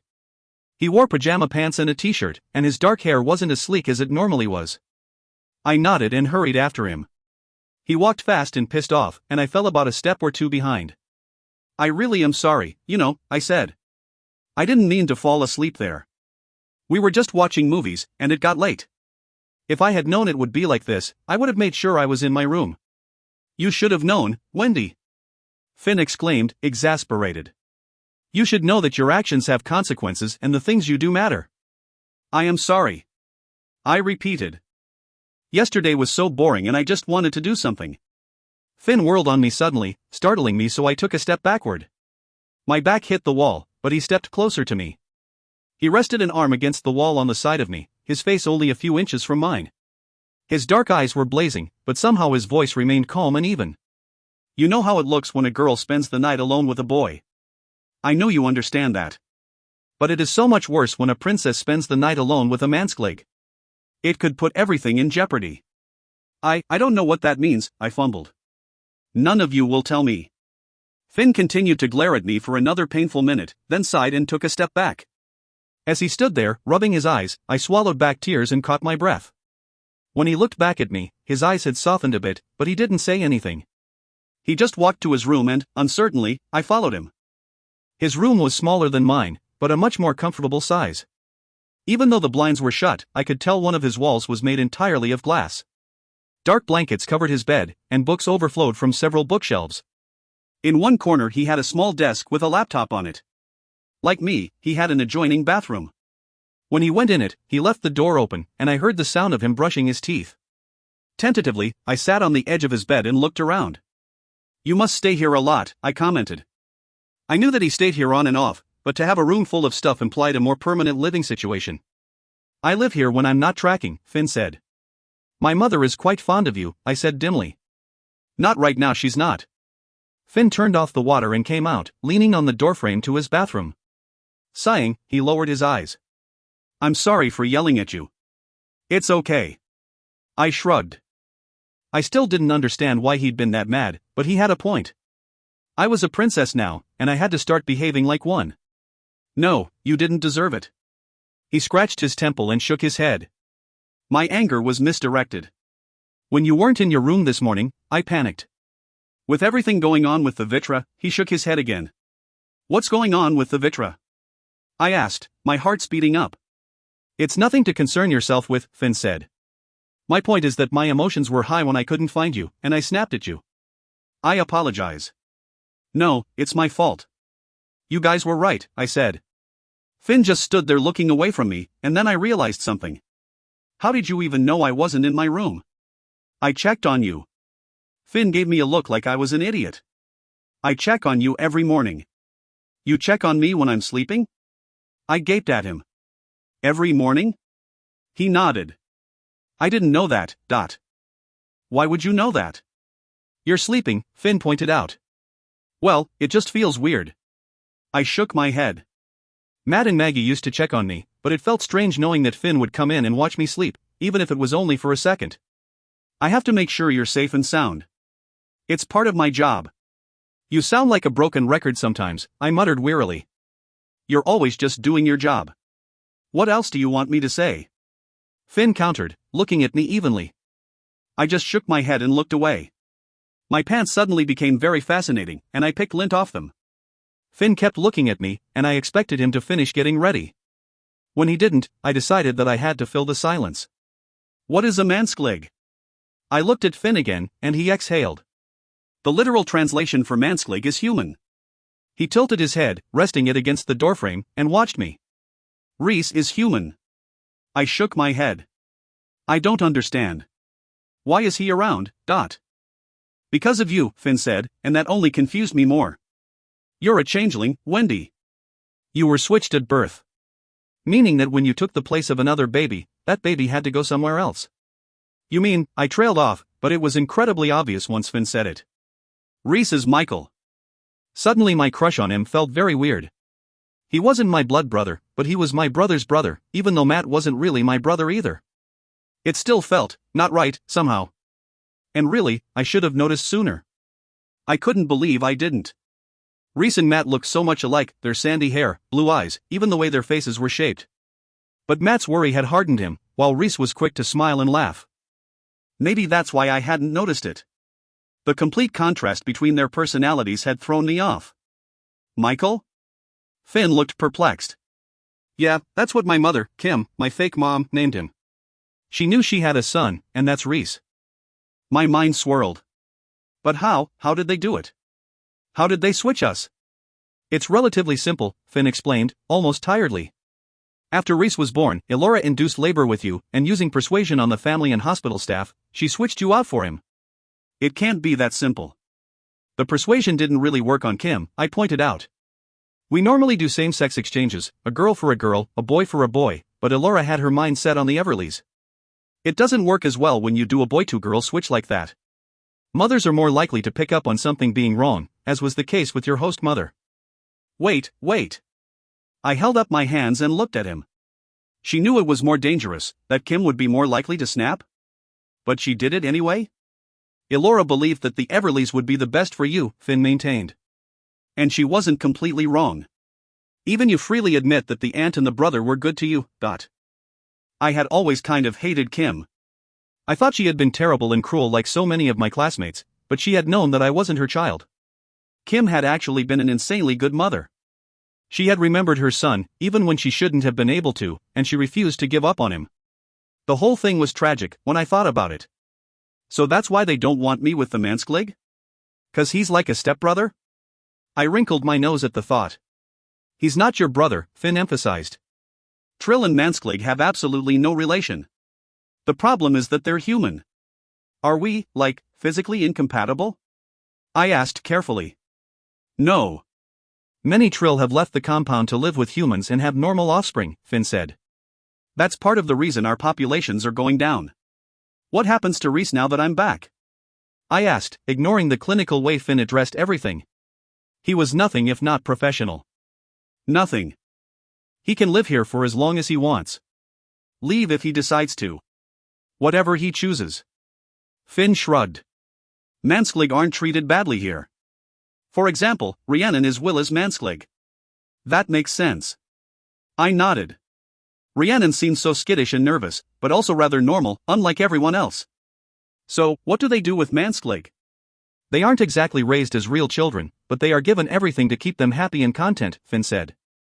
We have schools set up for the Mansklig, and while they aren't as nice the schools you've gone to, the Manx do get an education. They even have a small trust fund set up for them. When they're 18, they're free to do as they please. But they're not equals, I realized. Elora tended to talk down to everyone, but she was worse with Reese and Rhiannon. I couldn't imagine that Willa was much nicer either. This is a monarchy. There are no equals. For an instant Finn looked almost sad, then he walked over and sat on the bed next to me. As your tracker, I am expected to educate you, and as Elora pointed out, I should have started sooner. You need to understand the distinct hierarchy here. There is royalty, of which you are at the top. Finn gestured to me. After Elora, of course. Below you there are the Marcus and Marxina, but they can become kings and queens through marriage. Then there are your average Trill, the common folk, if you will. Below that there are trackers. And at the very bottom, there are Mansklig. What? Why are trackers so low? We are Trill, but we only track. My parents were trackers, and their parents before them, and so on, Finn explained. We have no changeling population. Ever. That means that we have no income. We bring nothing into the community. We provide a service for other Trill, and in return we are provided with a home and food. You're like an indentured servant? I gasped. Not exactly. Finn tried to smile, but it looked forced. Until we retire from tracking, we don't need to do anything else. Many trackers, such as myself, will work as a guard for some of the families in town. All of the service jobs, like the nannies, the teachers, the chefs, the maids, are almost entirely retired trackers, and they make an hourly wage. Some are also Mansklig, but they stick around less and less. That's why you always bow to Elora, I said thoughtfully. She is the queen, Wendy. Everyone bows to her, Finn corrected me. Except for you and Reese. He's rather impossible, and host parents don't usually force their Manx to bow to them. It's nice to know that being the princess has some perks, like not bowing, I said, smirking. Elora may seem cold and aloof, but she is a very powerful woman. Finn looked at me solemnly. You will be a very powerful woman. You will be given every opportunity the world has to offer you. I know you can't see it now, but you will have a very charmed life. You're right. I can't see it, I admitted. It probably didn't help that I just got in trouble this morning, and I don't feel very powerful. You're still very young, Finn said with a trace of a smile. I guess. I remembered how angry he had been earlier and I turned to him. I didn't do anything with Reese. You know that, right? Nothing happened. Finn stared thoughtfully at the floor. I studied him, trying to catch a glimpse of something, but his face was a mask. Eventually he nodded. Yes. I know that. You didn't this morning, though, did you? I asked. This time Finn chose not to answer. He stood up and said he needed to shower. He gathered his clothes and went into the bathroom. I thought this might be a good time to explore his room, but I suddenly felt very tired. He'd woken me early, and this whole morning had been incredibly draining. Lying back down, I rolled over and curled up in his blankets. They were soft and smelled like him, and I easily fell asleep. 14. Kingdom. Other than the garden out back, I'd seen little of the palace grounds. After breakfast, Finn took me outside to show me around. The sky was overcast and gloomy, and he stared up at it with a skeptical eye. Is it going to rain? I asked. You never can tell around here. He sounded annoyed, then shook his head and walked on, apparently deciding to risk it. We'd gone out the front door of the mansion this time, stepping out on the cobblestone driveway. Trees overshadowed the palace, arching high into the sky. Immediately at the edge of the driveway, lush ferns and plants filled in the gaps between the pines and maples. Finn walked into the trees, pushing the plants aside gently to make a pathway. He'd insisted I wear shoes today, and as I followed behind him, I understood why. A rough trail had been made, but it was overgrown with moss, and twigs and stones littered the ground. Where are we going? I asked, as the path climbed upward. I'm showing you Foreigning. Haven't I already seen Foreigning? I stopped and looked around. Through the trees I couldn't see much of anything, but I suspected it all looked about the same. You've barely seen anything yet. Finn glanced back at me, smiling. Come on, Wendy. Without waiting for my answer, he climbed on. The trail already had a steep incline, and it looked slick with mud and moss. Finn maneuvered it easily, grabbing onto the occasional branch or protruding root. My climb wasn't anywhere near as graceful. I slipped and stumbled the whole way up, scraping my palms and knees on several sharp rocks. Finn didn't slow and rarely glanced back. He had more faith in my abilities than I did, but I suppose that was nothing new. If I hadn't been so busy mastering a slippery slope, I might have enjoyed the time. The air smelled green and wet from all the pine and leaves. The river below seemed to echo through everything, reminding me of the time I put a conch shell to my ear. Over it, I heard birds chirping, singing a fevered song. Finn waited for me next to a giant boulder, and when I reached him, he made no comment about my slow pace. I didn't have a chance to catch my breath before he grabbed a small handhold in the boulder and started pulling himself up. I'm pretty sure I can't climb up that, I said, eyeing the slick surface of the rock. I'll help you. He had his feet in a crevice, and he reached back, holding his hand out to me. Logically speaking, if I grabbed onto him, my body weight would pull him back off the boulder. But he didn't doubt his ability to pull us both up, so neither did I. Finn had this way of making me believe anything, and it scared me sometimes. I took his hand, barely getting a chance to enjoy how strong and warm it felt before he started pulling me up. I squealed, which only made him laugh. He directed me to a crevice, and I found myself hanging onto the boulder for dear life. Finn climbed up, always keeping one hand out for me to grab if I slipped, but I did most of the actual climbing myself. I was surprised when my fingers didn't give and my feet didn't slide. When I pulled myself up to the top of the boulder, I couldn't help but feel a bit of pride. Standing up on the massive rock, wiping mud off my knees, I started to make some comment about my amazing agility, but then I caught sight of the view. The top of the boulder had to be the highest point atop the bluffs. From here I could see everything, and somehow it was even more amazing than the view from the palace.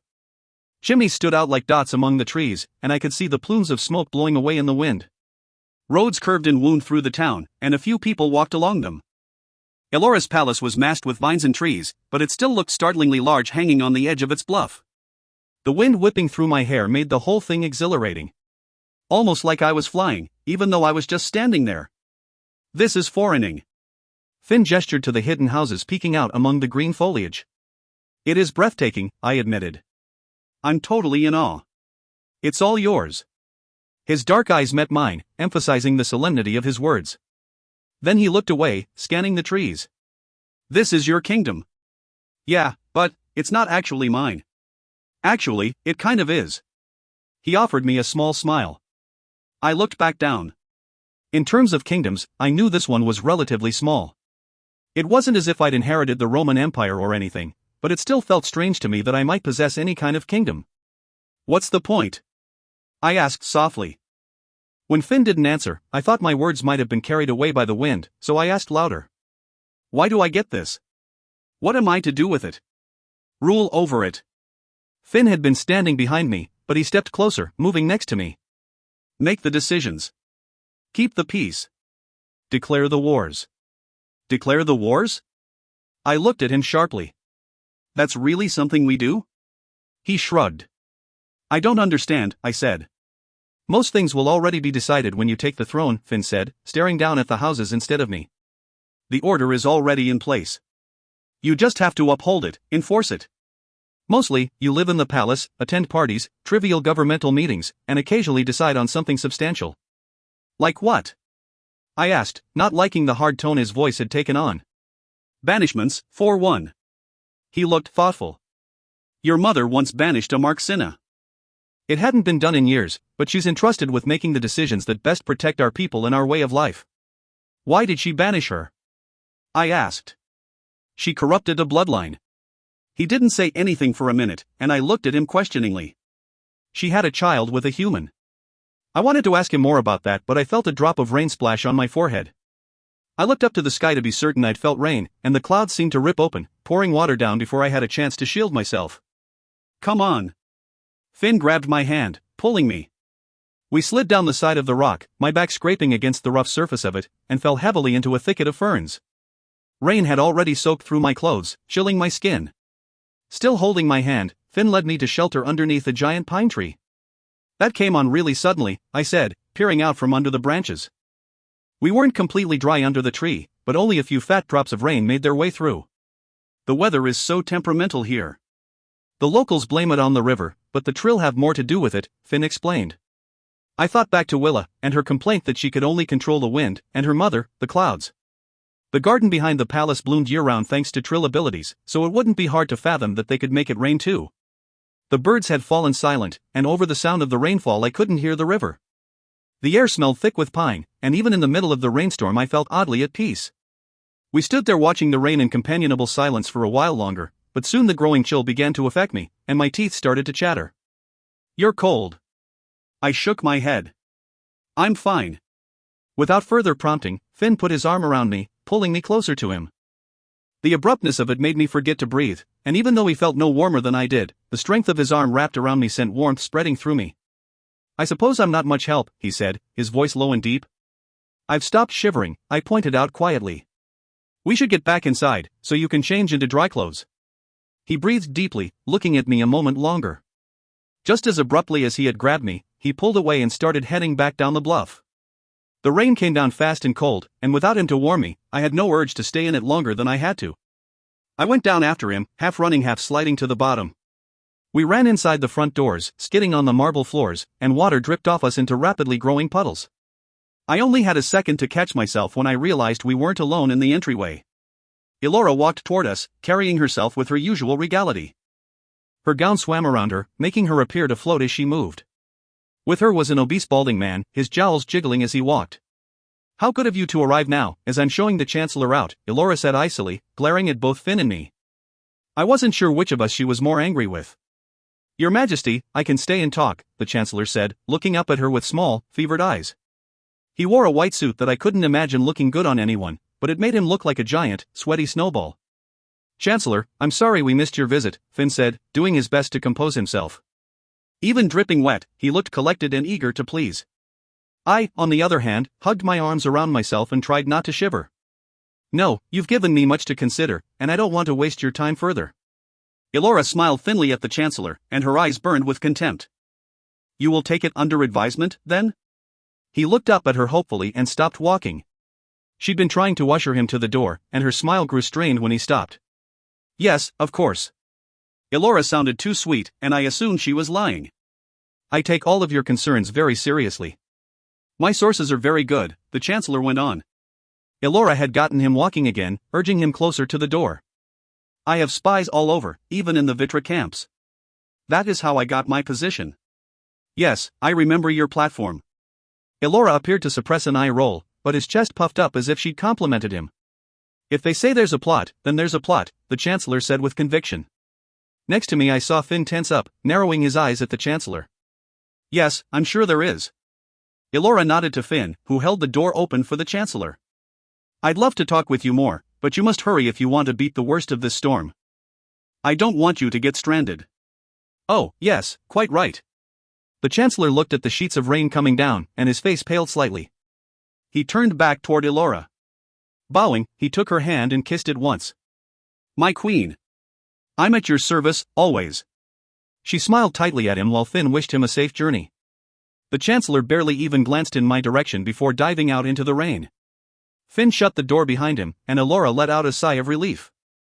What were you doing? Elora looked at me with disdain, but before I could answer, she waved me off. I don't care. You're just lucky the Chancellor didn't realize you were the princess. I glanced down at my dirty, soaking wet clothes, knowing I looked nothing like royalty. Somehow Finn still looked high class, and I had no idea how he managed that. What was the nature of the Chancellor's visit? Finn asked. Oh, you know the Chancellor. Elora rolled her eyes and started walking away. He always has some conspiracy theory brewing. I should really change the laws so I have total say about who is appointed the Chancellor, instead of letting the Trill vote. The people always fall for idiots like him. He mentioned something about a Vitra plot, Finn pressed. He followed her, staying a few steps behind, and I trailed in their wake. I'm sure it's nothing. We haven't had Vitra come into foreigning in years, Elora said with an eerie confidence.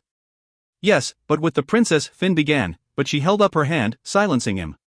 She turned to him, and by the look on her face I knew she was speaking in his mind. After a minute he took a deep breath and spoke. All I am proposing is that we take extra precautions, have extra guards on duty. That's why you're around, Finn. She smiled at him, something that almost looked genuine, but with a weird malicious edge to it. It's not just for your pretty face. Your Majesty, you put too much faith in me. Now that I can believe. Elora sighed and started walking away.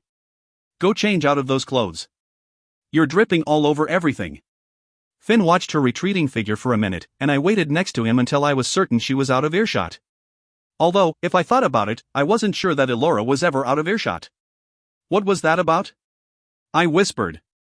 Nothing. Finn shook his head. He glanced over at me, almost as if he'd forgotten I was there. You need to change before you get sick. That wasn't nothing. Is there going to be an attack? I demanded, but Finn only turned and started walking toward the stairs. What is it with you people? You're always walking away from questions. You're soaking wet, Wendy, Finn said matter-of-factly, and I jogged to catch up to him, knowing he wouldn't wait for me.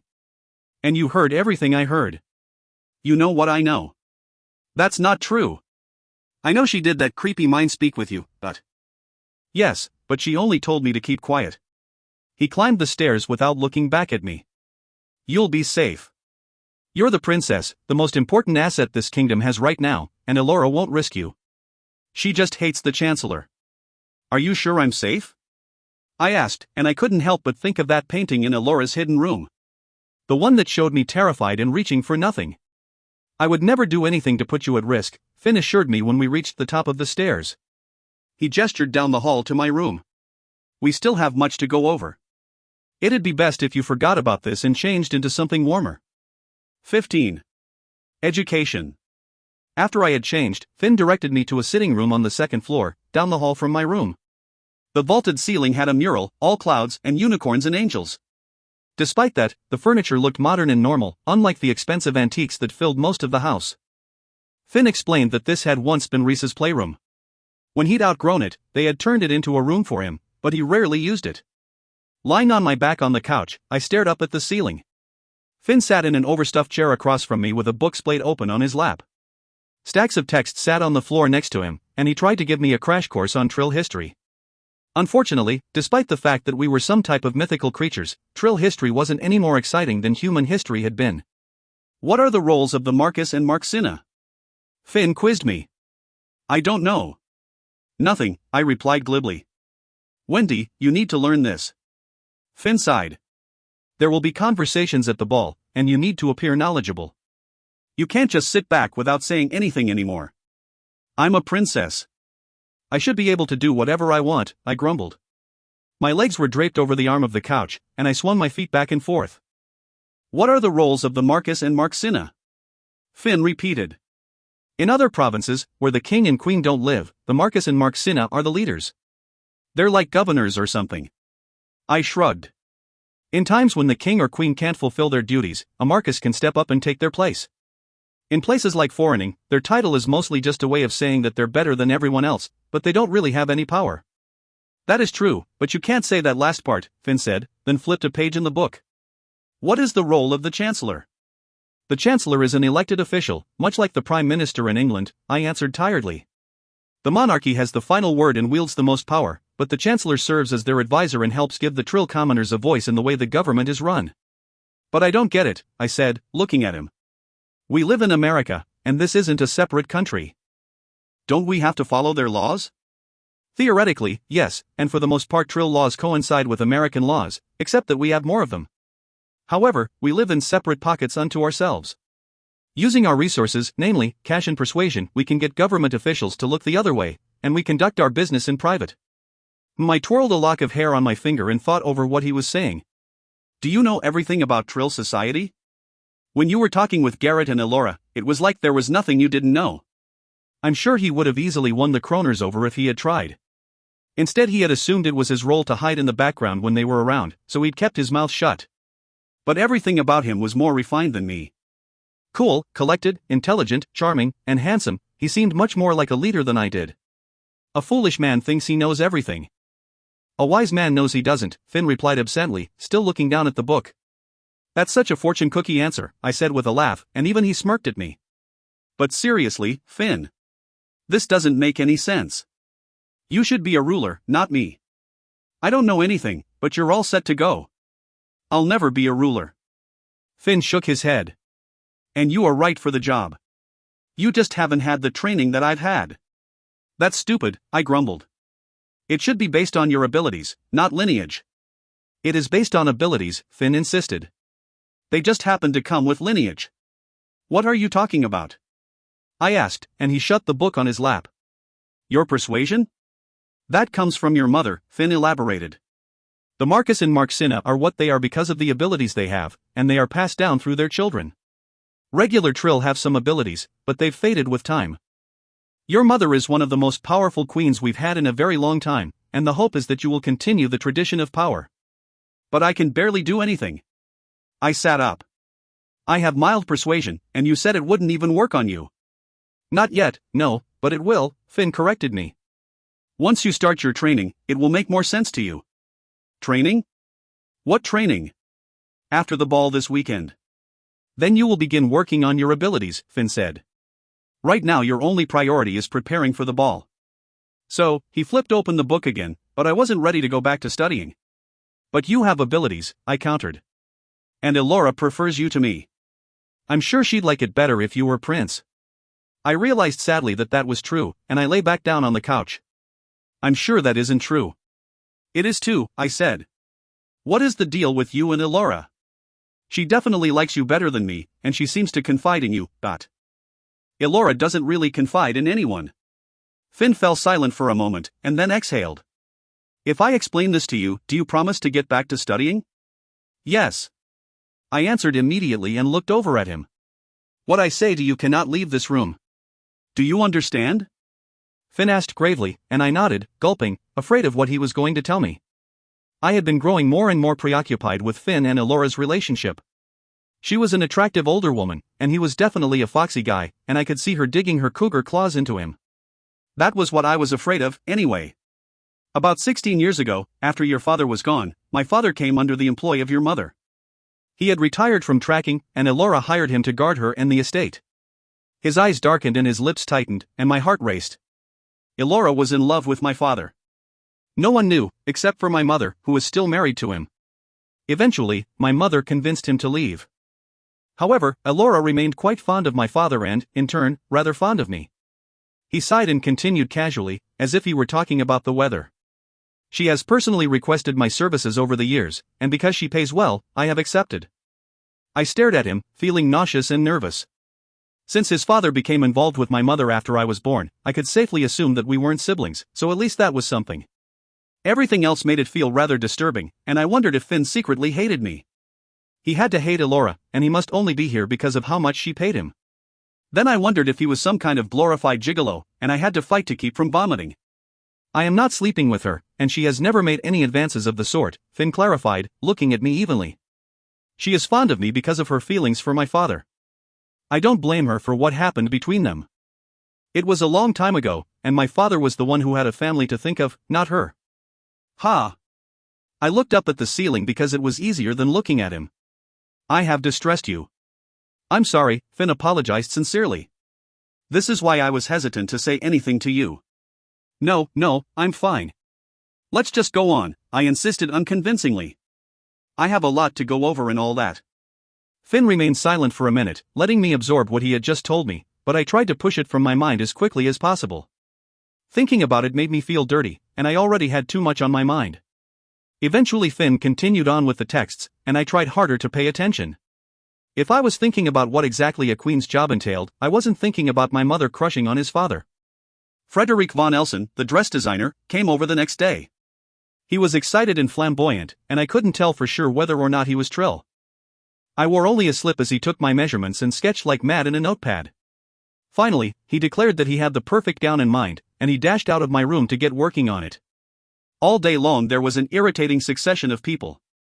They were all staff of some kind, like caterers and party planners, so most of them ignored me.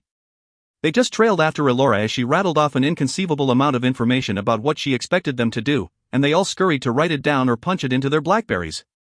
Meanwhile, I had the pleasure of camping out in my sweats all day. Whenever Elora saw me, she glared at my apparel with disgust, but she was always too busy making demands on somebody else to complain about me. Everything that I managed to overhear only made my coming out festivities sound even more terrifying. The most horrific thing I heard as she zipped by, "We'll need seating for at least 500.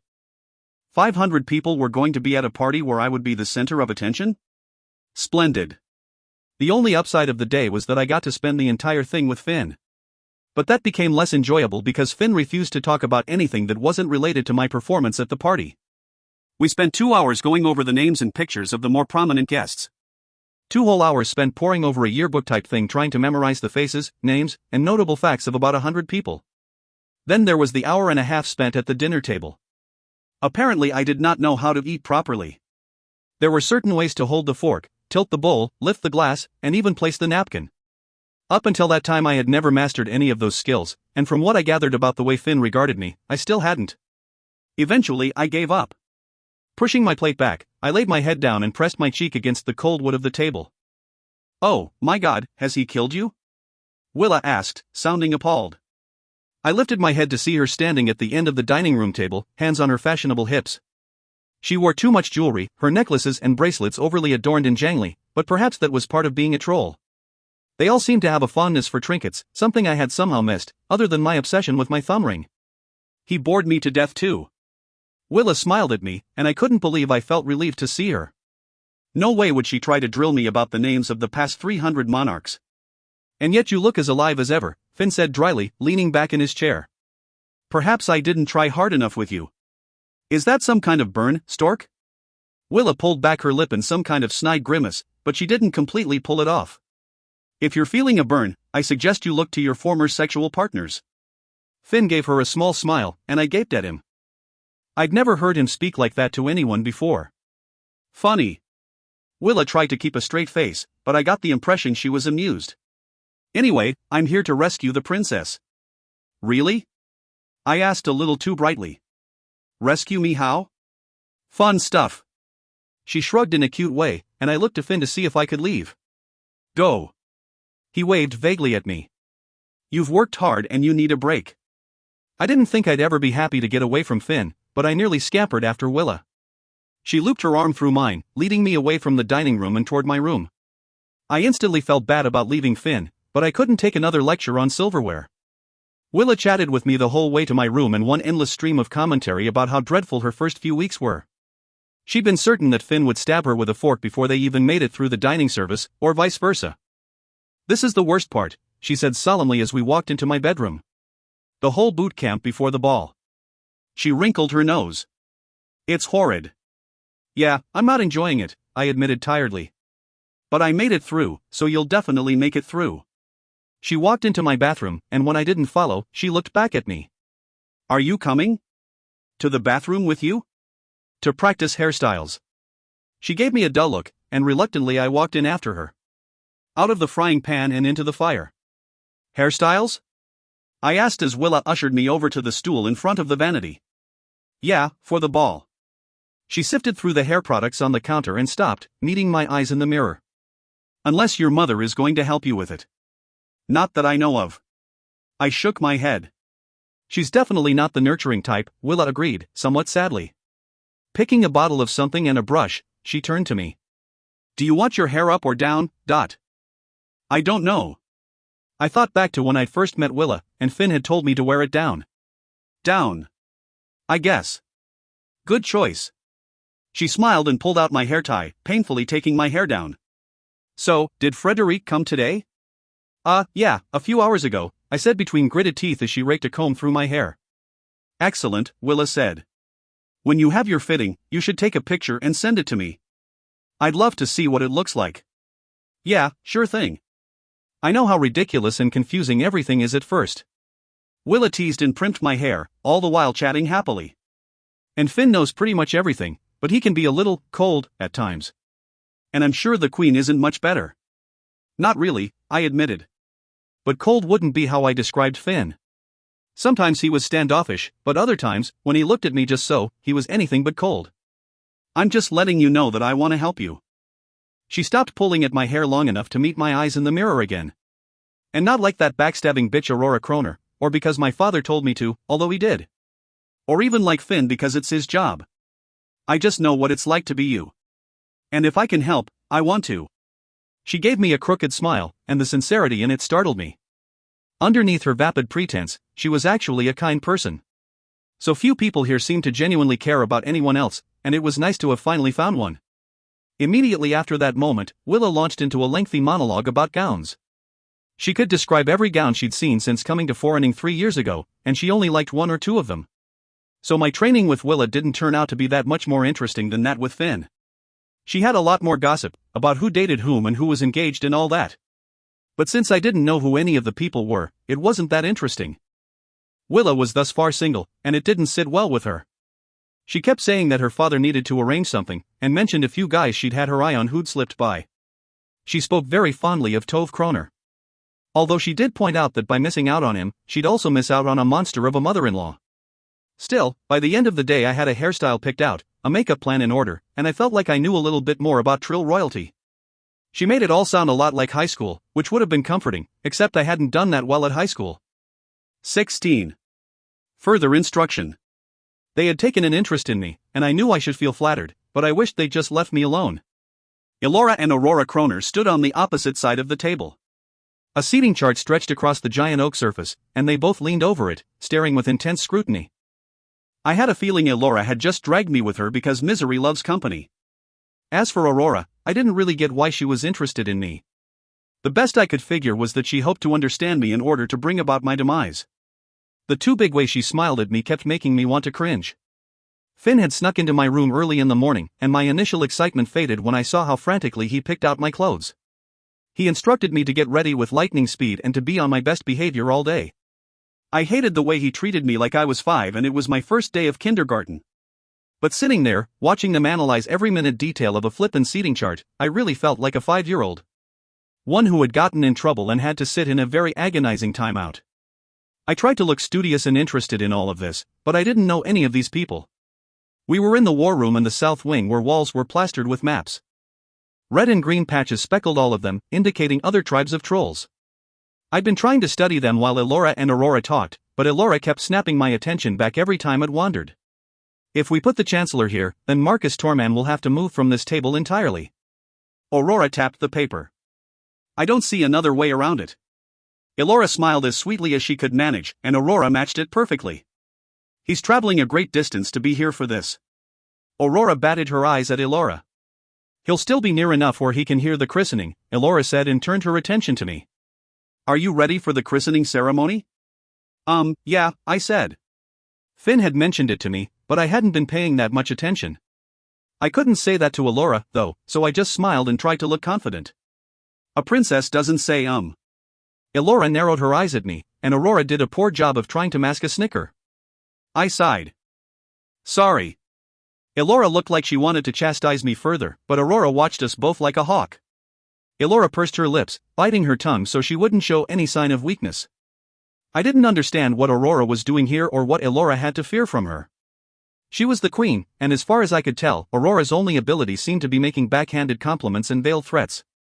The Marxina looked radiant, wearing a long burgundy gown that made me feel incredibly underdressed in a simple skirt. Aurora's beauty nearly overshadowed Elora's, and that was really saying something, but I don't think that kind of thing mattered to Elora.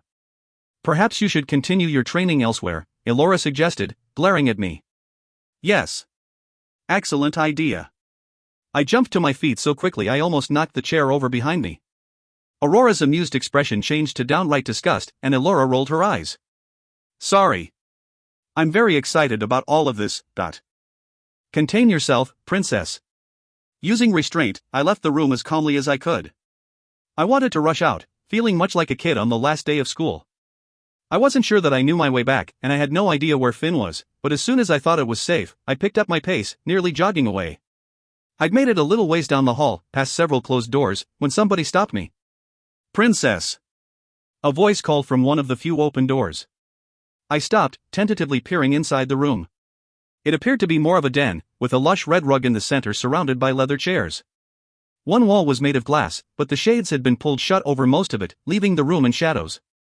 A heavy mahogany bar sat in the corner, and a man leaned in front of it, holding a glass in his hand.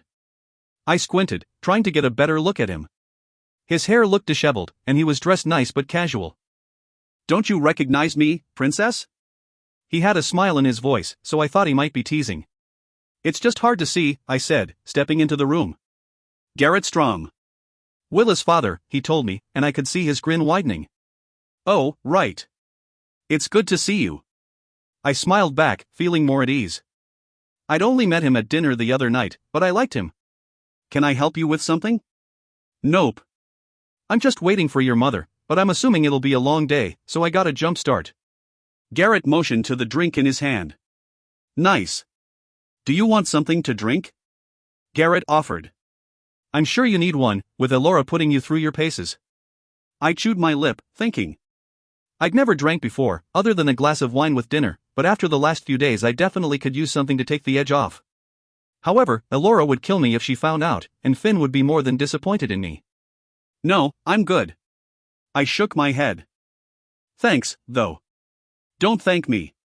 "It's your liquor," he pointed out. "You do look worn out. Why don't you take a load off?" "All right." I shrugged and sat down in one of the chairs. The leather may have looked distressed, but the chair had the hard buoyancy of being brand new. I moved around, trying to get comfortable, before eventually giving up. "What is she having you do?" Garrett asked, sitting down across from me. "I don't know. She's making a seating chart." I leaned my head against the back of the chair. "I don't even know why she wanted me there, except to point out what I was doing wrong." "She just wants you to feel included in all of this," Garrett said between sips of his drink. "Well, I'd rather not be included," I muttered. "Between her and Aurora giving me icy glares and judging everything I say and do, I'm perfectly happy to be left out." "Don't let her get to you," Garrett advised. "Which one?" "Both," he said with a laugh. "Sorry. I don't mean to dump on you." "Don't be sorry." He shook his head. "I know how hard this can be, and I'm sure Elora isn't making it any easier on you. She expects me to know everything and be perfect already, and I haven't been here that long." "You're strong-willed. You get that from her, you know." Garrett smiled. "And as strange as it sounds, everything she's doing, it's to protect you." It was the first time anyone had drawn any kind of comparison between Elora and me, and it warmed me in a weird way. I realized that he was one of very few people I'd met who called her Elora instead of Queen, and I wondered exactly how well he knew her. "Thanks," I said, unsure what else to say. "I heard Willa visited you last night." His eyes settled on me. My vision had adjusted to the darkness of the room, and I could see the softness in his gaze. "Yeah, she did. She's been very helpful." "Good. I'm glad to hear it." Garrett looked relieved at that, and I wondered what he'd been expecting me to say. "I know she can be a little," he wagged his head, searching for the right word, Willa at times, "but she means well." "Yeah," Finn filled me in. "I've been working on her to lighten up on the Manx." "But it's a work in progress." "Why is she so hard on Rhiannon?" I hadn't seen Willa talk to her much, but what little she said had been filled with jabs and snide remarks, even worse than Aurora's. "Rhiannon got to live with me 19 years before Willa did," Garrett explained. "Willa's always been secretly afraid that I preferred Rhiannon over her, but the fact is, while I love Rhiannon, I only have one daughter." I had never thought about him loving Rhiannon, or anyone loving the Mansklig left behind. I looked in the direction of the war room, as if I could see Elora through the wall. I couldn't imagine her loving anyone. But the only babies among the Trill elite were Mansklig, and at some point parental instincts had to take over. Certainly not with everyone, but it made sense that some, like Garrett, would feel as if the child they raised was their own. "Do you think Elora loves Rhys?" I asked. "I think Elora is an incredibly hard woman to get close to," Garrett allowed carefully, then he smiled at me. "I know she loves you, though." "Yeah, I can tell," I said dryly, unwilling to even consider what he'd said, let alone believe it. I'd been burned by enough crazy moms already. "She speaks very fondly of you." "When you're not around, of course." He gave a small chuckle. Something about the way he said that, I felt a sense of intimacy in it. An image flashed before me. Elora sitting at her vanity, wearing a robe, and putting on jewelry. Garrett was behind her, still lying in her bed with the sheets covering him. She made some offhand comment about me being prettier than she expected, and before he could agree, she told him he needed to hurry and get dressed. I shook my head, clearing it of the thought. Are you dating Elora? I asked directly, even though I already knew the answer. I definitely wouldn't call it dating, he scoffed and took a long drink. Let me put it this way, I'm about as close to her as anyone can get. Well, at least anyone can get now. Now.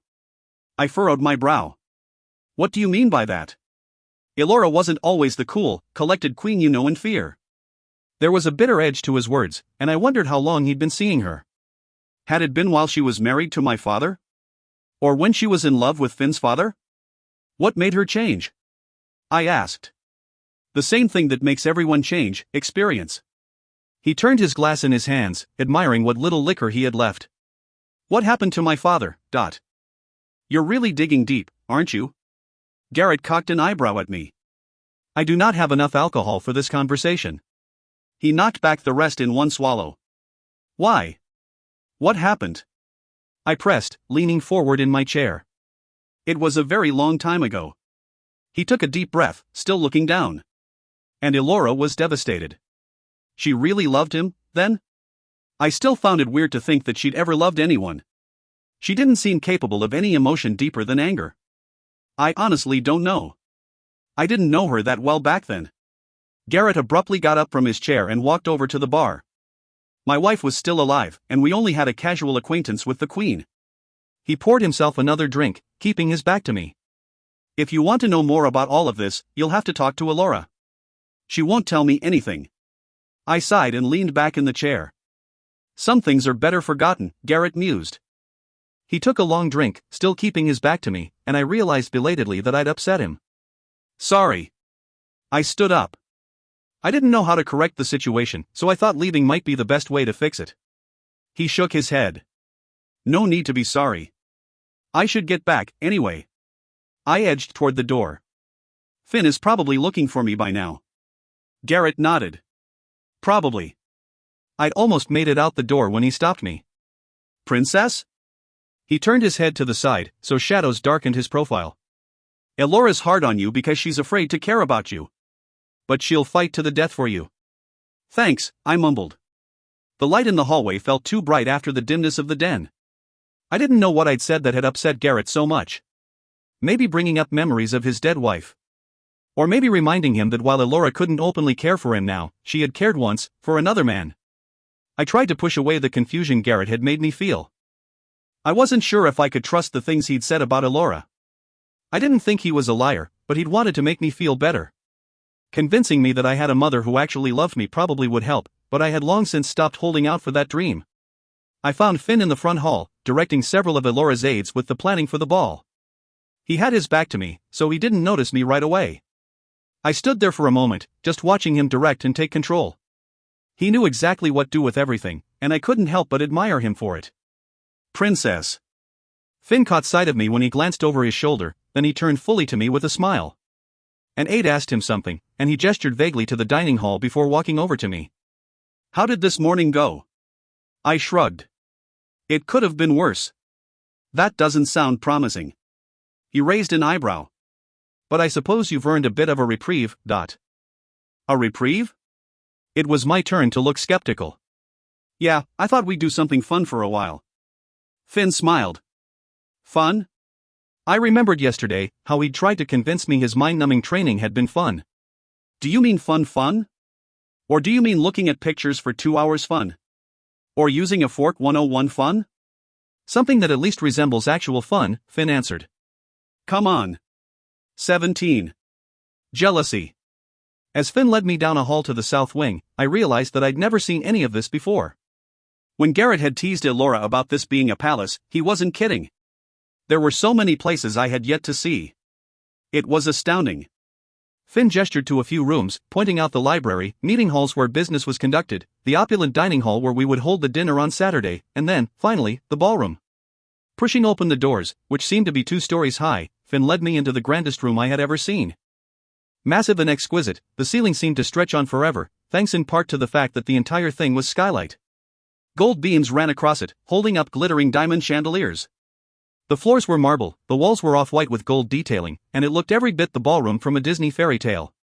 The decorators had started bringing things in, and stacked chairs and tables now leaned against one of the walls. Tablecloths, candlesticks, and all sorts of decorations were piled around them. The only other thing in the room was a white grand piano sitting in the opposite corner. Otherwise the room was empty except for Finn and me. I hated how taken I was with the splendor. I hated even more that the room was so magnificent and I looked like I did. My hair was in a messy bun, and my skirt felt far too plain. Finn wasn't exactly dressed to the nines either, but his standard button-down shirt and dark-washed jeans looked much more fitting. So what's the fun part? I asked, and my voice echoed off the walls. Dancing. Finn's lip twitched with a smile, and I groaned. I've danced with you before, and I know that it needs some improvement. The slow circles don't cut it? I grimaced. Unfortunately, no. A proper waltz should be enough, though. If you can master that, you'll be set for the ball on Saturday. Oh, no. My stomach dropped as I realized something. I'm going to have to dance with these people, aren't I? Like strangers and old men and weird handsy boys? Finn laughed at that, but I wanted to curl up in a ball and die. I could lie to you, but to be honest, those are probably the only people who will ask you to dance, Finn admitted with a wry smirk. You're enjoying this more than I've ever seen you enjoy anything, I said, and that only deepened his smile. Well, I'm glad you find this funny. Me being felt up by complete strangers and tripping all over them. What a great time. It won't be so bad. He motioned for me to come over. If you learn the basic steps, at least you won't be tripping over them. I sighed loudly and walked over to him. Most of my trepidation about dancing with strangers melted away the instant Finn took my hand in his. It suddenly occurred to me that before I had to dance with them, I got to dance with him. After a few directions from him and a rough start by me, we were dancing. His arm was around me, strong and reassuring. He instructed me to keep my eyes locked on his so I wouldn't get in the habit of watching my feet while I danced, but I wouldn't have looked anywhere else anyway. His dark eyes always mesmerized me. We were supposed to keep a certain distance between our bodies, but I found it impossible. His body nearly pressed against mine, and I delighted in the sensation. I was certain we weren't going as fast as we should, but I didn't care. This moment with him seemed entirely too perfect to be real. Right, okay. Finn suddenly stopped and took a step away from me. Disappointed, I let my hands fall to the side. You've got that down pretty well, but there's going to be music. So you should see how you do with that. Okay? I said unsurely. Why don't I play the piano, and you count out the steps yourself? Finn had already started backing away to the piano, and I wondered what I had done wrong that made him stop so suddenly. That might be a better way for you to learn. Okay. I shrugged uncertainly. I thought I was doing fine before. We weren't going fast enough. The music will help you keep time. I frowned at him, wishing he would just come back and dance with me. I remembered how he once told me I was a terrible dance partner, and wondered if maybe that was the problem. He sat down at the piano and started playing a beautiful, elaborate waltz. Of course he could play. He could do anything. I just stood there staring at him, until he directed me to start dancing. I whirled around on the dance floor, but it definitely wasn't as fun as it had been with him. In fact, it wasn't really that fun at all. It might have been if I weren't trying to figure out what I did wrong that always made Finn back away from me. It was hard to concentrate on that, though, when Finn kept barking out corrections at me. Funny, he hadn't noticed any of my mistakes when we had been dancing together. Nope, that's it, I panted after what felt like an eternity. My feet and legs were getting sore, and a sheen of sweat covered my body. I had had my fill of dancing for the day. I sat down heavily on the floor, then leaned back, sprawling out on the cool marble. Wendy, it hasn't even been that long, Finn insisted. Don't care. I'm out. I breathed deeply and wiped the sweat from my forehead. Haven't you ever worked at anything? Finn complained. He got up from the piano bench and walked over to me so he could lecture me up close. This is important. I'm aware. You tell me every second of every day. I do not. Finn crossed his arms and looked down at me. This is the hardest I've ever worked at anything, I said, staring back up at him. Everything else I've quit before this, or I never even tried. So don't tell me I'm not putting effort into this. You've never tried harder than this? At anything? Finn asked incredulously, and I shook my head. That brother you had never made you do anything? Not really, I admitted thoughtfully. He made me go to school, I guess. But that's about it. Matt and Maggie encouraged me to do many things, but there was very little they actually made me do. They spoiled you more than I thought. Finn looked surprised at that. They didn't spoil me. I sighed, then quickly amended, they didn't spoil me rotten. Not the way Willow was spoiled, and I'm sure a lot of the other changelings were. They just wanted me to be happy. Happiness is something you work for, Finn pointed out. Oh, stop with that fortune cookie crap, I scoffed. We worked for it just like anybody else. They were just really careful with me, probably because my mom tried to kill me. It set them up to treat me more gently than they would have otherwise. How did your mother try to kill you? Finn asked, startling me. I hadn't told him much about it, but he rarely wanted to talk about my past. It was my birthday, and I was being my usual bratty self. I was angry because she'd gotten me a chocolate cake, and I hated it, I said. We were in the kitchen, and she snapped. She started chasing after me with this giant knife. She called me a monster, and then she tried to stab me, but she just managed to cut my stomach pretty badly. Then my brother Matt rushed in and tackled her, saving my life. She cut open your stomach? Finn furrowed his brow with concern. Yeah. I pulled up my shirt, revealing the scar that stretched across it. Immediately after I'd done that, I regretted it. Lying on the floor and flashing Finn the fattest part of my body did not seem like a good idea. Finn crouched on the floor next to me, and tentatively his fingertips traced along the mark etched on my belly. My skin quivered underneath his touch, and nervous warmth spread through me. He continued to stare intently at the scar, then he laid his hand flat on my belly, covering it. His skin felt hot and smooth, and inside, my stomach trembled with butterflies. He blinked and, seeming to realize what he was doing, he pulled his hand back and got to his feet. Quickly, I pulled my shirt back down. I didn't even feel that comfortable lying down anymore, so I sat up and fixed my bun. Matt saved your life? Finn asked, filling that semi-awkward silence that had shrouded us. He still had a contemplative look on his face, and I wished I knew what he was thinking. Yeah. I got to my feet. Matt always protected me, ever since I could remember. Finn looked thoughtfully at me. You bonded so much more with your host family than the changelings normally do. Host family? I grimaced. You make me sound like a parasite. Then I realized that I probably was. They had dropped me off with the Everleys so I would use their resources, their money, their opportunities, and bring them back here. That's exactly what a parasite did. You're not a parasite, Finn said. They loved you, and you genuinely loved them in return. It is unusual, but that's not a bad thing. In fact, it's a very good thing. Maybe it's given you a compassion that Trill leaders have been lacking for a very long time. I don't think I'm very compassionate. I shook my head. I see how it bothers you the way Elora talks to people. Elora thinks the only way to command respect is to command fear, but I have a feeling that you will have an entirely different way of ruling. And how will I rule? I arched my eyebrow at him. That is for you to decide, Finn said simply. He ended our lesson after that, saying I needed to rest up for tomorrow. The day had exhausted me, and I was eager to curl up in my blankets and sleep until Sunday, straight through the ball and all the angst that accompanied it. Sleep didn't come easy, though. I found myself tossing and turning, thinking about the way it felt dancing with Finn, and his hand resting warmly on my stomach. But I would always end up thinking of Matt and how much I still missed him. I had expected that to lessen the longer I was here, but it only seemed to get worse. After all this, I really needed to know that someone had my back and cared about me unconditionally. I woke up early the next morning. Actually, I'd been waking up all night long, and at 6 I finally just gave up. I got up with the intention of sneaking downstairs to grab a bite to eat, but when I hit the top of the stairs, Reese came barreling up them to meet me, chomping on a bagel. Hey, what are you doing up? He grinned, swallowing down his bite. Couldn't sleep. I shrugged.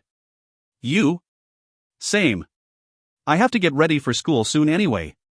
He pushed his hair out of his eyes and leaned back against the stair railing. Are you worrying about this Saturday? Kind of, I admitted. It is pretty intense, Reese said, his eyes wide. I nodded noncommittally. Is something else bothering you? You look pretty upset, I guess. No, I shook my head inside, then sat down on the top step. I didn't feel much like standing anymore, and I wanted to cry. I was just thinking about my brother. Your brother? Something flashed across Reese's face, and slowly he sat down next to me. He seemed almost breathless. At first I didn't understand, but then it dawned on me. This must be so weird for Reese.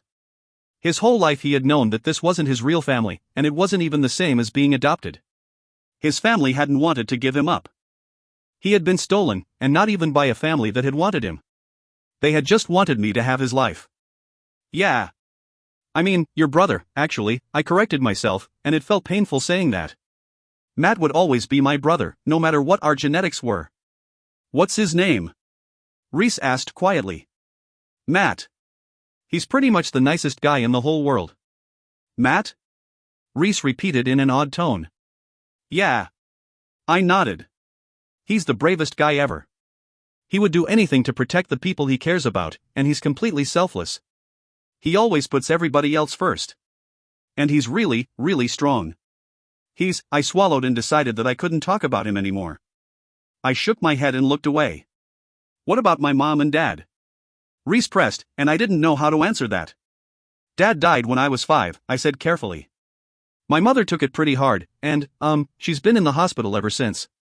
For psychiatric problems. Matt and my dad's sister, Maggie, they raised me. Oh. His face contorted with concern. I suddenly hated Kim even more. I knew that she had done everything because she loved Reese, but that didn't make her actions any less inexcusable. I didn't have it in me to tell him what she'd done or that she'd never be able to have a life with him because she'd always be locked up. I'm sorry. I placed my hand gently on his, to comfort him. It's hard to explain how I know it, but your mom really loved you. She really wanted you. And I think she always hated me because she knew I wasn't you. Really? There was something hopeful and sad in his eyes when he looked at me. Yeah. It kind of sucked for me, actually. I smiled wanly at him, and he laughed. Sorry about that. Reese smiled back at me. I guess I'm too hard to forget. Yeah, I guess you are, I agreed. Reese moved his hand so it was actually holding mine. So what about this Maggie? What's she like? Reese asked. She's pretty cool. A little overly attentive sometimes, but cool, I said. She put up with a lot of crap from me. They both did, really. I thought about how strange this all was, that they weren't my family anymore. This is so weird. They're your brother and your aunt. No, I understand. They're your family too, Reese said. They loved you and raised you. That's what family is, right? I had needed someone to say that to me for so long, and I squeezed his hand gratefully. I still love them and always would, and I just needed that to be okay. Wendy. Finn came down the hall, still dressed in his pajamas. Instinctively I pulled my hand back, and Reese stood up. What are you doing? I just woke up. We were just talking. I looked up at Reese, who nodded in agreement. Finn glared at us both, and I felt like we'd just been caught robbing a bank. I suggest you get ready for school, he said icily. Yeah, that's what I was doing anyway, Reese said, then smiled down at me. I'll see you later, Wendy. Yeah, okay. I smiled back at him. What are you doing? Finn hissed, glowering down at me. I already told you, I insisted and stood up. We were just talking. About what? Finn asked. My family. I shrugged. What does it matter? You cannot talk to him about your host family, Finn said. Mansklig cannot know where they come from. If they did, they would be tempted to track down their families, and that would completely ruin our entire society. Do you understand that? I didn't really tell him anything. I said, but I felt stupid that hadn't occurred to me. I missed Matt, and I just said stuff about how neat he was. I didn't tell Reese where he lived or anything like that. You have to be more careful, Wendy. Sorry. I didn't know. I didn't like the way he was glaring at me, so I turned and started walking down the hall toward my room. Wait. Finn grabbed my arm gently so I would stop and look at him. He took a step closer to me so he was right in front of me, but I was trying to be mad at him, so I refused to look at him. I could still feel his eyes on me and the heat from his body, and it did little to help me maintain my anger. What? I asked. Finn lowered his voice. I saw you holding his hand. So? I said. Is that a crime? No, but you can't do that. You cannot get involved with a Mansklig. Whatever.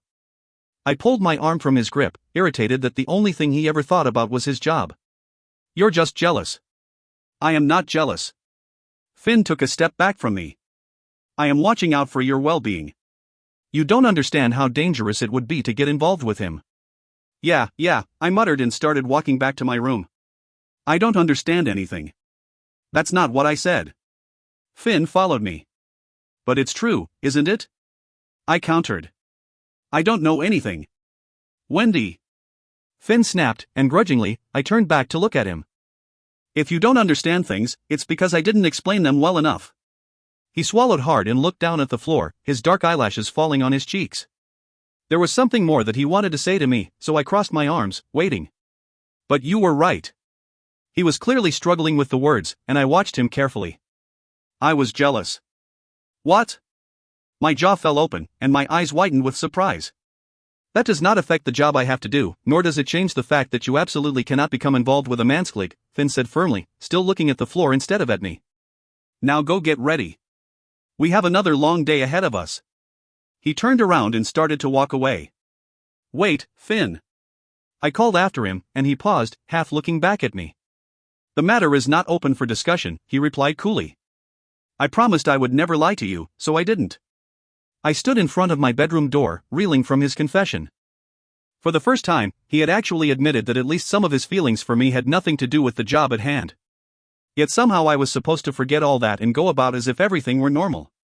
18. Intimidation. I spent a long time getting ready, still making sense of what Finn had told me. It thrilled me that he cared enough to feel jealous, but I also realized how pointless it was. He'd never do anything that conflicted with his sense of honor and duty. Even with me taking so much time, Finn never came to get me. Eventually, I perched at the top of the spiral staircase to wait for him. I thought about going down to his room, but I didn't really feel comfortable with that. Besides, he'd probably send me away. From the top of the stairs, I watched in surprise as Tove Kroner pushed open the front door. He hadn't knocked or anything, and he raked a hand through his messy hair, looking around. Can I help you? I called down. As princess, I felt like I ought to be hospitable, even if I felt flustered and confused as hell. Yeah. I'm looking for you. He shoved his hands in his pockets and walked to the bottom of the steps, but didn't go any farther. What for? I wrinkled my nose, then, realizing I'd sounded rude, shook my head. I beg your pardon? Just to help. Tove shrugged. I walked slowly down the stairs, watching his eyes search the room. He never did seem comfortable looking at me. As I approached him, I took in the soft natural highlights coursing through his dark hair. It was long and unruly, hitting just above his shoulders. His tan skin had a subtle mossy undertone, the green complexion that Finn had told me about. Nobody else had skin like that, except maybe his mother, but hers was fainter than Tove's. Help me with what? I asked. What? He'd taken to chewing on his thumbnail. He glanced up at me, still biting it. What are you here to help me with? I spoke slowly and carefully, my tone bordering on condescending, but I don't think he noticed. Oh. He dropped his hand and stared off, as if he'd forgotten why he'd come. I'm psychic. What? You can read minds? I tensed up, trying to block him from reading any of my thoughts. No, of course not. He brushed me off and walked away, admiring the chandelier hanging from the ceiling. I can sense things. And I can move things with my mind. But I can't read your thoughts. I can see auras, though. Yours is a bit brown today. What does that mean? I crossed my arms over my chest, as if I could hide my aura that way. I didn't even really know what an aura was. You're unhappy. Tove sounded distracted, and he glanced back at me. Normally it's orange. I don't know what that means either. I shook my head. I don't know how any of this is supposed to help me. It's not really. He stopped moving and looked up at me. Has Finn talked to you about training? You mean the princess training I'm doing now? No, he shook his head, chewing the inside of his cheek. For your abilities. It won't start until after the christening. They think if you had any handle on them before you were indoctrinated, you'd run wild. He sighed. They want you calm and docile. This is you calm? I raised a skeptical eyebrow. No. Tove stared off at nothing again, then turned back to me, his green eyes meeting mine. You intimidate me. I intimidate you? I laughed, unable to stop myself, but he wasn't offended. I'm the least intimidating person ever. His face hardened in concentration. Maybe to some people. But they don't see what I see or know what I know. What do you know? I asked gently, startled by his confession. Have they told you? Tove eyed me again. Told me what? Well, if they haven't told you, I'm certainly not going to. He scratched at his arm and turned his back to me, walking away and looking around the room again. Whatever it is you're doing, It's not helping, I said, growing frazzled. You're only confusing me more. My apologies, princess. Tove stopped moving and bowed at me. Finn wanted me to talk to you about your abilities. He knows you can't start your real training until after the ball, but he wants you to be prepared. Finn asked you to come over? My heart thumped in my chest. Yes. His brow creased with confusion. Does this upset you? No, not at all, I lied. Finn had probably asked Tove over so he wouldn't have to deal with me. He was avoiding me. Do you have questions? Tove stepped closer, and I was once again struck by the subtle green tinge to his skin. On a less attractive guy it might have been creepy. But on him it managed to look strangely exotic. Tons, I said with a sigh. He cocked his head at me. You'll have to be more specific, Dot. You have nothing to be afraid of, you know. Tove watched me closely, and I think I might have preferred it when he was scared to look at me. I'm not afraid. It took effort not to squirm under his gaze. I can tell when you lie, he said, still watching me. Not because I'm psychic, but because you're so obvious about it. You should probably work on that. Elora is very good at lying. I'll practice, I muttered. That's probably for the best. Tove spoke with an intense sincerity that I found disarming. His disjointed insanity even had its own charm. He looked down at the floor, his expression turning sad. I rather like you this way. Honest and flustered. But it'd never work for a queen. No, I don't suppose it would, I agreed, feeling a bit melancholy myself. I'm a bit scattered too, if you hadn't noticed. He gave me a small, crooked smile, but his green eyes stayed sad. With that, he crouched down, picking up a small oval stone off the floor. He flipped it around in his hand, staring down. I find it hard to stay focused, but I'm working on it. So, not to sound mean or anything, but why did Finn want you to help? I rubbed my arms, hoping I didn't upset him by asking. Because I'm strong. Tove tossed the stone aside, apparently tiring of it. And he trusts me. He looked back at me. So let's see what you can do. With what? I asked, confused by the abrupt change of subject. Anything. He spread his arms wide. Can you move stuff? With my hands, yeah. Obviously. He rolled his eyes. You're not a paraplegic, so I assumed you were physically capable. I can't do much. Just persuasion, and I haven't used it since I've been here. Try. Tove pointed to the chandelier dangling above us. Move that. I don't want to move that, I said, alarmed. An image flashed in my mind. The painting I had seen in Elora's room, all dark smoke and red fires around broken chandeliers. Except the image in my mind seemed much more vivid, as if I could smell the smoke and see the fire raging, casting new shadows in the painting. The sound of glass shattering echoed in my ear.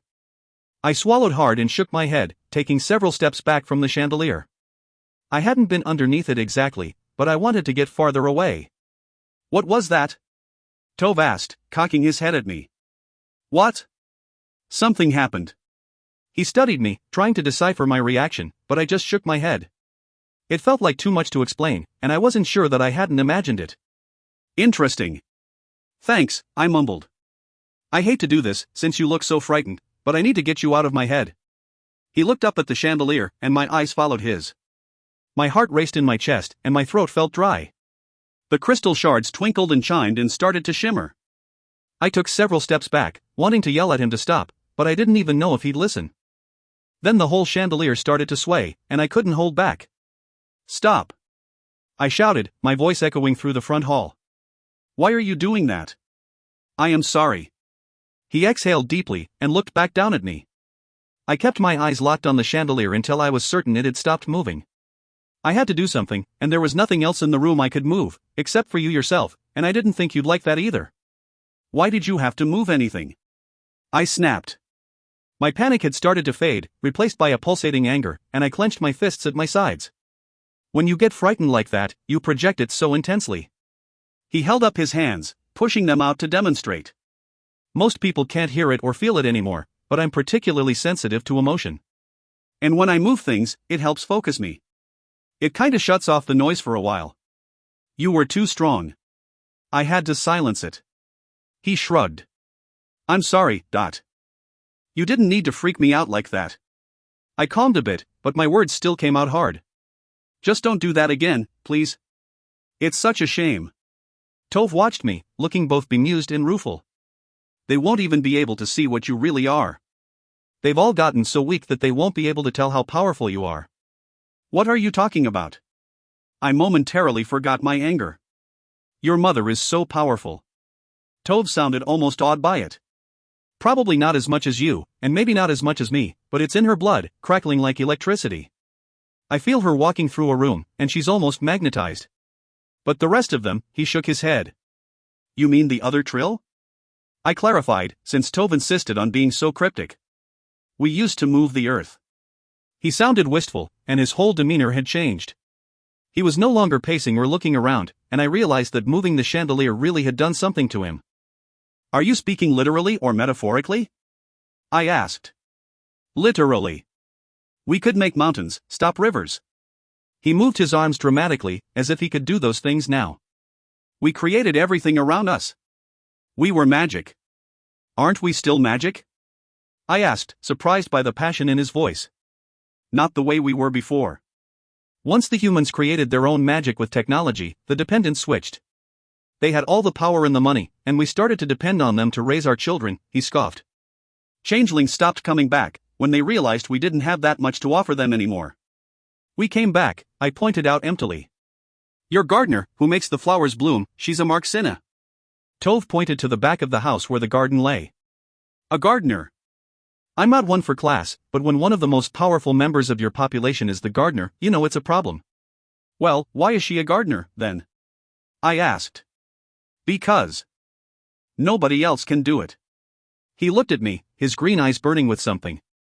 Nobody can do anything anymore. You can. I can, I said, hoping to alleviate whatever distressed him. I know. He sighed and lowered his eyes. Everyone's just gotten too fixated on the human system of monarchy. With designer dresses and expensive jewels. His lip curled with disgust. Our obsession with riches has always been our downfall. Yeah. I nodded. But your mother seems to be the worst with it. I know. Tove raised his eyebrows with weary acceptance. Something softened, and he looked almost apologetically at me. I'm not against humans. It sounds like I am, doesn't it? I don't know. It sounds like you're passionate, I said. When I'd first met him, I'd mistaken his inattention as boredom and arrogance. But I was starting to think his abilities had something to do with it, giving him a kind of power-related ADD. Behind that, he had a fearless honesty that few Trill seemed to possess. Maybe. He smiled and lowered his eyes, looking slightly embarrassed. How old are you? I asked. 19. Why? How do you know so much about the past? You talked about the way things were like you were there, like you saw it happen. Or like you're a major history buff or something. My mother is keen on me studying, in case I ever get a chance for the throne, Tove said, but the idea seemed to tire him. I doubted he was any more excited about the prospect of ruling than I was. Aurora's scheming for the crown must be entirely her idea. What did you see when you looked at the chandelier? Tove asked, bringing me back to his reason for being here. I don't know. I shook my head. I wanted to answer honestly, but I didn't know how to. I saw a painting. Some people see the future. He stared up at the chandelier, the light twinkling above us. And some people see the past. He paused, thinking. In the end, they're not all that different. You can't prevent either of them. How profound, I said, and he laughed. I haven't helped you at all, have I? I don't know, I admitted. You're too much for one afternoon, I'm afraid, Tove said. How do you mean? I asked, but he just shook his head. I know you have a lot to go over, and you don't need me wasting your time. I don't know that I can help you much right now. He walked toward the door. Hey, wait, I said, and he stopped. You said that normally they don't want us tapping into our abilities until after the christening. But Finn wanted you to help prepare me now. What for? Is something going on? Finn's a protector. It's his job to worry, Tove explained, and my heart twisted. I hated it when people pointed out that I was just part of Finn's job. He needs to know that in any event, you'll be taken care of. Whether he's there or not. Why wouldn't he be there? I asked, feeling fear ripple through me. I don't know. Tove shrugged. But when something really matters to you, you make sure it's safe. With that, Tove turned and walked out of the house. I was grateful for his help, though I wasn't even sure what he'd done, other than confuse me more. And now I felt a new sense of dread settling over me. I had no idea what was going on with Finn, and my thoughts insisted on going back to the painting I'd seen in Elora's secret room. I had been reaching off the balcony, looking horrified. Tove's words echoed through my mind, sending a chill down my spine. You can't prevent the future. I looked up at the chandelier. I'd been too terrified to even try to move it, thinking it would collapse and I'd bring Elora's painting into life. But I hadn't, and nothing terrible had come to pass. Had I changed the future? Or was the worst still to come? 19. Christening. On Friday, with the party only 24 hours away, Elora felt the need to check on my progress, not that I blamed her. Her plan was a dress rehearsal for dinner, testing my ability to converse and eat, apparently. She didn't want a massive audience to witness my possible failure, so she just invited Garrett, Willa, and Rhiannon over to join her, Finn, Rhys, and me. It was the biggest group she could assemble without risk of embarrassment. Since I had already met these people, I didn't feel all that nervous, even though Elora informed me beforehand that I needed to act the same way I would tomorrow night. Everyone had been instructed similarly, and they all appeared far more regal than normal. Even Rhys had dressed in a blazer, and he looked rather handsome. As usual, Finn was unnecessarily attractive. Thanks to Finn's random confession of jealousy, I wasn't entirely sure how to act around him. He had come into my room before dinner to make sure that I was getting ready, and I couldn't help but feel that he was purposely avoiding looking at me. When I reached the dining hall, Elora instructed us where to sit, with her at one end of the table and me at the other. Rhys and Finn flanked me, and Rhiannon, Garrett, and Willa took their places in between. Who will I be sitting by tomorrow? I asked between careful sips of wine. Between Tove Kroner and I. Elora narrowed her eyes at the drink in my hand. Hold the glass by the stem. Sorry. I thought I had been, but I moved my fingers, hoping I was holding it more correctly now. A princess never apologizes, Elora corrected me. Sorry, I mumbled, then realized what I had just done and shook my head.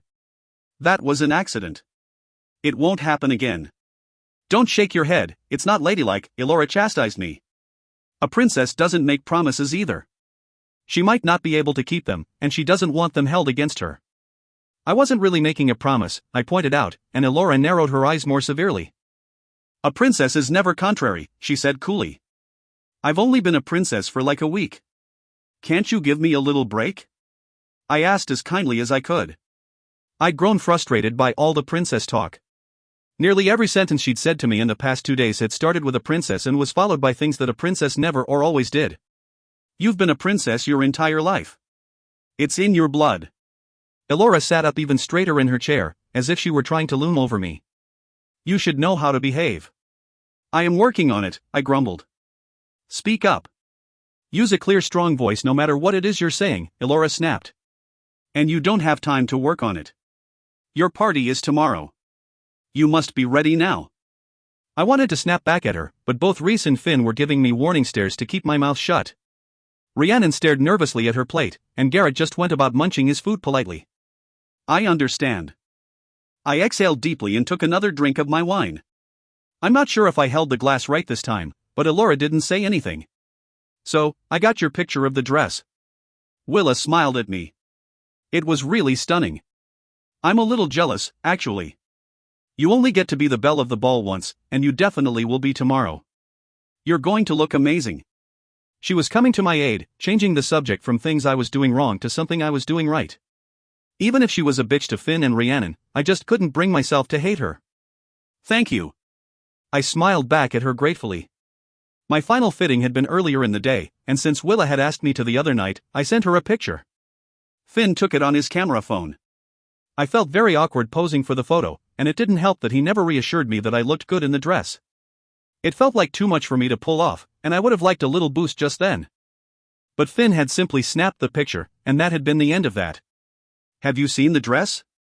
Willa turned to Elora, who nibbled primly at a piece of broccoli. No. I trust Frederique's designs, and Finn has final approval, she answered absently. I'm going to insist on being involved in the process when my daughter gets her gown, Willa offered thoughtfully. Elora bristled almost imperceptibly at that, but Willa didn't notice. But I've always loved dresses and fashion. I could spend my whole life at a ball. She looked wistful for a moment, then smiled at me again. That's why it's so great that you're here. You're going to have such a monumental ball. Thank you, I repeated, unsure how else to respond. You had a lovely party yourself, Garrett interjected, slightly defensive about the party he had thrown for his daughter. Your gown was fantastic. I know. Willa beamed immodestly. It was pretty great. Finn made a noise in his throat, and both Elora and Willa glared at him, but neither of them said anything. My apologies. Something caught in my throat, Finn explained, taking a sip of his wine. Elora murmured disapprovingly, then cast a look back at me. Oh, that reminds me. I have been too busy this week to ask you. What were your plans for your name? My name? I asked, tilting my head to the side. Yes. At the christening ceremony. She looked at me for a moment, then turned sternly to Finn. I thought Finn told you about it. Yes, but isn't that name already decided? I was definitely confused. I mean, Dahl is the family name, isn't it? Not the surname. Elora rubbed her temples, clearly annoyed. I meant your first name. I don't understand. Why wouldn't my name be Wendy Dahl? That isn't a proper name for a princess, Elora scoffed. Everyone changes their names. Willa used to be called something different. What was it, dear? Nikki, Willa said. I took the name Willa, after my mother. Garrett smiled at that, and Elora tensed up slightly, then turned her focus back to me. So what is it? What name would you like? Elora pressed, possibly using me to deflect the tension. I don't know. Irrationally, my heart had started pounding in my chest. I didn't want to change my name, not at all. When Finn had told me that about the christening ceremony, I had assumed it would only be my last name. While I wasn't thrilled about that, I didn't care much. Eventually I would probably get married and change my name anyway. But Wendy, that was my name. I turned to Finn for help, but Elora noticed and snapped my attention back to her. If you need ideas, I have some. Elora spoke in a clipped tone, and she was cutting her food with irritated fervor. Ella, after my mother. I had a sister, Sibylla. Those names are both lovely. One of our longest-running queens was Lovisa, and I've always thought highly of that name, but it's not that I don't like any of those, I explained carefully. Although, really, I thought Sibylla was quite terrible. I like my name. I don't know why I have to change it. Elora waved off the idea. Wendy is a ridiculous name. It's entirely improper for a princess. Why? I persisted, and Elora glared at me. I flat out refused to change my name, no matter what Elora said. It's not that I thought Wendy was a particularly fabulous name, but Matt had given it to me. He was one of the only people who had ever wanted me, and I wasn't going to get rid of the one thing that I had left of him. It is the name of a mansklig, Elora said through gritted teeth. And I have had enough of this. You will find a name to suit a princess, or I will choose one for you. Is that clear? If I am a princess, then why can't I decide what is proper?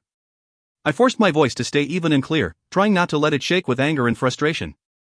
Isn't that part of the glory of being a princess, of ruling a kingdom? Having some say in the rules? And if I want my name to be Wendy, why is that so wrong? No princess has ever kept her human name, and none ever will. Her dark eyes glared severely at me, but I met them firmly. My daughter, the princess, will not carry the name of a Manx. There was a bitter edge dripping from the word Manx, and I saw Reese's jaw tense. I knew what it was like to grow up with a mother who hated me, but I had never been required to sit quietly while she openly made derogatory remarks about me. My heart went out to him, and I had to struggle even harder to keep from shouting at Elora. I will not change my name, I insisted. Everyone had taken to looking down at their plates while Elora and I stared each other down. This dinner had to be considered an epic failure. This is not the proper place to have this discussion, Elora said icily. She rubbed her temple, then sighed. It's no matter. There isn't a discussion to be had. Your name will be changed, and clearly I will be picking it for you. That's not fair. Tears welled up in my eyes. I've done everything you've asked of me. I should at least be able to keep my own name. That's not the way things are done, Elora replied. You will do as I say. With all due respect, Finn interrupted, startling everyone. If it is as the princess wishes, then perhaps it's as it should be. Her wishes are going to be the highest order of the land, and this is such a simple one that I can't imagine anyone would find offense with it. Perhaps. Elora forced a thin smile at him, giving him a hard look, but he stared back at her, his eyes meeting hers unabashedly. But right now my wishes are still the highest order, and until that is changed, my word will remain final. Her smile deepened, growing even more menacing as she continued. With all due respect, Tracker, perhaps you care too much for her wishes and too little for her duties. His expression faltered momentarily, but he quickly met her eyes again. Was it not your duty to inform her of the specifics of the christening and have her completely ready for tomorrow? It was, Finn replied without any trace of shame. It seems you have failed, Elora surmised. I'm beginning to question how exactly you've been filling your time with the princess. Has any of it been spent on training? Suddenly Rhys knocked over a glass of wine. The glass shattered and liquid splattered everywhere. Everyone had been too busy staring at Elora and Finn to notice, but out of the corner of my eye I saw him do it on purpose. Rhys started apologizing and rushing about to clean it up, but Elora had stopped glaring at Finn, and he no longer had to defend himself. Rhys had come to his rescue, and I couldn't be more relieved. After the mess was cleaned up, Willa, who had never seemed that fond of Rhys, suddenly began chatting incessantly with him, and he eagerly reciprocated. They talked just so that Elora and Finn couldn't. Elora still managed to squeeze in a few biting comments toward me, such as, "Really, princess, you must know how to use a fork." But as soon as she finished her sentence, Willa would pipe up with a funny story about this girl she knew or this movie she saw or this place where she went. It was endless, and in general we were all grateful. When dinner was over, Elora claimed she had a migraine brewing and a million things to do for tomorrow. She apologized that dessert would not be served tonight, but she didn't leave her seat at the head of the table. Unsure of what else to do, everybody started to excuse themselves. Garrett suggested that they should be heading out, and she nodded non-committally. "I will see you tomorrow evening," Elora replied hollowly. She stared into space instead of looking at him, and he tried not to look troubled by this. "Take care of yourself," Garrett said, touching her shoulder gently. Finn, Rhys, and I rose to see Garrett, Willa, and Rhiannon to the door, but Elora's voice stopped me cold. I think it stopped everyone else too, but they did a better job of playing it off. Finn? Elora said flatly, still staring off at nothing. Would you escort me to my drawing room? I'd like to have a word with you. Yes, of course, Finn replied, giving her a small bow. I froze and looked to him, but he refused to look at me. He just stood stoically, hands behind his back, and waited for Elora to ask for further assistance. I might have stood there until Elora dismissed me, but Willa looped her arm through mine and started to drag me away. Rhys and Rhiannon were just ahead of us, whispering quietly to each other. Garrett stole one last glance at Elora and walked on to the front door. "So, I'll come over about 10 tomorrow morning," Willa said, purposely keeping her tone light and cheery. "What for?" I asked, feeling somewhat dazed. "To help you get ready. There is so much to do," Willa said, and then shot a look in the direction of the dining room. "And your mother doesn't seem to be the helpful type."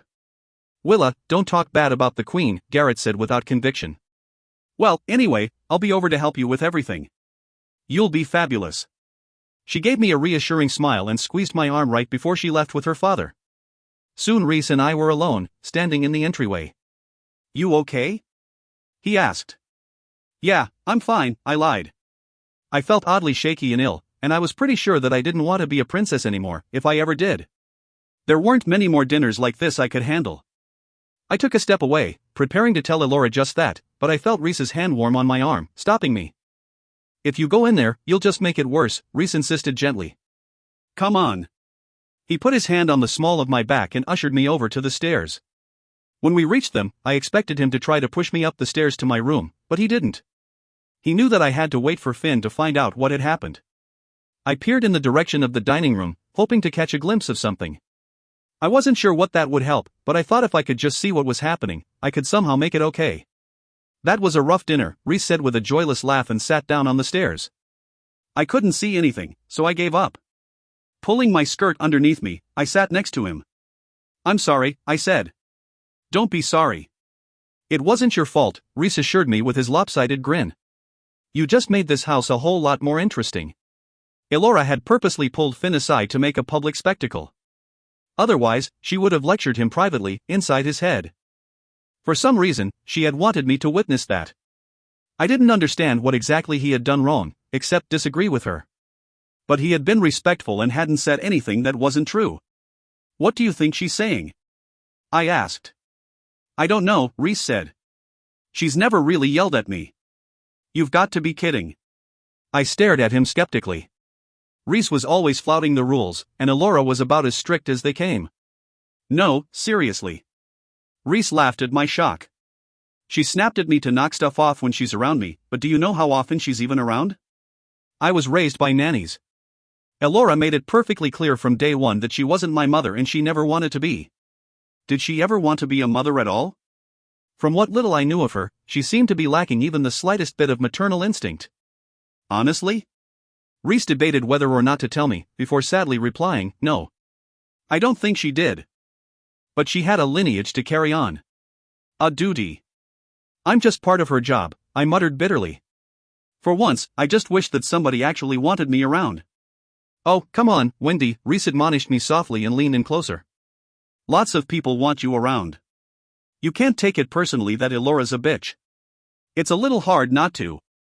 I fidgeted with my dress. She's my mother.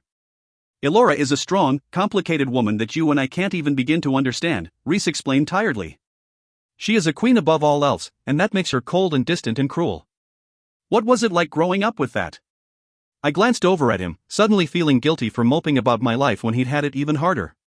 At least I had Matt and Maggie. I don't know. He shrugged. Probably like growing up in a boarding school with a strict headmistress. She was always lurking in the background, and I knew that she had the final say on everything. But her interaction with me was at an absolute minimum. He looked at me again, this time uncertainly. What? She's not quite as secretive as she thinks, though. This is a big house, but I was a sneaky little kid. He bit his lip and fiddled with a button on his blazer. You know she used to sleep with Finn's dad? I do, I said quietly. I thought he would tell you. Reese fell silent for a minute, chewing his lip. Elora was in love with him. She's strange when she's in love. Her face is different, softer, and more radiant. Reese shook his head, lost in a memory. It was almost worse seeing her like that, knowing that she's capable of kindness and generosity. It made me feel gypped that all I ever got were icy glares from across the room. I'm sorry. I put my hand gently on his arm. I wish I could say something to make you feel better. But to be honest, I can't imagine how horrible it must have been to grow up like that. He forced a smile, then shrugged, pushing away the memory. Anyway. Finn's father left Elora for his wife, which was just as well. Reese looked thoughtful for a moment. Although I bet she would have thrown it all away to be with him, if he had really loved her. But that's not the point. What is the point? I asked shakily. Rumor has it she keeps Finn around because she still loves his old man, even though he never loved her. Nothing's ever happened between Finn and Elora, I'm sure. Reese let out a heavy sigh. But what? Finn's dad never looked at her the way Finn looks at you. He let it hang in the air for a second as I tried to figure out what he meant. So you've got that strike against you too. She never wanted to be a mother, and you're getting the one thing she never had. What are you talking about? I haven't gotten anything she never had, and I definitely don't have Finn. We never, it's just official business. Wendy. Reese looked at me with a sad smile. I know that I wear my heart on my sleeve, but you're just as bad. I don't know what you're talking about, I stuttered and looked away from him. All right. Reese laughed. Whatever you say. To lighten the moment, Reese made some joke that I didn't really catch. My mind raced and my heart pounded. Reese must be imagining things. And even if he wasn't, surely Elora wouldn't punish Finn for that. Would she? 20. Resignation. Finn reached the stairs, and I scrambled to my feet. He had probably only been with Elora for 15 minutes, but in my mind it seemed like forever. Reese had been sitting next to me, but he got up much slower than I had. Finn looked over us with disdain, then turned and started walking up the stairs without a word. Finn. I jogged after him, but Reese rather smartly made his escape to the kitchen. Wait. Finn. What happened? A conversation, Finn replied glibly. I scurried to keep up with him, but he made no effort to slow down, so I grabbed his arm, stopping him halfway up the stairs. He glanced back over his shoulder as if looking for Reese, clearly avoiding my gaze. I thought I told you to stay away from the manskleg. Reese was just sitting with me while I waited for you, I said. Get over it. It's very dangerous for you to be around him. Finn faced the top of the stairs but looked at me from the corner of his eye. It's dangerous for you to be around me. I didn't appreciate the way he wouldn't look at me directly. I missed his dark eyes. What's that supposed to mean? I demanded. Let go of my arm, Finn said. Just tell me what's going on, and I'll leave you alone, I said, tightening my grip. I have been relieved of my duties, Finn answered carefully. Elora no longer perceives a threat, and I have been insubordinate. I am to pack my things and leave the premises as soon as possible, thought. The air completely went out of my lungs. It was my worst fear. Finn was going to leave, and it was my fault. He had been defending me when I should have been defending myself. Or I should have just kept my mouth shut. What? I gaped at him. That's not right. You can't. You've been here for so long, and Elora trusts you. She can't. It's my fault. I'm the one who refused to listen. No, it's not your fault, Finn insisted firmly. You didn't do anything wrong. Well, you can't just leave. I have the ball tomorrow, and I don't know anything. I continued desperately. I'm not a princess at all, Finn. You have so much left to help me with. I wouldn't be helping you after the ball anyway. Finn shook his head. A tutor will be coming in to help you learn everything you need to know from here on out. You're ready for the ball, no matter what Elora says.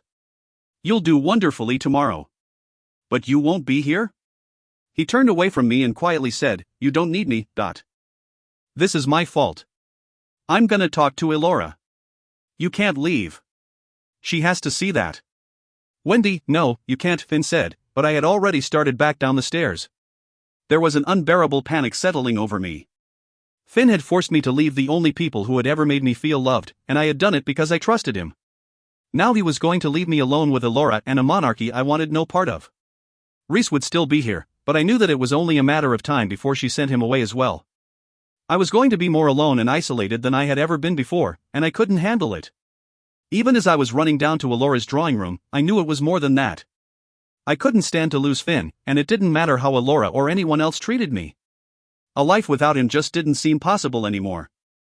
I hadn't even realized how important he had become to me until Elora threatened to take him away. Elora! I threw open the drawing room door without knocking. I knew it would piss her off, but I didn't care. Maybe, if I was insubordinate enough, she would send me away too. Elora stood in front of the windows staring out at the black night, and she wasn't startled at all by the door slamming open. Without turning to look at me, she calmly said, That's completely unnecessary, and it goes without saying that is not at all how a princess behaves. You're always going on about how a princess should behave, but what about how a queen should act? I countered icily. Are you such an insecure ruler that you can't handle the slightest bit of dissension? If we don't bow instantly to your opinion, you ship us off? Elora sighed. I assume this is about Finn. You had no right to fire him. He did nothing wrong. It doesn't matter if he did anything wrong, I can fire anyone for any reason. I am the queen. Slowly she turned to me, her face stunningly emotionless. It is not the act of disagreeing that I had a problem with, it was why. This is about my stupid name? I spouted incredulously. There is much you still have to learn. Please, sit. Elora gestured to one of the couches, and she lay back on the chaise lounge. There's no need to get huffy with me, princess. We need to talk. I don't want to change my name, I said as I sat down on the couch across from her. I don't know why it's such a big deal to you. Names can't be that important. It's not about the name. Elora waved it off. Her hair flowed out like silk around her, and she played with it absently. I know that you think I'm cruel and heartless, but I'm not. I care very deeply for Finn, more than a queen should care for a servant, and I am sorry that I have been so negligent in the examples that I have set for you. It pains me to see Finn go, but I can assure you that I did it for you. You did not. I yelled. You did it because you were jealous, Dot. My emotions played no part in this decision. Not even the way I feel about you factored into this. Her lips tightened, and she stared emptily at me. I did what I had to do because it was best for the kingdom. How is getting rid of him best for anybody? You refuse to understand that you are a princess. Elora paused and took a deep, fortifying breath. It doesn't matter whether or not you understand the gravity of the situation. Everyone else does, including Finn, which is why he is leaving. He knows this is best for you too. I don't understand. How can his leaving possibly help me? I count on him for everything, and you do too. And now you're telling me you let him go, just like that? I know you think this is all about money, but it's about something more powerful than that. Our bloodline is rich with tremendous abilities, far exceeding the general Trill population. Elora leaned in closer to me as she spoke. Unfortunately, Trill have become less interested in our way of life, and the abilities have begun to weaken. It is essential to our people that the bloodline is kept pure, that the abilities are allowed to flourish. The titles and positions seem arbitrary, Elora continued. But we are in power because we have the most power. For centuries, our abilities outshone every other family's, but the Kroners are rapidly overtaking us. You are the last chance for hanging onto the throne and retaining power for our family. What does this have to do with Finn? I demanded, growing tired of political talk. Everything, Elora answered with a thin smile. In order to keep the bloodlines as pure and powerful as possible, certain rules were put into effect. Not just for royalty, but for everyone. It's not merely as a repercussion for behaving outside of societal norms, but also so half-breed spawn won't weaken our bloodlines. Something about the way she said spawn sent a chill down my spine. Consequences vary in severity, Elora continued. When a Trill becomes involved with a Mansklig, they are asked to leave the community. There's nothing going on between Reese and me, I interjected, and Elora nodded skeptically. While trackers are Trill, they don't possess abilities in the conventional sense, Elora went on, and I began to realize what she was getting at. Trackers are meant to be with trackers. If Trill are involved with them, they are looked down upon, but it is allowed. Unless you are royalty. She looked severely at me. A tracker can never have the crown. Any Marxina or princess caught with a tracker is immediately stripped of her title. If the offense is bad enough, such as a princess destroying an essential bloodline, then they would both be banished. I swallowed hard. If anything happened between Finn and me, I wouldn't be able to be a princess, and I wouldn't even be able to live in Foreigning anymore. That was shocking at first, until I reflected that I didn't even want to be a princess or live here. What did I care? So? I said, and Elora looked momentarily surprised. I know that right now all of this means nothing to you. Elora gestured widely to the room around us. I know you hate this, and I understand. But this is your destiny, and even if you don't see it, Finn does. He knows how important you are, and he would never let you ruin your future. That is why he offered up his resignation. He quit? That's impossible. Finn would never quit.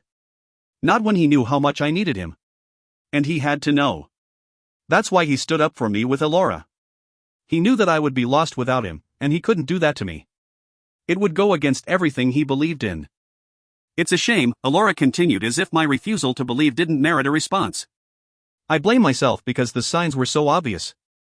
And I blame Finn because he knows better than to get involved, better than anyone. But I commend him for realizing what the right thing was for you. He is leaving to protect you. There's nothing I need protection from.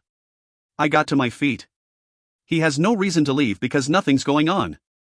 I'm not involved with anyone.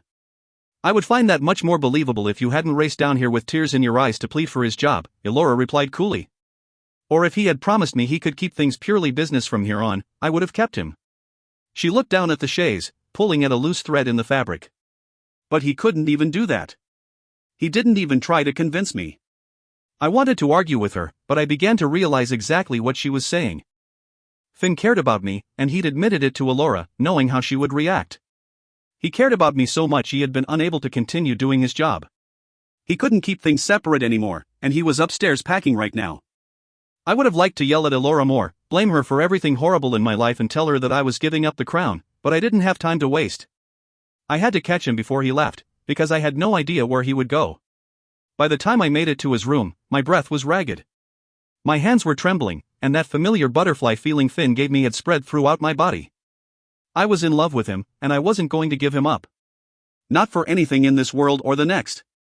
When I opened his bedroom door, he was standing over his bed, folding clothes and putting them in a suitcase. He looked back at me, surprised by my appearance, then the expression in his dark eyes changed to something unreadable.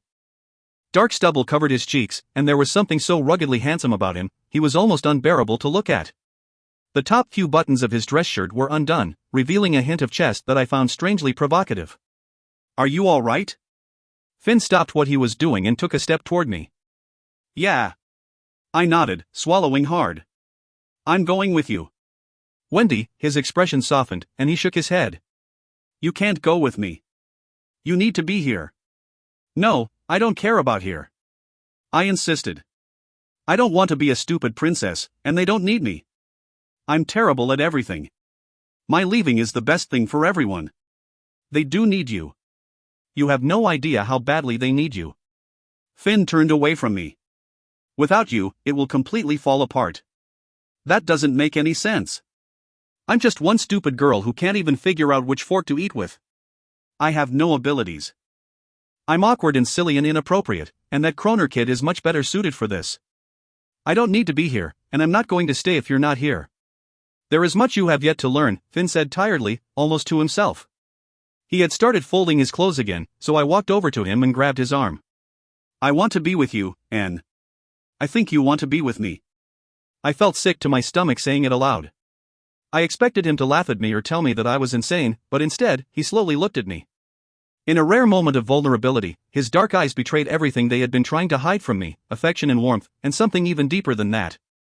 His arm felt strong under my hand, and my heart pounded in my chest.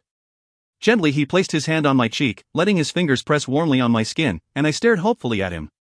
I am not worth it, Wendy, Finn whispered hoarsely. You are going to be so much more than this, and I cannot hold you back. I refused to. But Finn, I wanted to tell him more, but he pulled away. You have to go. He turned his back to me completely, busying himself with packing so he wouldn't have to look at me. Why? I demanded, tears stinging my eyes. Because. Finn picked up some of his books off a shelf, and I followed right behind him, unwilling to relent in my pursuit. That's not a reason. I've already explained it to you. No, you haven't. You've just made vague comments about the future. I don't want you. Finn snapped. I felt like I had been slapped. For a moment I stood in stunned silence, just listening to the sound of my heartbeat echo in my ears. You're lying. A tear slipped down my cheek. You promised you would never lie to me.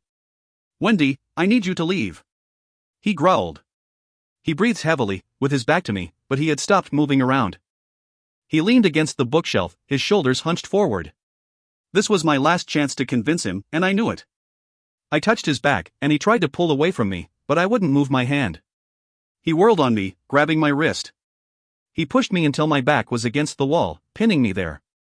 His body pressed tightly against mine, the strong contours of his body against the soft curves of mine, and I could feel his heart hammering against my chest. He still gripped my wrist, restraining one of my hands against the wall.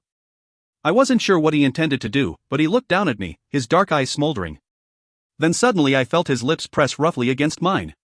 He kissed me desperately, like he couldn't breathe without me. His stubble scraped against my cheeks, my lips, my neck, everywhere he dared press his mouth against me. He let go of my wrist, allowing me to wrap my arms around him and pull him even closer. Seconds ago I had been crying, and I could taste the salt from my tears on his lips. Tangling my fingers in his hair, I pulled his mouth more eagerly against mine. My heart beat so fast it hurt, and an intense heat spread through me. Somehow he managed to pull his mouth from mine. His hands gripped my shoulders, holding me to the wall, and he took a step back. Breathing hard, he looked at the floor instead of at me. This is why I have to go, Wendy. I can't do this to you. To me? You're not doing anything to me. I tried to reach out for him, but he held me back.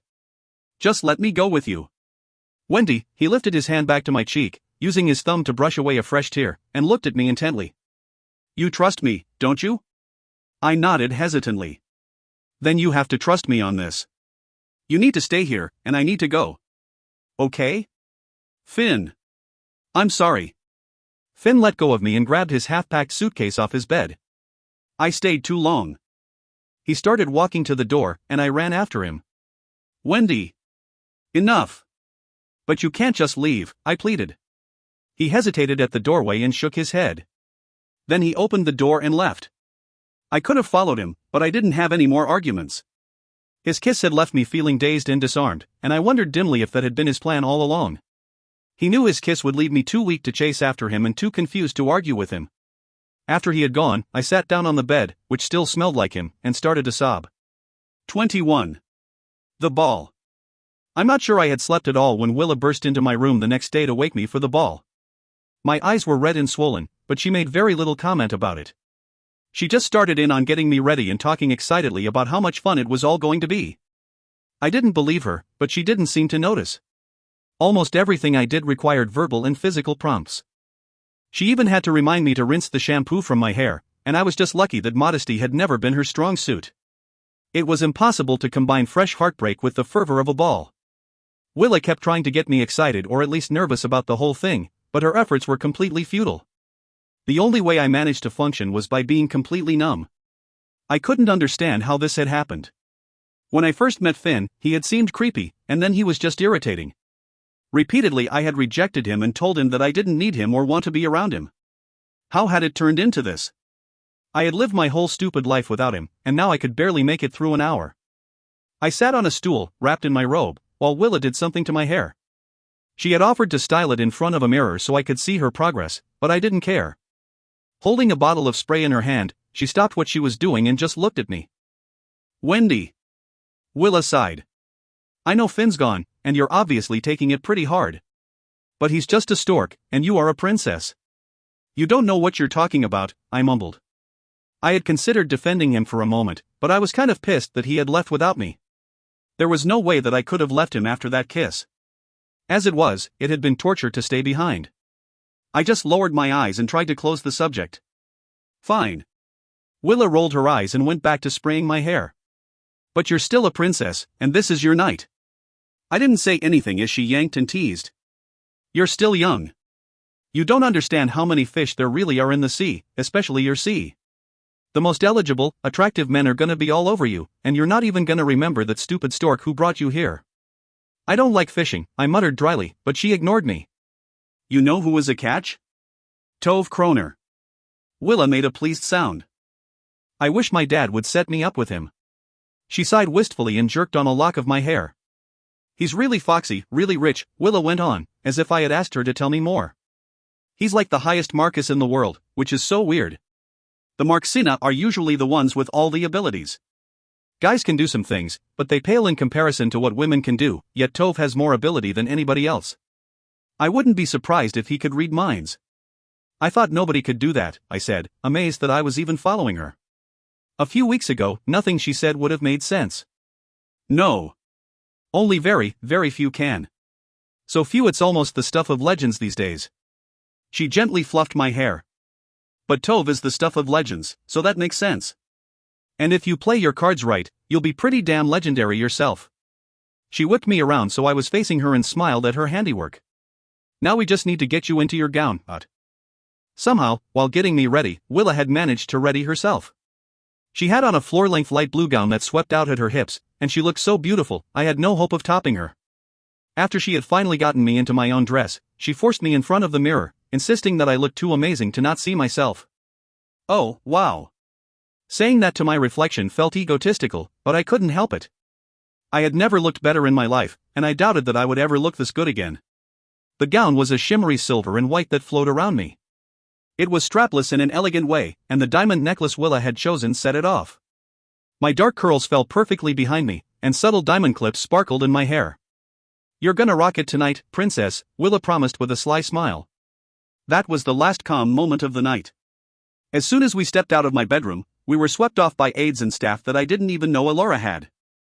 They gave me a rundown of the times when everything was set to happen and where I had to be and who I had to meet and what I had to do. It was already more than I could comprehend, and at least momentarily I was spared the dull heartache I got from thinking of Finn. I looked helplessly at Willa, knowing that I would have to try to make this up to her later on. Without her, it would have been completely impossible for me to make it through. First, there was some kind of meet and greet in the ballroom. Elora stood on one side of me, and thankfully, Willa stayed on my other side, taking on the role of some kind of assistant. The three of us stood at one end of the ballroom, flanked by security. A long line of people waited to meet me. Willa filled in the names and titles as they approached. Most of them were famous in the Trill world, but Elora explained that anybody could come meet me today, so the line was absolutely endless. My face hurt from smiling, and there were only so many different ways I could say, "Pleased to meet you and thank you." After that, we went to the dining hall for a more exclusive function. The table only seated 100, that's right, only 100, and with Willa sitting 5 places down from me, I felt lost. Whenever I felt insecure, I instinctively searched for Finn, only to remember that he wasn't there. I tried to concentrate on eating my food properly, which wasn't that easy considering how nauseous I felt and how badly my jaw hurt from the forced smiles. My mother sat to my right at the head of the table, and Tove Kroner sat next to me on my left.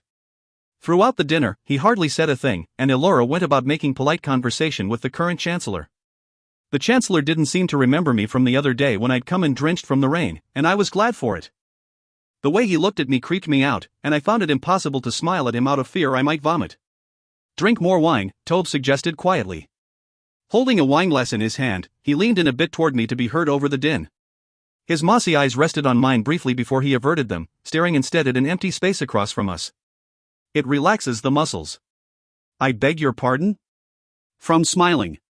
He gestured to his own mouth and forced a smile before quickly dropping it. It's starting to hurt, right? Yeah. I smiled lightly at him, feeling the soreness at the corners of my mouth. The wine helps. Trust me. Tove took a long drink from his wine, much longer than was polite, and I saw Elora eyeing him as she chatted with the Chancellor. Thanks. I took his suggestion, but I drank much more slowly than he did, afraid of inciting the wrath of Elora. I didn't think she'd do anything publicly, but I knew she wouldn't let me get away with anything either. As the dinner wore on, Tove grew restless. He leaned back in his seat, laying his hand on the table. His wineglass would slowly slide over to his hand, then it would slowly slide away, without him ever touching it. I'd seen him perform a similar trick with his bowl of soup last week, yet I couldn't help but stare. You pretty on edge tonight? Tove asked, glancing at me. I wasn't sure if he caught me watching his trick or not, but I looked down at my plate anyway. I nodded. A little. Yeah, I can tell. He leaned forward, resting his elbows on the table, and I imagined Elora was livid. I'm trying to stay calm. I stabbed absently at some kind of vegetable I had no intention of eating. I think I've been handling this very well, considering everything. No, you're acting fine. I can sense it. He tapped the side of his head. I can't explain it, but I know how tense you are. He chewed his lip. You project your emotions so forcefully. Your persuasion is immensely powerful. Maybe, I allowed. His gaze was unnerving, and I didn't want to disagree with him. Here's a tip, use it tonight. Tove was barely audible over the chatter. You're trying to please so many people and it's exhausting. You can't be everything to everyone, so I try not to be anything to anyone. My mother hates me for it, but, he shrugged. Just use it a little bit, and you'll charm everyone. Without really trying. It takes effort to use persuasion, I whispered. I could feel Elora listening to us, and I didn't think she'd approve of what we were saying. It would be just as exhausting. Tove mused, then leaned back in his seat. Tove, the Chancellor was just telling me that you had discussed working for him this spring, Elora interjected brightly. I barely glanced up at her, but in that second she managed to glower at me before returning to her overly cheery expression. My mother discussed it, Tove corrected her. I've never said a word to the Chancellor, and I have no interest in the position.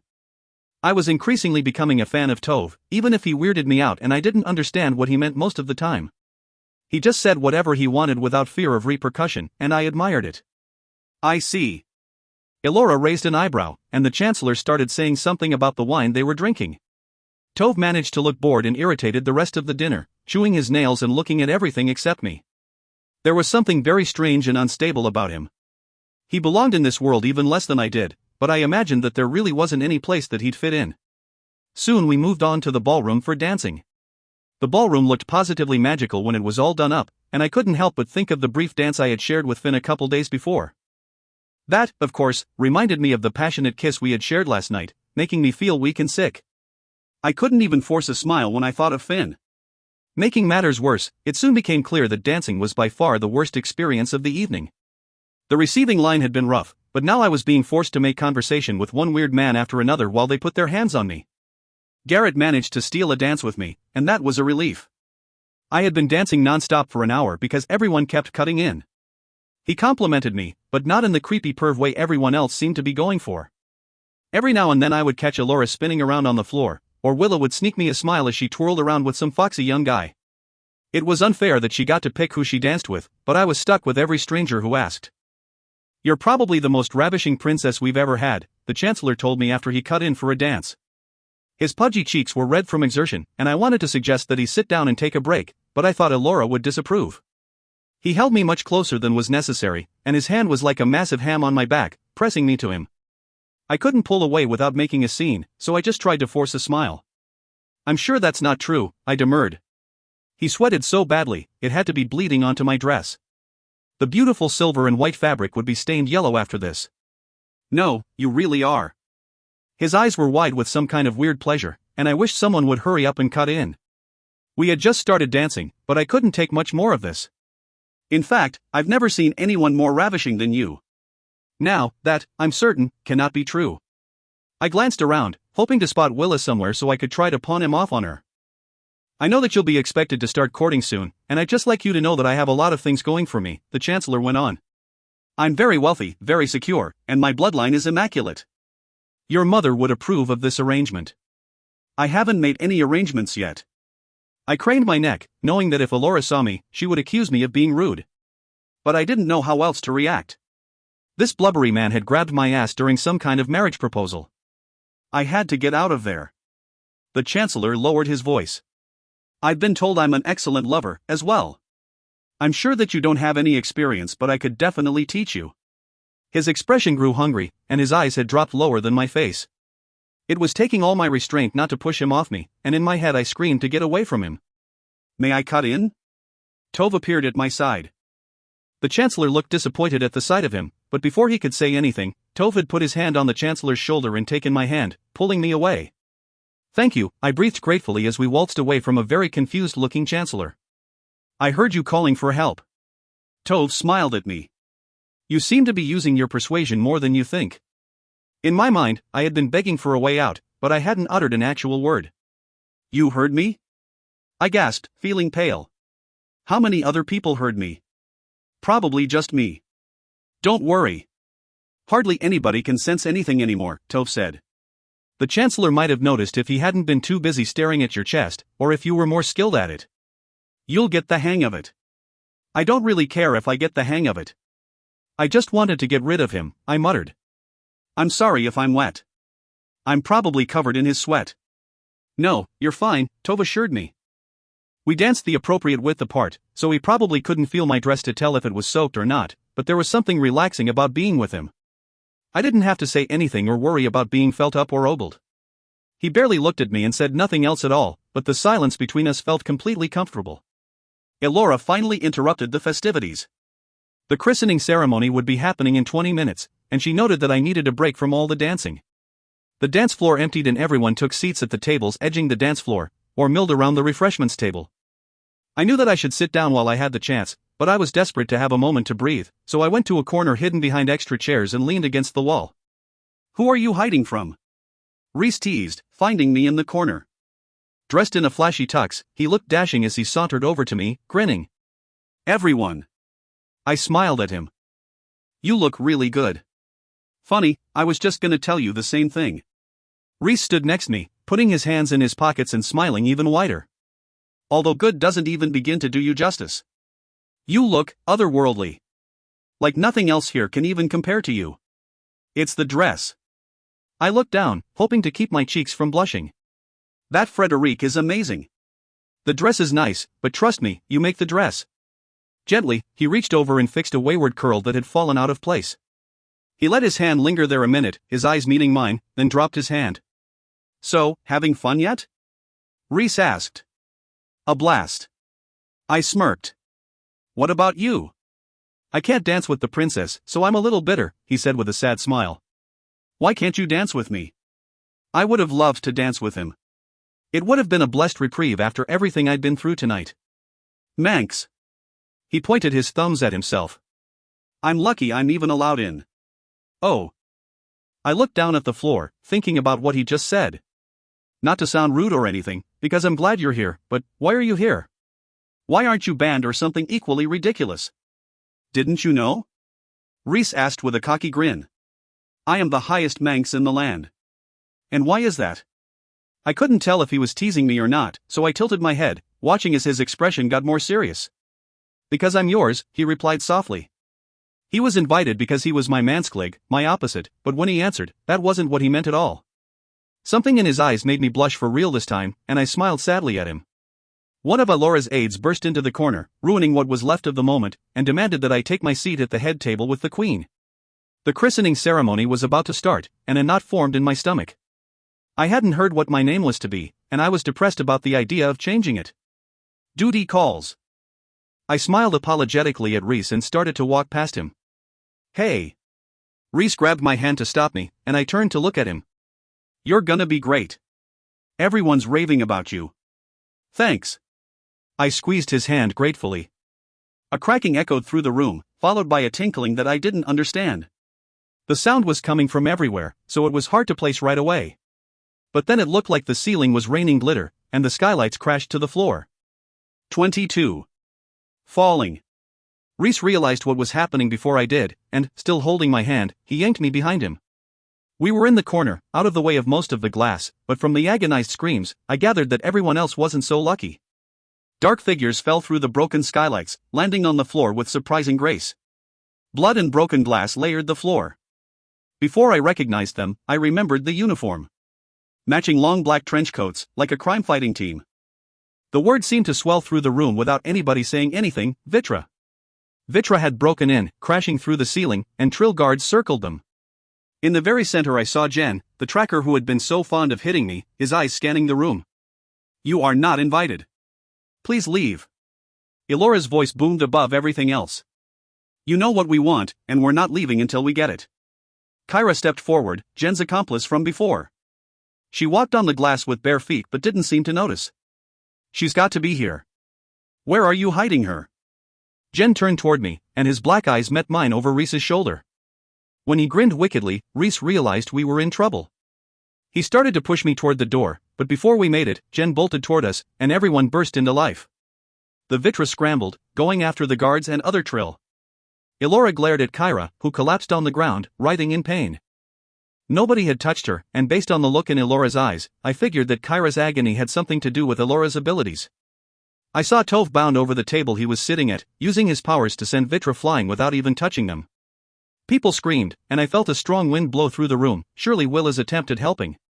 Then Jen was in front of us, blocking out the chaos of the ballroom. Reese stood his ground in front of me. He moved to defend me in some way, but Jen lunged forward and punched him, throwing him to the ground. "Reese!" I reached out for Reese, but he didn't move. I wanted to make sure he wasn't dead, but Jen grabbed me around my waist, restraining me. "That's what you have protecting you now?" Jen laughed.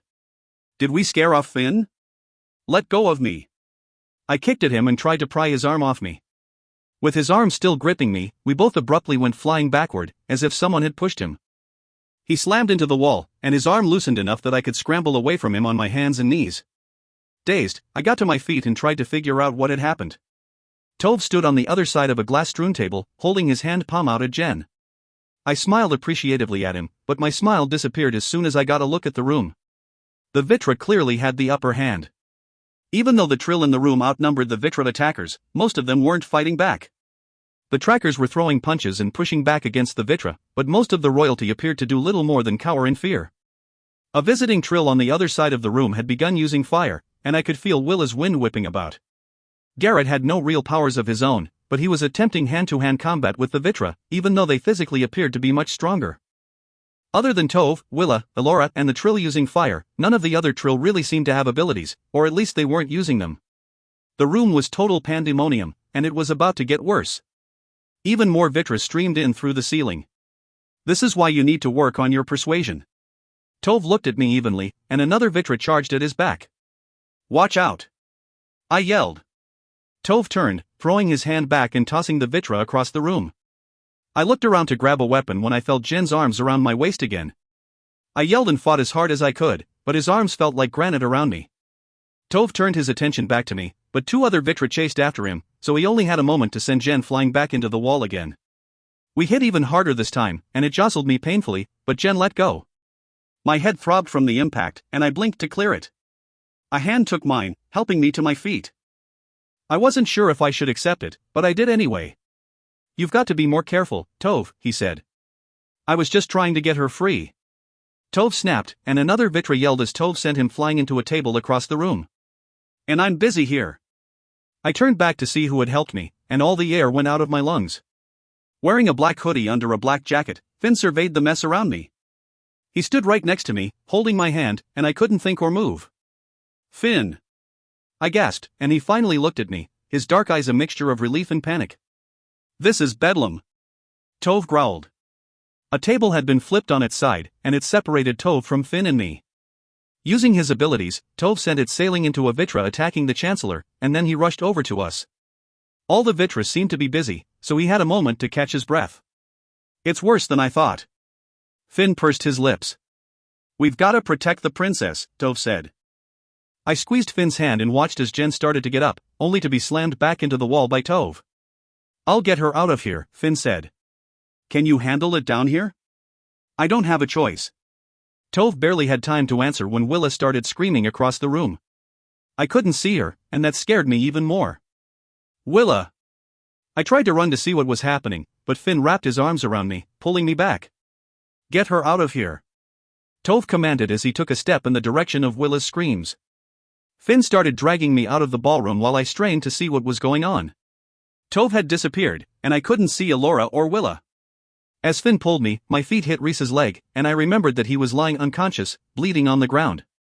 I struggled against Finn's arms, trying to reach Rhys. He's fine. They won't touch him. Finn tried to reassure me. He still had one arm around my waist, and he was much stronger than me. You've got to get out of here. But Rhys, I pleaded. He'd want you to be safe. Finn insisted and finally managed to get me to the ballroom doors. I looked up from Rhys and was stunned to see the chaos of the room. Then all the chandeliers suddenly crashed to the floor, and the only light came from the things that were in flames. People were screaming and yelling, and the sound was echoing off everything. The painting, I murmured, and my mind flashed on the picture I'd seen in Elora's drawing room. This was it. This was the exact scene. And there was nothing I could have done to prevent it. I couldn't even understand it until it was too late. Wendy! Finn shouted, trying to move me into action. He let go of my waist and took my hand, yanking me out of the room. Using my free hand, I pulled up my dress to keep from tripping on it as we raced down the hallway. I could still hear the carnage from the ballroom, and I had no idea where we were running to. I didn't have time to ask him where we were going or to feel thankful that I was with him again. My only consolation was that if I died tonight, I'd at least have spent the last few minutes of my life with Finn. We rounded the corner toward the entryway, and Finn stopped sharply. 3 Vitra were coming in the front doors of the palace, but they hadn't seen us yet. Finn changed direction, darting across the hall into one of the sitting rooms, pulling me with him. He closed the door quietly behind us, leaving us in near darkness. Moonlight spilled in through the glass, and he ran to a corner between a bookcase and the wall.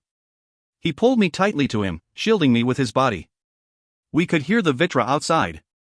I held my breath, pressing my face into Finn's chest and praying they wouldn't come in the room. When they finally ran past, Finn still didn't loosen his grip on me, but I could hear his heartbeat slow. Somewhere beneath all my panic and fear, I became aware of the fact that Finn held me tightly in his arms. I looked up at him, barely able to make out his features in the light from the windows next to us. I saw that before, I whispered, looking up at him. What happened in the ballroom? Elora painted it. She knew that was going to happen. Shoo, Finn said gently. I lowered my voice. But why didn't she stop it? She didn't know when it would happen or how, Finn explained. She just knew, and the only thing she could do to prevent it was to add more protection. So then why did you leave? I asked softly. Wendy, he pushed back stray curls from my face, and his hand lingered on my cheek as he looked down at me. I never really left. I was just down the hill, and I never stopped tracking you. I knew what was happening as soon as you did, and I raced back here. Are we gonna be okay? I asked. I won't let anything happen to you. I promise, Dot. I looked up at him, searching his eyes in the dim light, and I wanted nothing more than to stay in his arms forever. The door creaked open, and Finn tensed instantly. He pushed me back against the wall, wrapping his arms around me to hide me. I held my breath and tried to stop my heart from pounding. We heard nothing for a second, and then the light flicked on. Well, if the prodigal stork hasn't returned. Jen smirked. You won't get her, Finn said firmly. He pulled away from me just enough so he could face Jen. I peered around him, watching Jen walk in a slow semicircle toward us. He walked in an oddly familiar way, like something I had seen on Animal Planet. And then I realized Jen was stalking his prey. Maybe I won't, Jen allowed. But getting you out of my way would probably make it easier, if not for me, then for somebody else. Because we won't stop coming for her. And we won't stop protecting her. You're willing to die to protect her? Jen raised an eyebrow. You're willing to die to get her? Finn challenged evenly. In the ballroom, Tove had insisted they had to protect me, and I hadn't thought he even cared for me all that much. Was it just that I was the princess? Had Elora endured similar attacks when she first came home? I clenched the back of Finn's jacket and watched the two of them stare each other down. I didn't understand what was so damn important about me that so many Vitra were willing to kill, and, according to Finn, so many Trill were willing to die. Neither one of you has to die, I said. I tried to slip around Finn's arm, but he pushed me back. I'll go, okay? I don't want anybody else to get hurt over this. Why don't you listen to the girl? Jen suggested, wagging his eyebrows. Not this time. Suit yourself. Jen had apparently tired of talking and dove at Finn. Finn was wrenched from my fingertips, and I screamed his name. They both went flying through the glass out onto the balcony, sending shards flying everywhere. I was barefoot, but I ran forward without regard. Jen managed to land a few good blows, but Finn was much quicker and seemed to be stronger. When Finn hit him, Jen staggered back several feet. You've been working out. Jen wiped fresh blood from his chin. You could give up now, and I wouldn't think any less of you, Finn said. Nice try. Jen lunged forward, kicking Finn in the stomach, but Finn held his own. I grabbed a giant shard of glass from off the balcony and moved around them, trying to find an opening to attack. I managed to slice open a finger, but I barely noticed. Jen knocked Finn to the balcony floor. He pounced on top of him and started hitting him in the face. Using all my might, I stabbed the glass into his back. Ow! Jen shouted, but he sounded more irritated than wounded. I stood behind him, panting. That was not the reaction I had expected, and I didn't know what to do. Jen whirled around, smacking me so hard across the face that I went flying to the edge of the balcony. I only had a moment to notice the dizzying drop below as my head hung over the edge, and then I was scrambling to my feet and gripping the railing. Finn had already regained his feet and knocked Jen back down. Kicking him as hard as he could, Finn growled through gritted teeth, "Don't ever touch her again." When Finn tried to kick him again, Jen grabbed his foot and yanked him back to the floor. I heard the sound of Finn's head cracking against the heavy concrete of the balcony. He withstood the blow, but it stunned him long enough for Jen to bend over and wrap his hands around Finn's throat. He lifted Finn off the floor by his neck. I jumped on Jen's back, which wasn't as smart as I thought it would be, because Jen had the giant shard of glass sticking out of him. The glass cut through my dress and my side without actually impaling me. It was enough to make me bleed and hurt, but not enough to kill. Get off! Jen growled, then jerked his arm back, elbowing me hard in the stomach and knocking me off him. I landed on my feet, but Jen already had Finn pressed back over the railing. The top half of Finn's body dangled over the edge, and if Jen let go, Finn would plummet to his death hundreds of feet below. For a moment I couldn't breathe or move. All I could see was the painting of me. The broken shards of glass glinting in the moonlight. My beautiful dress, which appeared stark white by the light of the moon, with the slit of blood in the side. The vast darkness that went on beyond the balcony, and the horrified look on my face as I reached for it. Stop! I pleaded, tears streaming down my face. I'll go with you. Please. Just let go of him. Please. Jen laughed. I hate to break it to you, princess, but you're going with me either way, Not if I can help, Finn barely managed to speak through Jen's hand clamped on his throat. Finn kicked his leg up, planting it squarely between Jen's legs, and Jen groaned but didn't loosen his grip on Finn. Keeping his leg there, Finn started tilting backward. Jen realized what he was doing, but Finn had reached forward and grabbed Jen's jacket. He had changed the weight ratio, and in a moment that felt oddly slow motion, Finn went backward over the railing, pulling Jen with him. No! I screamed and lunged toward them. I landed on my belly, sliding across the balcony with my hand outstretched, grabbing at empty air. 23. Aftermath. As soon as I reached the railing, Finn floated up, coughing hoarsely. I gaped at him, too shocked to believe he was real. He drifted over the top of the railing, then dropped heavily onto the balcony. Lying on his back, he coughed again, and I rushed to his side, kneeling next to him. I touched his face, checking to make sure he was real, and his skin felt soft and warm under my hands.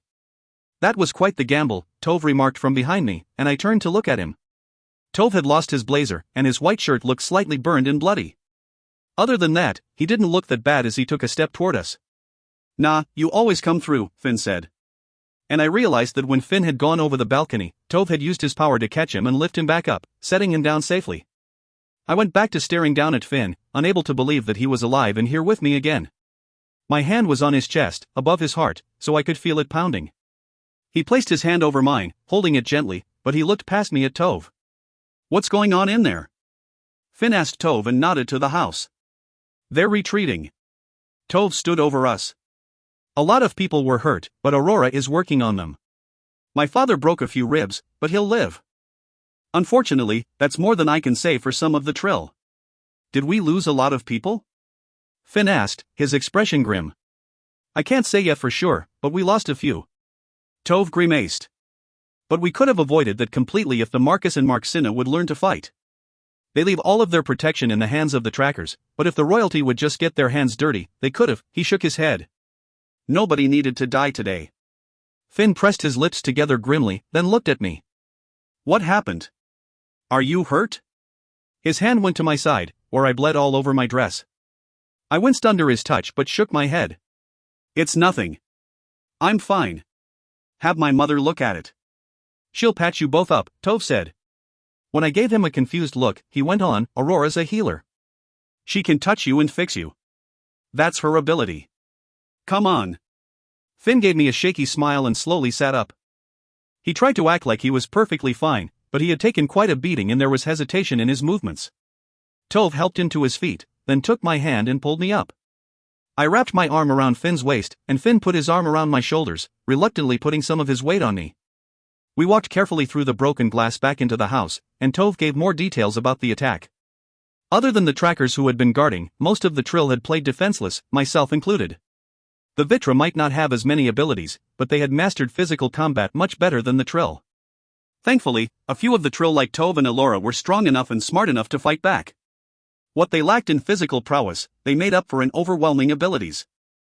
But Tove was quick to point out that if all the trill had stood up and used what abilities they had, no matter how weak, or simply fought back with their fists, the Vitra would have hardly stood a chance.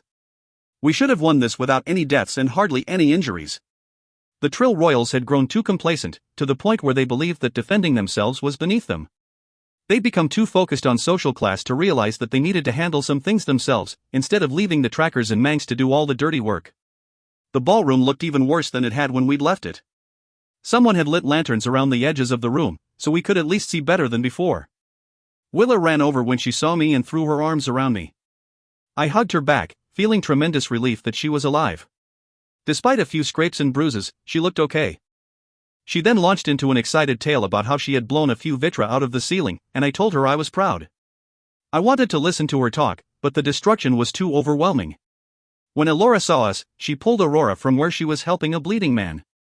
I noted with dark satisfaction that the Chancellor had a nasty cut on his forehead, and I hoped that Aurora couldn't make time to fix him. Elora didn't look any worse for the wear. If I hadn't known, I never would have thought she'd been here when the fight was going on.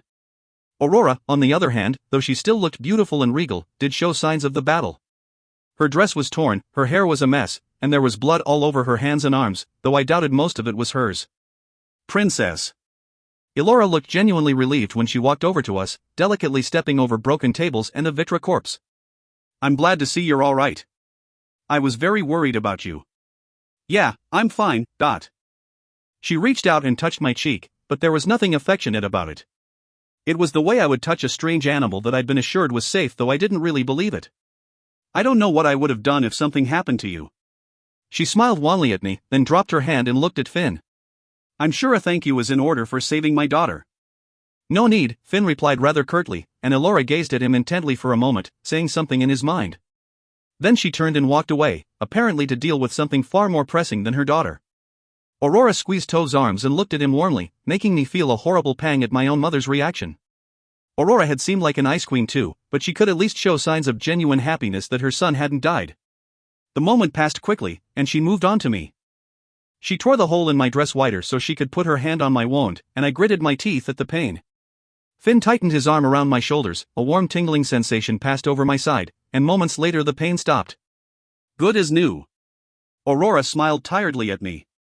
She seemed to have aged since before she touched me, and I wondered how much all that healing took out of her. She started to step away, going back to help other people, and Finn leaned on me, clearly in pain. What about Finn? I asked, and she looked back at me, startled. Apparently I had asked something wrong, and she didn't know how to react. No, I'm fine. Finn waved her off. Nonsense. Tove clapped him on the back and nodded at his mother. Finn saved the day. He deserves a little help. Aurora, wanna take care of him? She looked uncertainly at her son, then nodded and walked over to Finn. Of course, Aurora said. She looked him over for wounds, trying to pinpoint what needed fixing. I glanced away from them, and I saw Rhys sitting on the edge of a table. He held a bloody cloth to his forehead and stared down at the floor. "Rhys!" I shouted, and when he looked up and saw me, he smiled. "Go see him," Finn suggested. Aurora poked at something painful in his side and he winced. "She's taking care of me." I got him. Tove took Finn's arm, so he would be leaning on Tove instead of me. I looked back at Finn, but he nodded at me to go, clearly trying not to let on how much pain Aurora was causing him.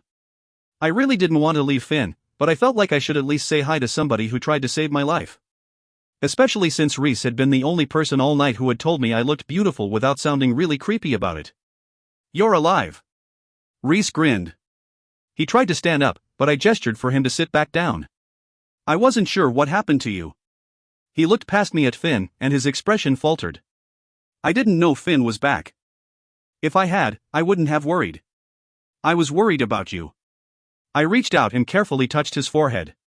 "You took quite the punch there." "Yeah, but I couldn't get one in," Rhys grumbled, looking down at the floor. "And I couldn't stop him from taking you." "Yes, you did." I insisted. "If you hadn't been there, they would have hauled me off before anybody had a chance to do anything about it. You kind of saved the day." "Yeah?" His blue eyes were hopeful when he looked at me. "Definitely." I smiled back at him. "You know, back in the day, when a guy saved a princess's life, she would reward him with a kiss," Rhys commented. His smile was light, but his eyes were serious. If Finn hadn't been standing a few feet behind me, watching, I probably would have kissed him. But I didn't want to do anything to spoil having Finn back, so I just shook my head and smiled. "Maybe when I slay the dragon. Then I'll get a kiss?" "I promise," I agreed. "Would you settle for a hug, Dot?" "A hug from you is never settling." I leaned over and hugged him tightly. A woman sitting nearby looked aghast at the new princess openly hugging a manskleg. Things were really going to have to change when I was queen. After Aurora patched up Finn, she suggested we both get some rest. The room was still a disaster, but Tove insisted that he and his mother were taking care of everything. I wanted to protest and help more, but I was exhausted, so I didn't put up a fight. Using his abilities during the fight had focused Tove. His entire personality shone through, and he took control of the situation with ease. I had a feeling that for the first time I was seeing the real Tove, and not the kid trapped behind the noise of his powers. In a sense, we worked in opposite ways. I projected intensely, which was why my persuasion was strong, whereas Tove received everything. He could pick up on my emotions and thoughts whether he wanted to or not. But I imagined that he sensed other people too, and his mind had to be a fog of everyone's emotions. Finn went with me to my room, just in case it wasn't completely safe. Before we even reached the stairs, Finn had taken my hand in his. Most of the way I was silent, but when we got close to my door I felt like I had to say something. "So, are you and Tove like pals or something?" I was teasing, but I was curious. I had never really seen them even speak before, but there seemed to be a kind of familiarity between them. "I'm a tracker," Finn answered. "I track Tove. He's a good kid." He looked over at me, smiling a little. "I told him to keep an eye on you. If you were so worried about me, why didn't you stay in the palace?" I asked more sharply than I meant to. Finn shook his head. "Let's not talk about that now." We had stopped in front of my bedroom door, and there was a playful glimmer in his dark eyes. "What should we talk about, then?" I looked up at him. "How beautiful you look in that dress." Finn looked me over appreciatively, and he put his hands on my sides. I laughed, and then he was pushing me against the door. His body was so tight against me I could barely breathe, and his mouth searched for mine. He kissed me in the same frantic way he had before, and I loved it.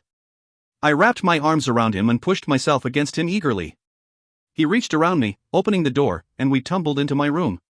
He caught me before I actually fell, then lifted me easily into his arms and carried me. Gently, he tossed me onto the bed, and then lowered himself on top of me. His stubble tickled my neck and shoulders as he covered me in kisses. Sitting back, he peeled off his jacket and hoodie, and I expected him to take off his t-shirt, but he stopped, looking down at me. His black hair was slightly disheveled, but his expression was completely foreign to me. He just stared at me, making my skin redden with shame. "What, Dot?" "You're just so perfect," Finn said, but he sounded distressed about it. "Oh, I am not." I blushed and laughed. "You know I'm not. You can't see what I see." He leaned over me again, his face right above mine but not kissing me. After a minute's hesitation, he kissed my forehead and my cheeks, and then, very tenderly, kissed my lips. I just don't want to disturb you. How are you going to disturb me? A smile played on his lips and then he sat up, climbing off me. You should go change into pajamas.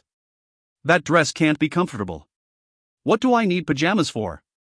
I sat up. I tried to sound flirty, but I knew there was a panicked edge to my voice. As soon as we'd come in here, I thought things were going to go much further than pajamas would allow. I'll stay with you tonight, Finn tried to reassure me. But nothing more can happen except for sleep. Why? I'm here. Finn looked at me intently. Isn't that enough? I nodded and carefully climbed off of the bed. I stood in front of him so he could unzip my dress, enjoying the way his hands lingered on my skin.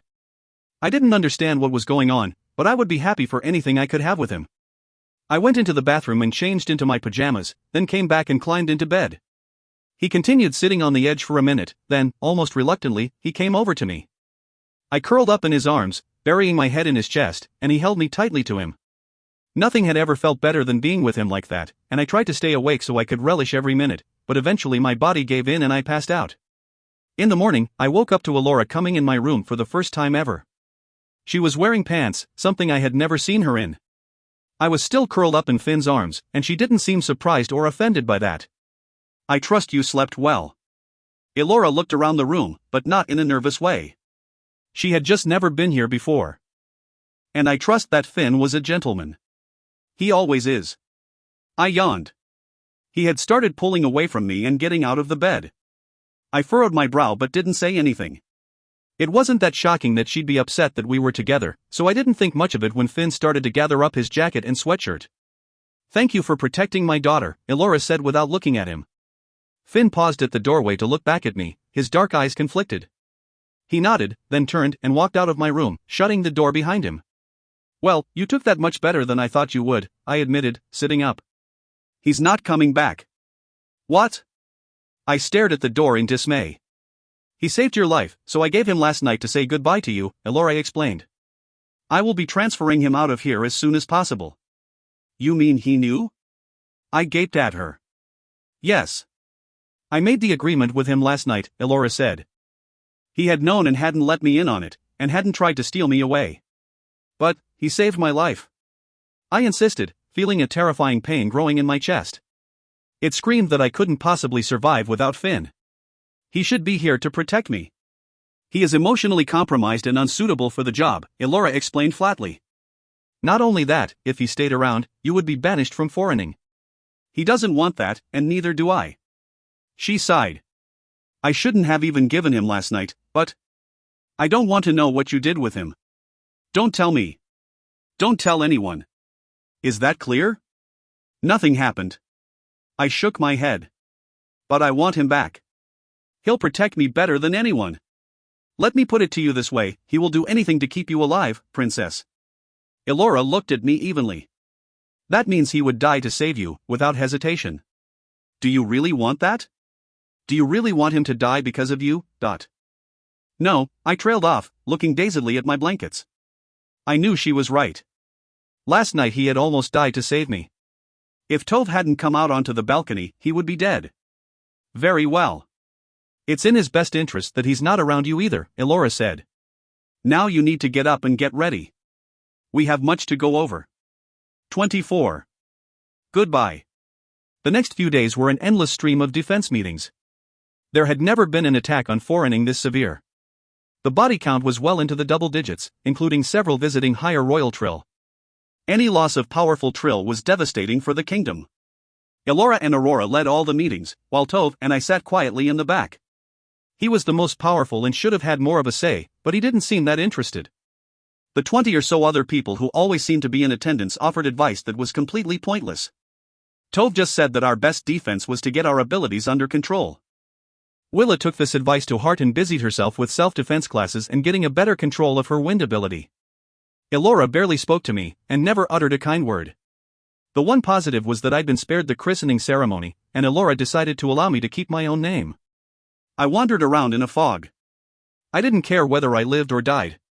If they attacked again, I would deal with whatever happened. You're gonna have to snap out of this one day, Reese said.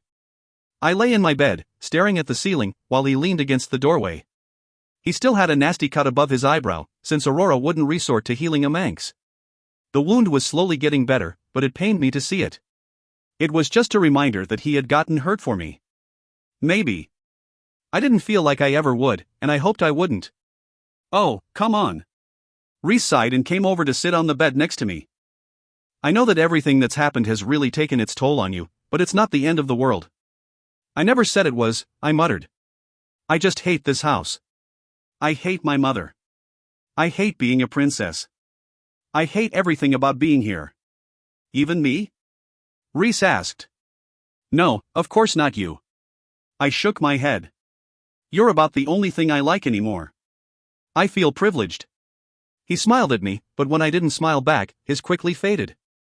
Look, I hate it here too. It's a hard place to live in, especially this house, with Elora. But, what else are we gonna do? Where else can we go? That's when it occurred to me. I absolutely did not want this life, and this life truly didn't want Rhys. He had grown up surrounded by a cold indifference that made his childhood even worse than my own, and he deserved so much more. Since I had been here, Rhys had been one of the few people to show me genuine kindness, and he deserved that in return. I didn't particularly care whether I lived or died, so I didn't need protection, should anyone decide to come after me again, but I wasn't so sure they would anymore. Tove had explained that the Vitra numbers had been damaged, and another attack anytime soon would be highly unlikely. But somewhere out there, I knew that my brother Matt was worried sick about me. He and Maggie would welcome me back with open arms, and they would be delighted to have Rhys. I didn't know how I would explain him to them, but I'd figure something out. I was not a princess, and I didn't want to be one. It would feel so good to be home again. That wouldn't really fix the Finn thing, but Matt and Maggie would know the best way to mend a broken heart. Rhys wasn't convinced that leaving was the best thing for me, pointing to the cut on his eye from when he'd been unable to protect me or himself. Reluctantly, I resorted to using my persuasion, but I didn't really have another choice. Besides, I was only convincing him that he didn't need to worry about me. In the middle of the night, I decided to act. I gathered Rhys and we snuck out of the palace, which was more difficult than I'd expected. Guards and other Trill walked the grounds in case of another Vitra attack. Even though they thought another one would be unlikely, they weren't taking any chances. Rhys and I went through the kitchen and out the back door, to the secret garden that bloomed even in the middle of the night. Scaling the high brick walls that surrounded the palace compound would have been impossible if I didn't have Rhys to give me a boost. Once I pulled him up, we both jumped down on the other side. Without even brushing the dirt from our clothes, we ran along the wall. Rhys led the way because he knew the area better than I did. We'd nearly made it to the garage when we had to duck behind a bush to wait for a guard to pass. Once the guard moved on, we hurried to the garage. Rhys found his new motorcycle but didn't start it. He pushed it out of the garage, leaving the engine and lights off so as not to attract attention. At the edge of town was the gate manned by a guard, and I doubted he'd let the princess through. Rhys had a plan, though. He knew of a weak spot in the fence a ways down the embankment. He'd heard of other Manx getting through it when they ran away. I had to help Rhys steady the motorcycle so it wouldn't go tumbling down the hill as we made our way through the trees and the brush. Apparently the hole in the fence was even larger now than it had been before. That's how some of the Vitra had broken in, and the Trill hadn't fixed it yet. Typical of them, to be more focused on securing the palace than making sure the town of Foreigning was safe.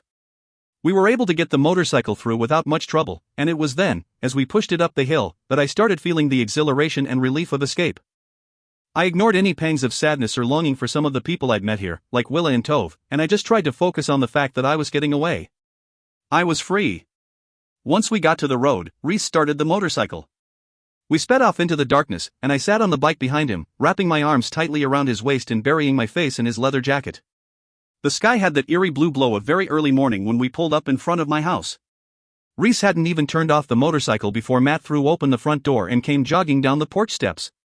Even in the dim light I could see how stricken Matt looked. I jumped off the bike, and, completely oblivious to Rhys, Matt threw his arms around me. He held me so tightly to him, it hurt. I didn't care, though. I buried my face in his shoulder, breathing in his familiar scent and relishing the protection of his arms. I was finally home. Read on for the new, never-before-published bonus short story. The Vitra Attacks. By Amanda Hawking. The Vitra Attacks. A Trill Story. 1. Loki leaned back in the seat, his head against the headrest. It was too damn early for this kind of thing, but the only way he'd convinced Jen and Kyra to let him wait in the SUV was because he'd sold himself as the getaway driver. If they came back, hauling that girl along as a prisoner, and Loki wasn't alert enough to speed off, he'd be in serious trouble. Not with Jen or Kyra, since he outclassed them, but Jen wouldn't hesitate to tell the king about any of Loki's shortcomings. So he waited in the car, listening to the Hugo album on his iPod. He'd been lucky, he thought, to bring it along. The SUV they'd stolen only had rap in it, and Loki had tossed the entire CD collection out the window as soon as he'd gotten in. A few miles from the Vitra Palace, the car the king had given him had died. That was just par for the course lately. Loki had been forced to steal the SUV to keep them on track, because the king wouldn't allow for a missed deadline. He wanted the girl, and he wanted her now. Loki had busted out the passenger side window, and Kyra had tacked up his black jacket to keep the wind out. It didn't do much to keep in sound, though, so Loki kept the music low enough so as not to wake the neighborhood. The clock on the dashboard said it was after 5 in the morning, and Loki glanced over his shoulder, back toward the girl's house. He'd parked almost a block away and across the street, so he was actually at a horrible angle to observe her. But that was just as well, since he didn't want to watch her. He wanted no part of this stakeout. The sky was beginning to lighten, looking more blue than black now. Loki couldn't see where Jen and Kyra were hiding. He didn't know how they did it. He wouldn't have been able to stand sitting out there all night, crouched down in the cold grass, waiting to kidnap some stupid girl. Jen lived for that sort of thing. It was the thrill of the hunt that got him going. But Loki had never been into it. The one thing in his life he'd always been grateful for was that he'd never been a tracker. It seemed solitary and tedious, but more than that, he hated the idea of tricking people into coming back to the Vitra Palace, to being forced to live a life like his.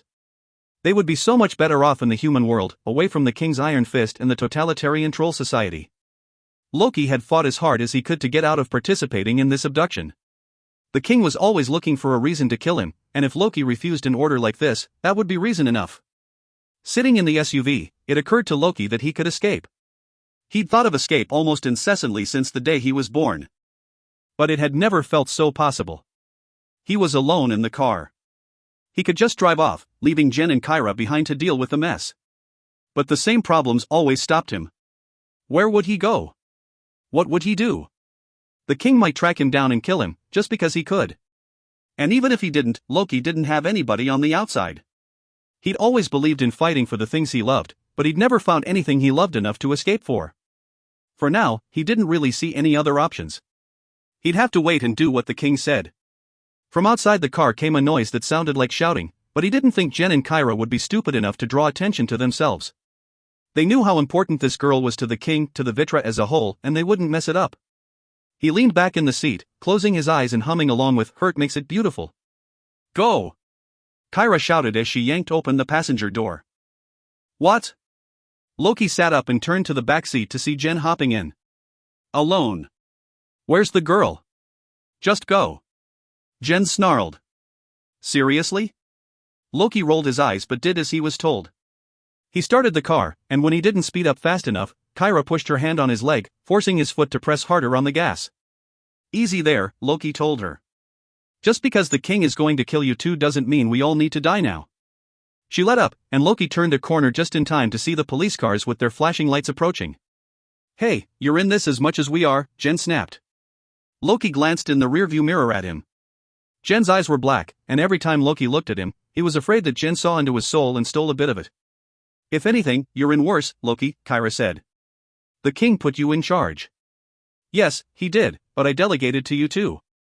Loki gestured between Kyra and Jen. "You both promised me you had this in the bag." It's one girl who has no idea how to harness her powers. How could she possibly have eluded you? Finn took her, Kyra said through clenched teeth. She's probably on her way to the Trill Palace as we speak. "I'll kill that bastard if it's the last thing I do," Jen muttered. "Finn?" Loki shook his head, not understanding what they were talking about. "What is that?" "He's a Trill tracker," Kyra explained. "But he's the best they have." "You know him?" Loki raised an eyebrow. "I didn't realize you socialized with the Trill." Kyra shot him a glare and said, "We've run into him before. He's tried to stop us from getting other changelings." "But he's just a tracker?" Loki asked, watching her from the corner of his eye. "He's not just anything," Kyra insisted. "He's strong and a really good fighter." "So? You should have been able to crush him like a bug," Loki said. "That's what the king will say, and he's right. There's no reason why a damn Trill tracker should ever get the upper hand in a fight." I'm sure you could have taken him, but you weren't there, Kyra pointed out. Jen crossed his arms and grinned with smug satisfaction. And that's what we'll tell the king. Oh really? Loki looked at Jen in the rearview mirror again. You'll tell the king that you're weak and useless and you need me to do your job for you? Jen's smile faltered. I don't need anybody. That's what you just said, Loki countered, his own smile growing. Just admit it. Admit that I'm stronger and better than you, and I'll take the fall for this, Jen. Screw you, Loki. Jen narrowed his dead eyes at him, and Loki couldn't help but laugh at his displeasure. When the king executes you, and I will spit on your grave. You've been on her for 3 weeks, Jen. Loki dropped his playful tone, and his words were hard. 3 weeks, and you haven't done anything. The king sent me in to finish the job you barely even started, and I let you take the lead out of respect for your position. Oh bullshit, Jen interrupted him. He leaned forward in the seat, so he could yell more directly at Loki. You were lazy and didn't want to do any of this. You let me do it because you don't want to get your hands dirty. Oh, I'm sorry that I don't get my jollies by kidnapping young girls, Loki snapped back. You realize the king is either going to torture her the way he has the rest of us or kill her? You're bringing her back to get slaughtered. Who cares? Jen leaned back in the seat. She's not my problem. And she's not yours either. Since when do you have a conscience anyway? Kyra asked. I don't. Loki paused, thinking of why he didn't want to be a part of this. I've just never been one to advocate murder. Well, it's her or us. Kyra shrugged. If I have a job to do, I'm going to do it, but. You mean, except for this job, which you completely ruined, and now we'll all die horrible, painful deaths? Loki asked. Jen kicked the back of Loki's seat, and Loki slammed on the brakes, causing Jen to lurch forward, hitting his head on the seat. Dick! Jen hit Loki in the back of the head, and Loki turned around to fight back. Guys! Kyra yelled, grabbing Loki's arm to keep him from hitting Jen. Knock it off. We have real problems here, and you two fighting won't help anything. Nothing's going to help, Loki said grimly. Nothing we can say will make the king go easy on us. 2. It's all Loki's fault, Jen said as soon as they'd reached the king's chambers, and Loki rolled his eyes and sighed loudly. It is not all my fault, Loki said dryly. I had nothing to do with their failure. On the long ride back to the Vitra Palace in Anderike, Loki, Jen, and Kyra had gone over their stories, deciding what exactly they meant to tell the king. Even though they all agreed that no matter what they said, the king would be royally pissed, the right excuse could mean the difference between torture and execution. They'd finally agreed on something that sounded plausible and would almost get them off the hook. They could tell the king that the Trill had gotten a jump on them. By the time they arrived to kidnap the girl, the Trill were already running off with her.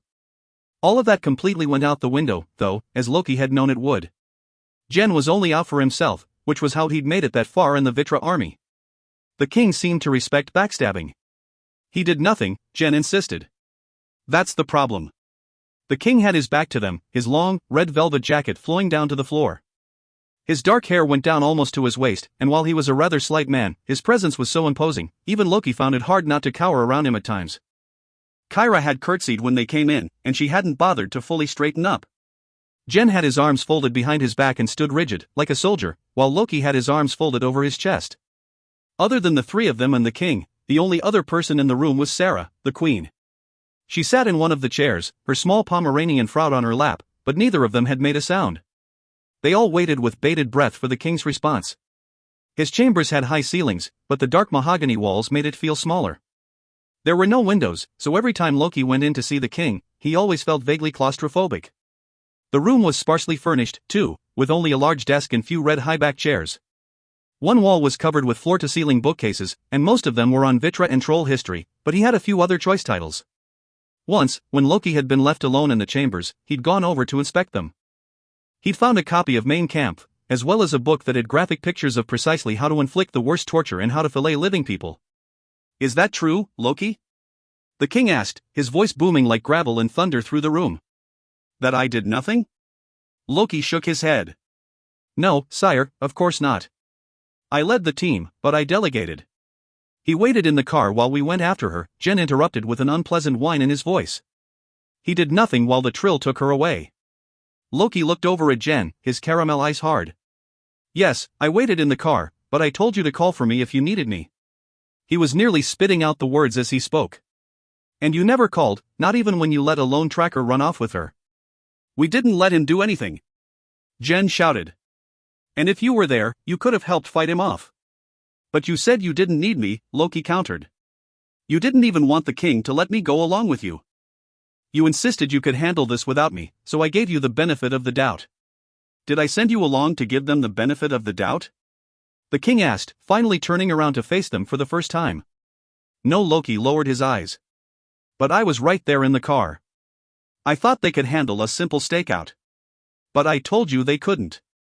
The king stepped closer to Loki, his dark eyes locked on him. "I told you they were incompetent and incapable of handling this, and while you aren't much better than either of them, you are stronger. Not to mention that mind trick of yours."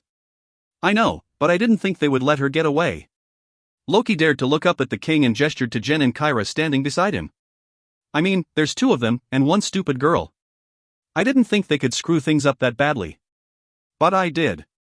The king stood right in front of Loki, his eyes burning into him. "And I told you to fix it. Did you fix it, Dot?" Loki swallowed hard. "No, sire, I did not." The king nodded once. He turned, as if he meant to start walking away, but instead he flew back at Loki, smacking him so hard across the face that Loki saw white for a minute and fell to the ground. Sarah gasped but said nothing. After years of this, she'd learned there was nothing she could do to prevent the king from taking out his anger on Loki. Loki lay on the floor, rubbing his jaw. For a moment, he'd been certain the king had shattered his jaw, not that that would be the first time the king had shattered one of his bones. But even though he hadn't, that didn't mean it felt good. Jen started chuckling, laughing at Loki's pain, but the king stopped him. "Get out!" the king roared, turning to Jen and Kyra. "Get out before I do the same to you." They hurried out, muttering their apologies as they did, and slammed the heavy oak door behind them. He was still in pain, but Loki could get up, though he chose not to. Staying on the floor was safer. Getting to his feet would just give the king an excuse to knock him back down again. "This will be the last time you fail me," the king growled. "I've given you everything, and you've let me down far too many times. You're just a lazy, brat prince." "I'm not the prince," Loki corrected him quietly. "And you never will be," the king shouted, like it was some kind of threat. Loki rolled onto his back and sighed. "I don't want to be." "Good. Because you're never going to be anything." The king swore under his breath, then walked over and kicked Loki in the side. Loki balled himself up, wrapping his arms around his stomach. For a moment he couldn't breathe or move or do anything other than feel the searing pain running through him. "Orin!" Sarah gasped.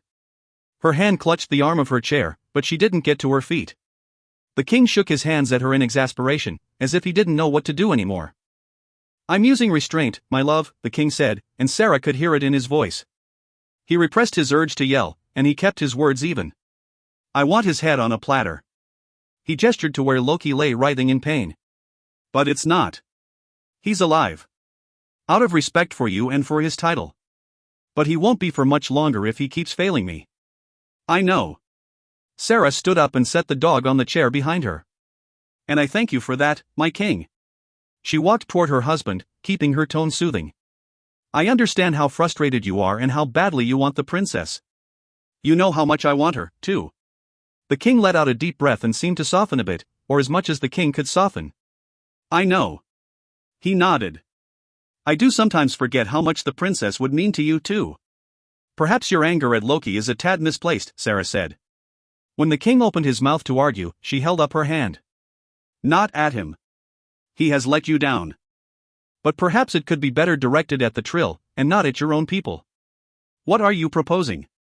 The king narrowed his eyes at her. "Nothing that you haven't proposed already, my love." She put her hands on his chest and smiled up at him. "You said you would stop at nothing to get her, and all is not lost yet. She's with the Trill, but you've waged wars on them before.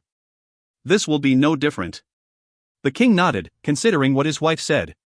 "Loki," the king barked without looking back at him. "Gather all the best trackers we have, all of our powerful Vitra. We'll launch an attack on the Trill." Loki got to his feet, still holding his side. He stretched his jaw, which throbbed dully, and cracked his neck. "Even the hobgoblins, sire?" Loki asked. "No, not yet." The king shook his head. "We'll hold them back until we absolutely have to use them." 3. Loki stood in the back of the room while the king went over his plan for the attack on the Trill Palace and foreigning with the army he'd assembled. The king had launched attacks on the Trill before, some of them quite successful, and there was no reason for him to think this one wouldn't go the same way. This wasn't his last measure, though. Sarah had convinced him to hold a few things back, namely, himself and Loki. The queen thought sending them into that kind of danger was unnecessary. Orin and Loki were the two most powerful Vitra they had, but the army that the king had mounted should be sufficient to take down the Trill. The Trill had grown weak and complacent in recent years, which was part of the reason the king felt such contempt for them. So the king wouldn't give the attack all he had. He didn't think he would need to. He knew enough of Trill society to know that the girl's coming out ball would be soon, and he had spies in neighbor camps that could tell him exactly when it would be. The king could go after her before that, when security was more lax at the Trill Palace, but he wanted to make a big show of it. He wanted all the trolls from every tribe to know exactly how powerful he was, so he planned the attack for that night, even though there would be far more Trill guards on duty. After the meeting ended, the king went out with his Vitra army to work them on a few training exercises. Since Loki wouldn't be going on the mission, he stayed behind, leaning against a bookcase in the back of the king's chambers. "How are you holding up?" Sarah asked when it was only the two of them in the room. "Oh, as well as I always do after a good beating." Loki smirked at her, and she pursed her lips. She walked over to him and put her hand on his side, meaning to heal him from where the king had kicked him, but Loki squirmed away from her touch. "Loki, I know how strong the king is."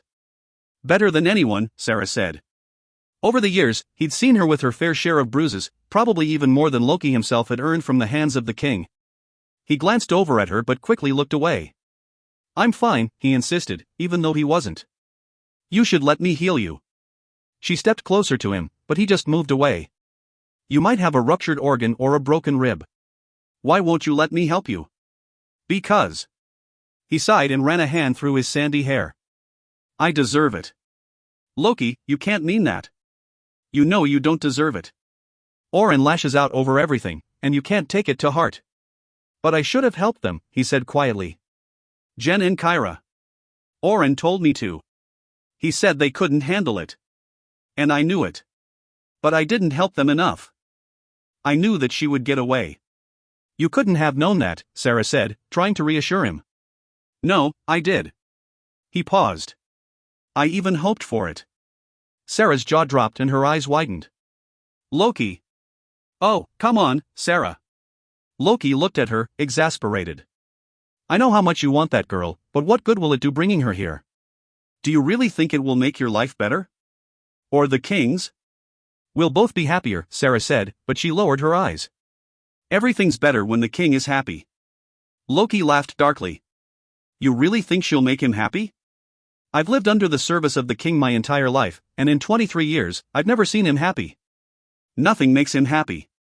You don't understand." Sarah shook her head and stepped away from him. "And I can't believe you'd purposely let her get away." "Why is that so hard to believe?" Loki asked. "The king will treat her the same way he does you or me, and you know it. For once I wanted to see somebody get away. I wanted somebody to escape from the trap you and I are stuck in." Sarah kept walking away from Loki, the train of her long red gown dragging on the floor behind her. Her black hair had been pulled back in a severe ponytail, the way she usually wore it. She did everything she could to seem as strong and imposing as her husband, but there was something soft and frail about her. Sometimes Loki was surprised that the king had not broken her, but when she looked back at him, her brown eyes swimming with tears, Loki realized that he had.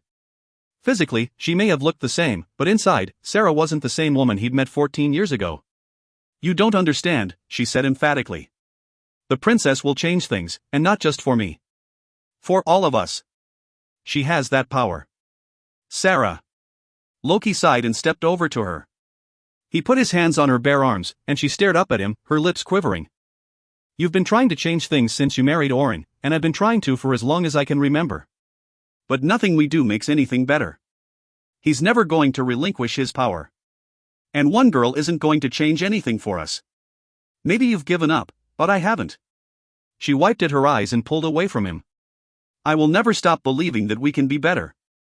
"I'm not," he trailed off. "Never mind. But I don't understand. If you think you did the right thing letting her get away, then why did you say you deserved what Orin did to you?"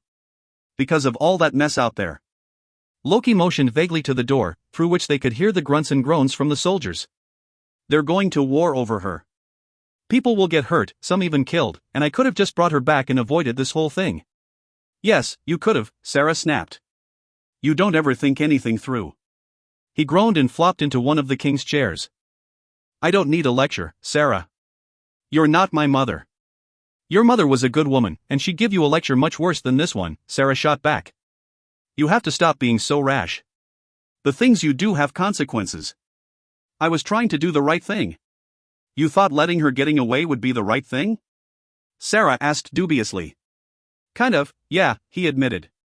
Sarah rubbed her forehead, as if talking to him gave her a headache. You're so foolish sometimes. I screwed. I don't want to hear it. Sarah shouted suddenly and held her hand up to him. You let her get away. And that's unforgivable. Loki didn't say anything. Her voice trembled with hurt, and he couldn't take that away. Swallowing hard, he stared down at his lap and let her finish. This attack on the Trill should work, Sarah said. But if it doesn't, you will do whatever the king asks of you to bring her back. No, that's not enough. You will do anything and everything you need to do, even if that means going above and beyond the king's orders. Because so help me, Loki, if you let her get away again, I will not stand in the way of his wrath upon you. She took a deep breath. Do you understand me? Yes, he said quietly, still looking down. Loki? Sarah snapped. Do you understand me? Yes. He lifted his head, and he could see the conviction in her eyes. She would let the king kill him if he didn't bring back the princess. Good. She smoothed back her hair and looked away from him. Now get yourself together. They could use you for their training exercises. Loki did as he was told, too afraid to argue with her. The bizarre part was that he'd told her the truth because he thought she'd understand. He thought she'd agree with him that he'd done the right thing by letting the princess escape from all this, but Sarah was too blinded by her own needs. With no allies, Loki had no choice. If the king didn't get the girl with this attack, then Loki would have to get her later. 4. We should have heard from them by now, Sarah said, pacing the king's chambers with Froud at her heels. It's a long drive to Forrening, the king told her, his gritty voice doing its best to come across as soothing. Give them time to attack. The coming out ball only started a few hours ago. Loki sat behind the king's desk, flipping through a book of Victra lullabies. All of them were surprisingly disturbing, usually involving a disobedient infant being dragged off by hobgoblins or rival tribes to be eaten or turned into a slave. He found the one his mother used to sing to him, and it was the least horrific of them all. It still involved a human turning into a bird to try to steal a Vitra baby, but at least the baby lived in the end. In reality, he'd rather be anywhere but in these chambers, waiting to see how the battle turned out, if they got the princess. But both the king and queen had commanded him to wait with them, and the whole time the king sat stoically in his chair while Sarah paced. The tension in the room was exhausting, and the book of lullabies wasn't distracting enough. He thought about getting the book on torture, because that would definitely take his mind off things, but he didn't want to see all the horrible acts the king would eventually do to him someday. What if they don't get her? Sarah asked, turning to her husband. She wrung her hands, and her smooth skin was uncharacteristically ashen. They'll get her, Oren replied, staring past her at the doors to his chambers. But if they don't? Sarah sounded as if she might cry, and Loki looked up from his book. Oren, this might be our last chance to ever get her. It's not like they're going to kill her, Loki tried to reassure her. Even if we don't get her today, the Trill won't hurt her. They'll just hold her for safekeeping. So you've got nothing to worry about. The king motioned to him. Loki's right, for once. Sarah nodded, but she didn't look convinced. She returned to her pacing, with Froud practically tripping over the train of her gown. Loki went back to reading the lullabies, but he didn't get much farther in the book when they heard a commotion in the hall. Footsteps running, and then the door to the chambers was thrown open. When Kyra burst into the room, Loki stood up. She looked positively horrid. Her short hair had been singed. Dirt and blood stained her skin and clothing, except for 2 streaks down her cheeks that were clean from her tears. We couldn't get her. Kyra's voice trembled, and she shook her head. They overpowered us. They killed Jen. They killed Jen? Loki asked, surprised. He'd never cared for the guy, but Loki'd always thought he was a fairly good tracker. They're much stronger than we thought, Kyra continued. Where is she? Sarah asked, as if she hadn't heard anything Kyra had said. Where's the princess? She's still in Forrening. Kyra glanced nervously at the king, afraid of when he might strike her down. She's fine, but they still have her. How many casualties did we have? The king asked, so far sounding unfazed. I don't know, Kyra admitted. A lot. The king stood up, folding his hands behind him. Very well then. We'll have to do something more drastic to get her. He smiled, and Kyra cringed, finding that more frightening than his frown. We'll do whatever it takes, the king went on, but I assure you, Wendy will belong to us. This is a work of fiction. All of the characters, organizations, and events portrayed in this novel are either products of the author's imagination or are used fictitiously. Switched. Copyright 2010 by Amanda Hocking. The Vitra Attacks. Copyright 2011 by Amanda Hocking. All rights reserved. For information, address Street. Martin's Press, 175, 5th Avenue, New York, 10010. www.stmartins.com. ISBN 9781429956529. First St. Martin's Griffin Edition, January 2012. Torn. Amanda Hocking. For Michael Wincott, the greatest villain of all time. 1. Return. When Reese and I showed up at my brother Matt's house at 8 in the morning, he was happy, in the sense that he was glad I was alive and hadn't disappeared forever. Despite being angry, he listened while I put together a vague explanation, glaring at me the whole time with mystified rage. At least I only had to face Matt. My Aunt Maggie is my legal guardian, but she wasn't there when we arrived. Matt explained that she had gone off looking for me in Oregon. I have no idea why, but for some reason, she thought I'd run off there. As Reese and I sat on the shabby chic couch in Matt's living room, surrounded by the boxes that he had yet to unpack from when we'd moved into the house 2 months ago, Matt paced back and forth in front of us. I still don't understand, Matt said. He stopped in front of us, arms folded over his chest. There's nothing to understand, I insisted, gesturing at Reese.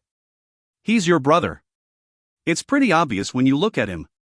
I have dark, wild, curly hair and mahogany eyes. Matt and Reese both have sandy hair and sapphire eyes. They had something much more open in their faces too, and they had the same easy smile.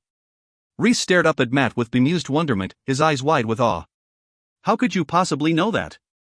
Matt asked. I don't know why you can't just trust me.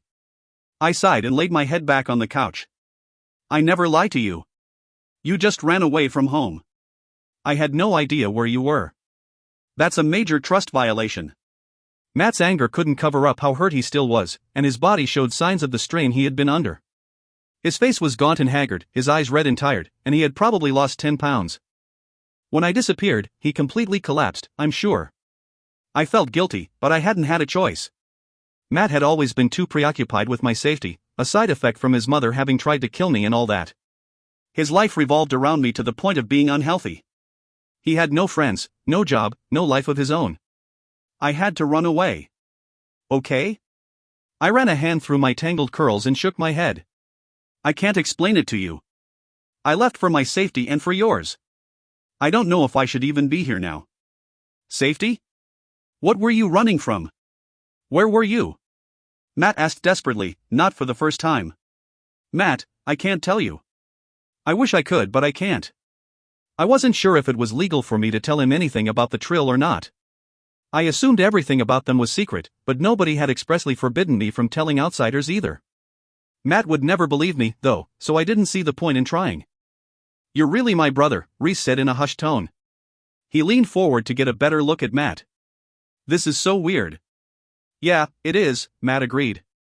He shifted uncomfortably under Reese's stare before he turned to me, his expression serious. Wendy, can I have a word with you?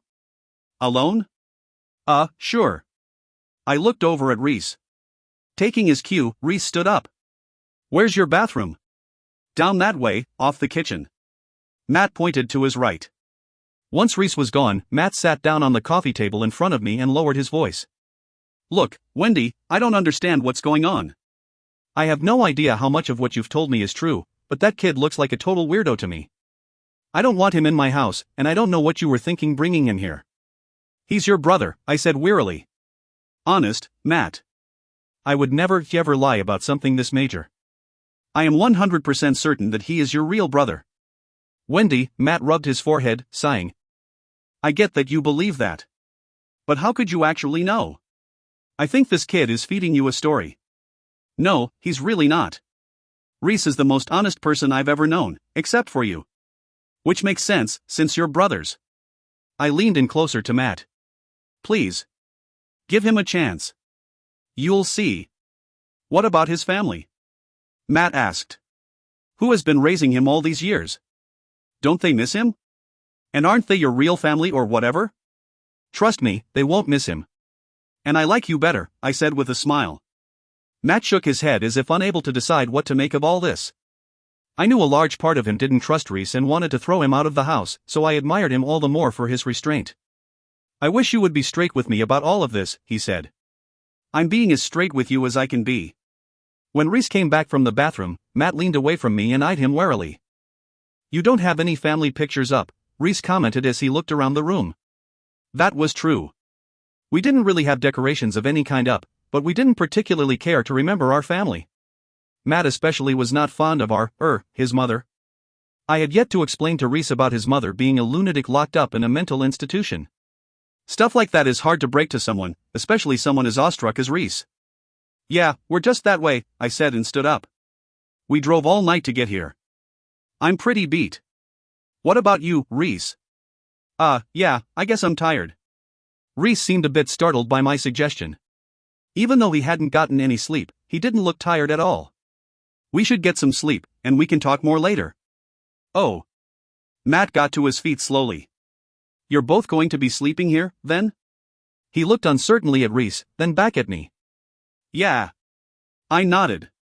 He doesn't have anywhere else to go. Oh. Matt was clearly against the idea, but I knew he was afraid that if he kicked Reese out, I'd go after him.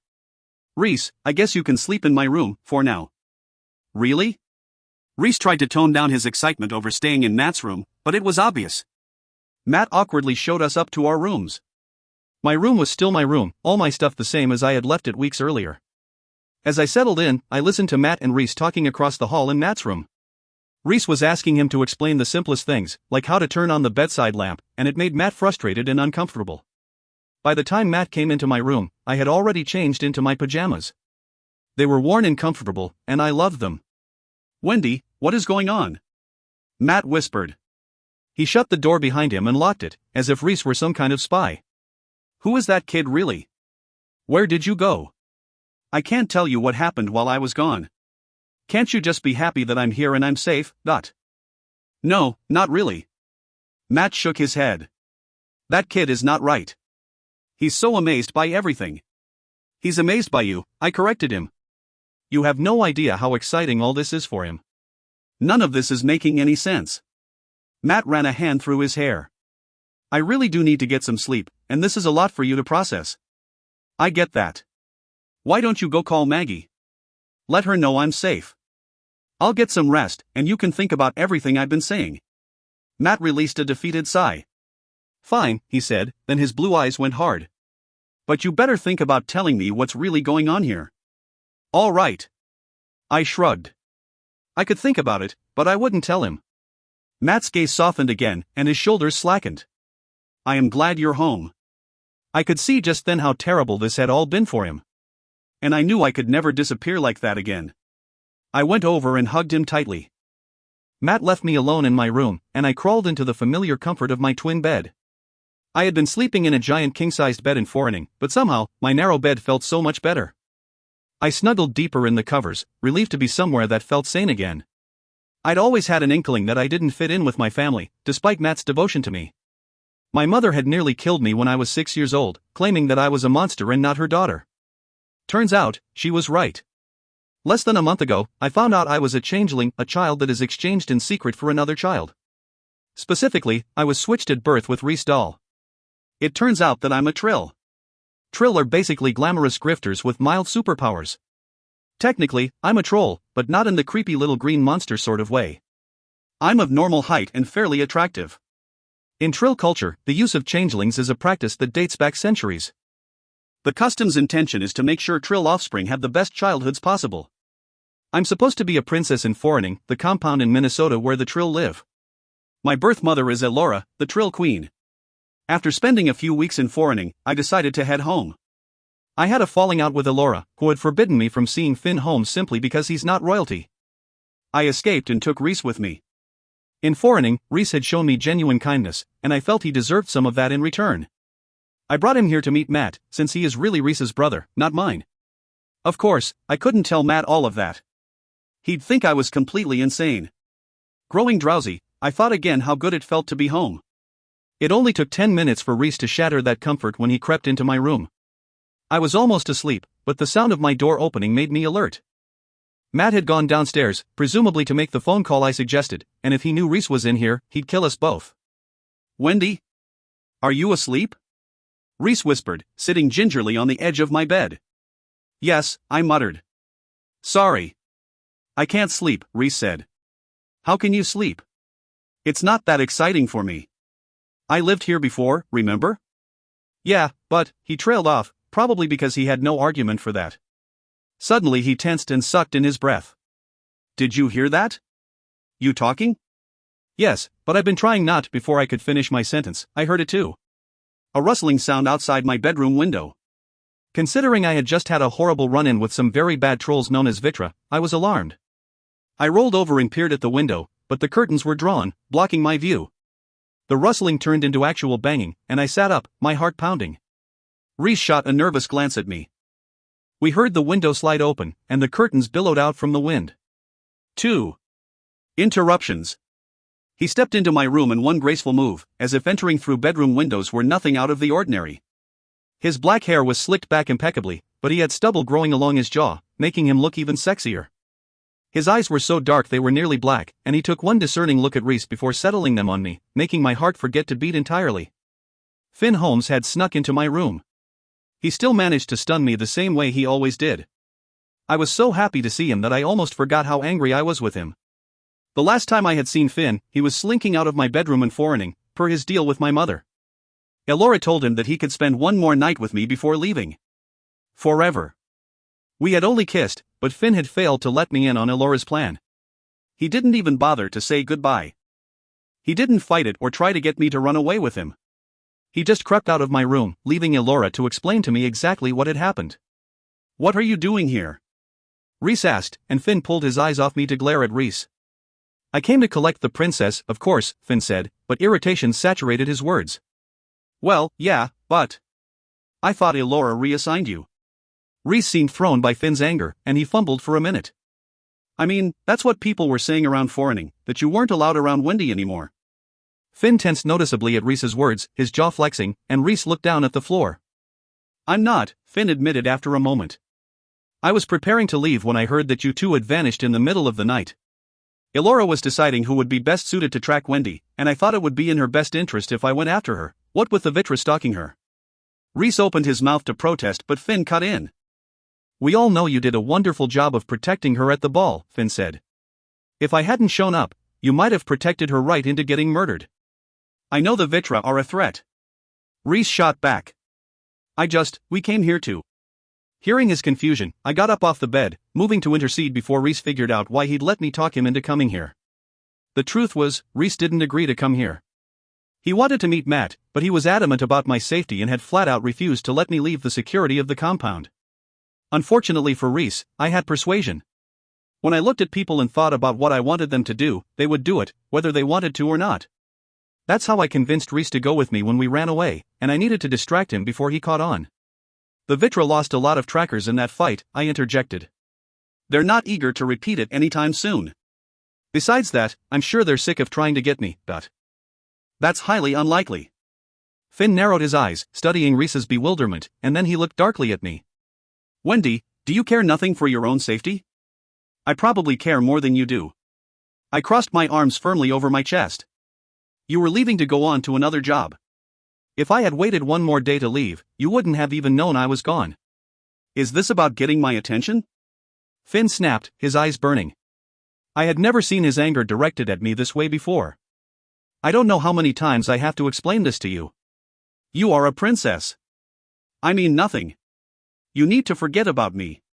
What's going on? That was Matt, shouting from the stairs.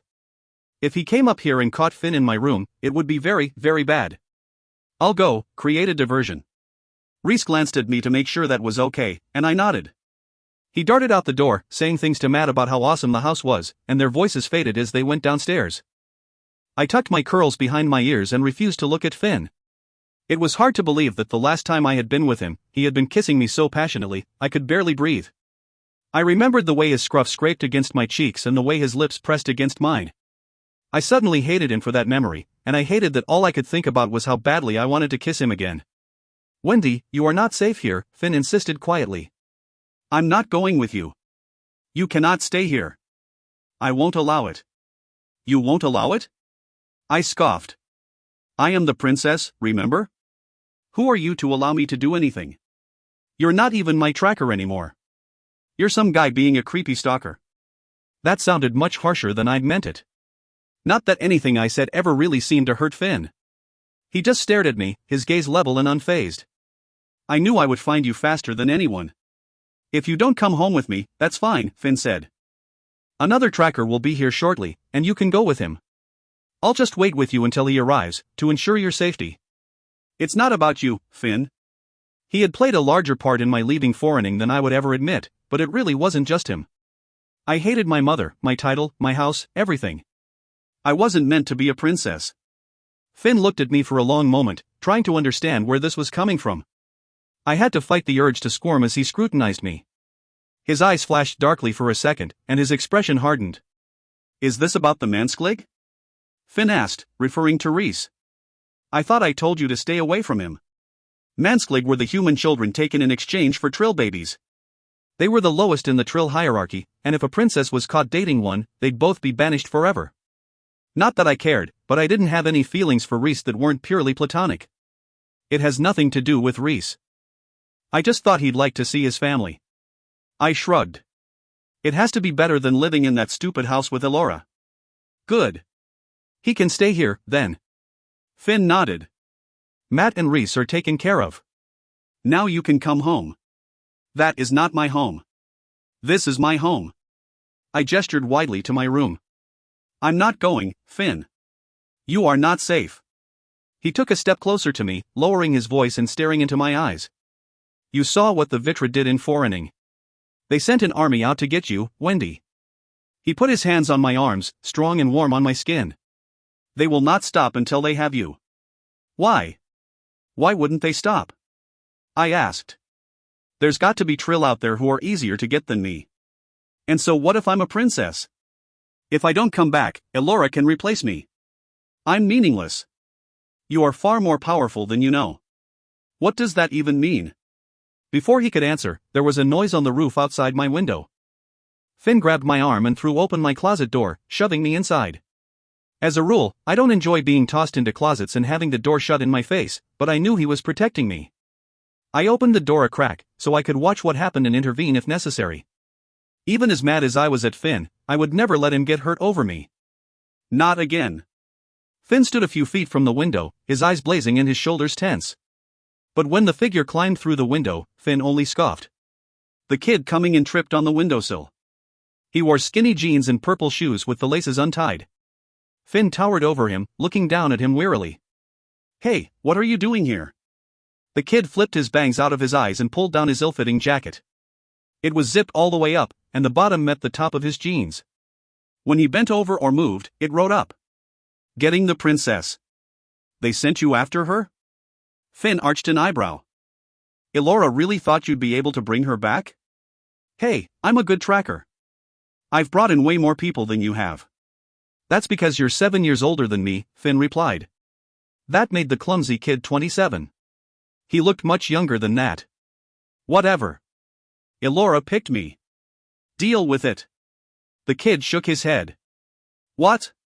Are you jealous or something? Don't be absurd. So where is the princess anyway? He looked around my room. She ran away for this? This is my room. I walked out of the closet, and the new tracker jumped. You don't need to be condescending. Sorry, he stumbled, blushing. My apologies, princess. He offered me an unsure smile and did a low bow. I'm Duncan Jansen, and I'm at your service. I'm not the princess anymore, and I'm not going with you. I just finished explaining that to Finn. What? Duncan looked uncertainly at Finn as he adjusted his jacket again. Finn sat down on the edge of my bed and said nothing. Princess, you have to come. It's not safe for you here. I don't care. I shrugged. I'd rather take my chances. It can't be that bad at the palace. Duncan was the first person I had ever heard genuinely call Elora's house a palace, even though it sort of was one. You're the princess. You have everything.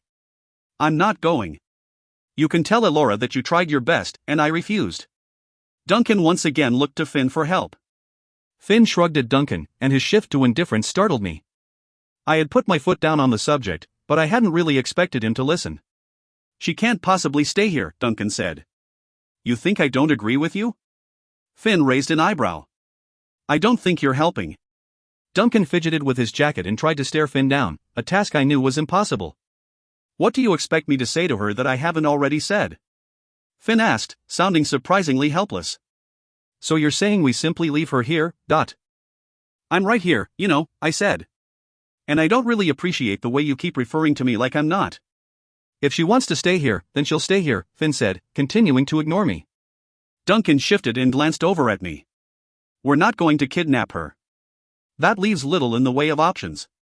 Can't you, Duncan lowered his voice and fiddled with the zipper of his jacket, convince her somehow? Word of Finn's affection for me must have spread through the compound. Aggravated, I refused to let my feelings for him be used against me. Nothing is going to convince me, I snapped. Do you see? Finn motioned toward me. Sighing, he got to his feet. We should be on our way, then. Really? I couldn't hide the shock in my voice. Yeah. Really? Duncan echoed. You said there's nothing I can do to convince you. Has that changed? Finn turned to me. His voice was hopeful, but his eyes were almost taunting. I shook my head firmly. Then there is nothing left to say. Duncan started to protest, but Finn held his hand up. It is as the princess wishes. Duncan looked skeptically at Finn, probably thinking that this was some sort of trick, much as I was. There had to be something I wasn't getting, because Finn wouldn't just leave me here. Sure, that's exactly what he had done a few days ago, but that's when he thought leaving was what was best for me. But Duncan tried again, but Finn waved him off. We must go. Her brother will notice us soon, Finn said. I glanced at my closed bedroom door, as if Matt would be lurking right there. The last time Matt and Finn had a run in it had not gone well, and I was not eager to repeat the experience. Fine, but Duncan trailed off, realizing too late that he had nothing to threaten either of us with. He gave me another quick bow. Princess. I'm sure we'll meet again. I shrugged. We'll see, Dot. Duncan climbed out my bedroom window, practically falling onto the roof.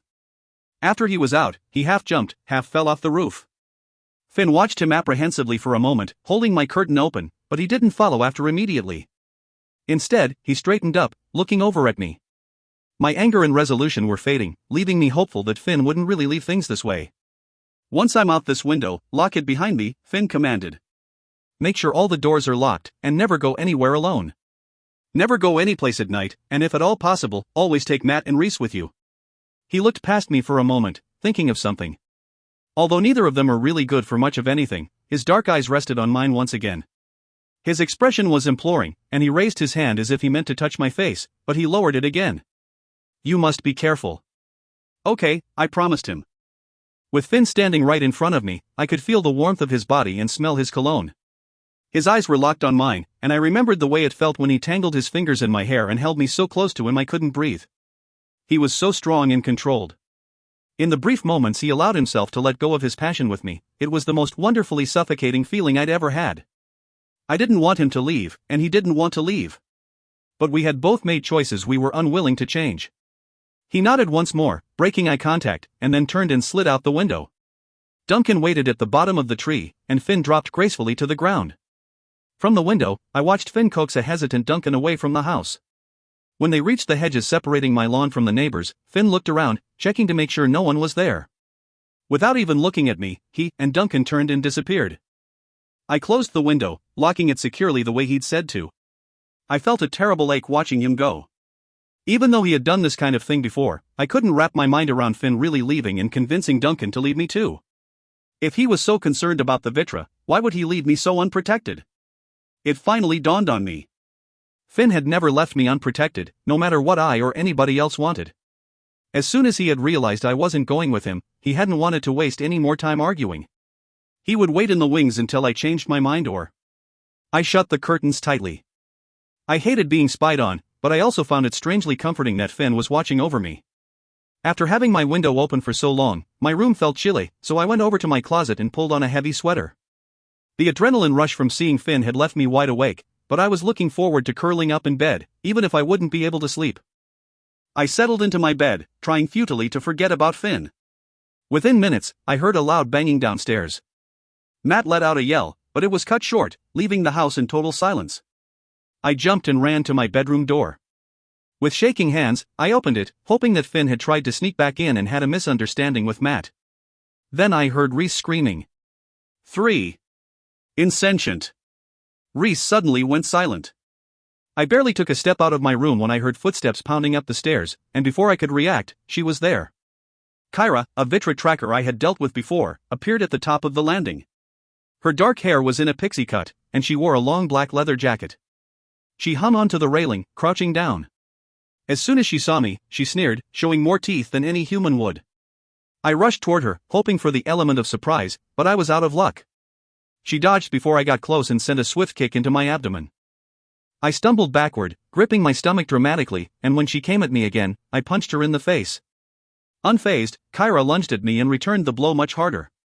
When I fell down, she stood over me, smiling, with blood dripping from her nose. I scrambled to my feet, and she grabbed my hair, yanking me up. I kicked at her as she lifted me, and she rewarded my moxie by kicking me in the side so hard I cried out. Kyra laughed at that and kicked me again. This time I saw white and everything faded out for a moment.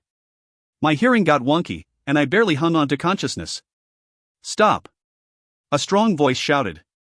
When I blinked open my swollen eyes, I saw a man running up the stairs toward Kyra. He was tall, and beneath his black sweater he was well muscled. Kyra dropped me to the floor when he reached the top of the stairs. It's not like I can really hurt her, Loki, Kyra said, her voice bordering on whining. I tried to get to my feet again, even though I felt dizzy, and she kicked me down. Knock it off, he snapped at her. She grimaced and took a step back. He stood in front of me, towering above me, and then knelt down.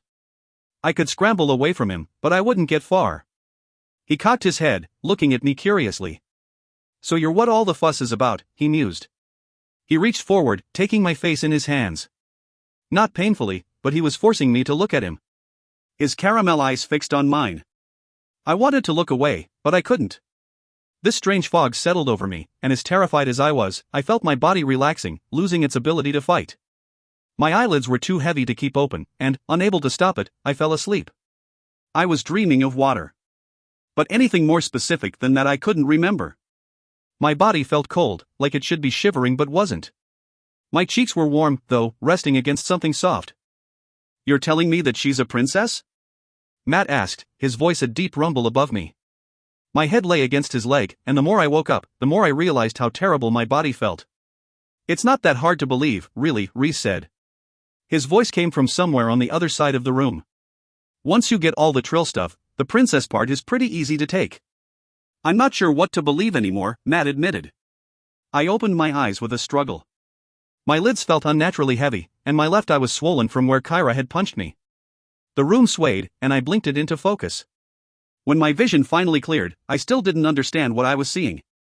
The floor appeared to be dirt, and the walls were brown and gray stones, looking damp and weathered. It reminded me of an old cellar, or a dungeon. Reese paced the other side of the room, fresh bruises on his face. I tried to sit up, but my entire body hurt and my head felt woozy. Hey, take it easy, Matt said, putting his hand on my shoulder, but I didn't listen. I pushed myself up until I was sitting, which took a lot more effort than it normally required. I grimaced and leaned against the wall next to him. You're awake. Reese grinned. He was probably the only person in the world who could look happy in this situation. How are you feeling? Matt asked. For his part, he didn't have any visible bruises, but he was a better fighter than Reese and me. Great. I had to lie through gritted teeth because it hurt to breathe. Based on the intense shooting pain in my diaphragm, I guessed I had a cracked rib, but I didn't want to worry Matt. What's going on? Where are we? I was hoping you could shed some light on that, Matt said. I already told him, but he won't believe me, Reese said. Where are we, then? I asked Reese, and Matt scoffed.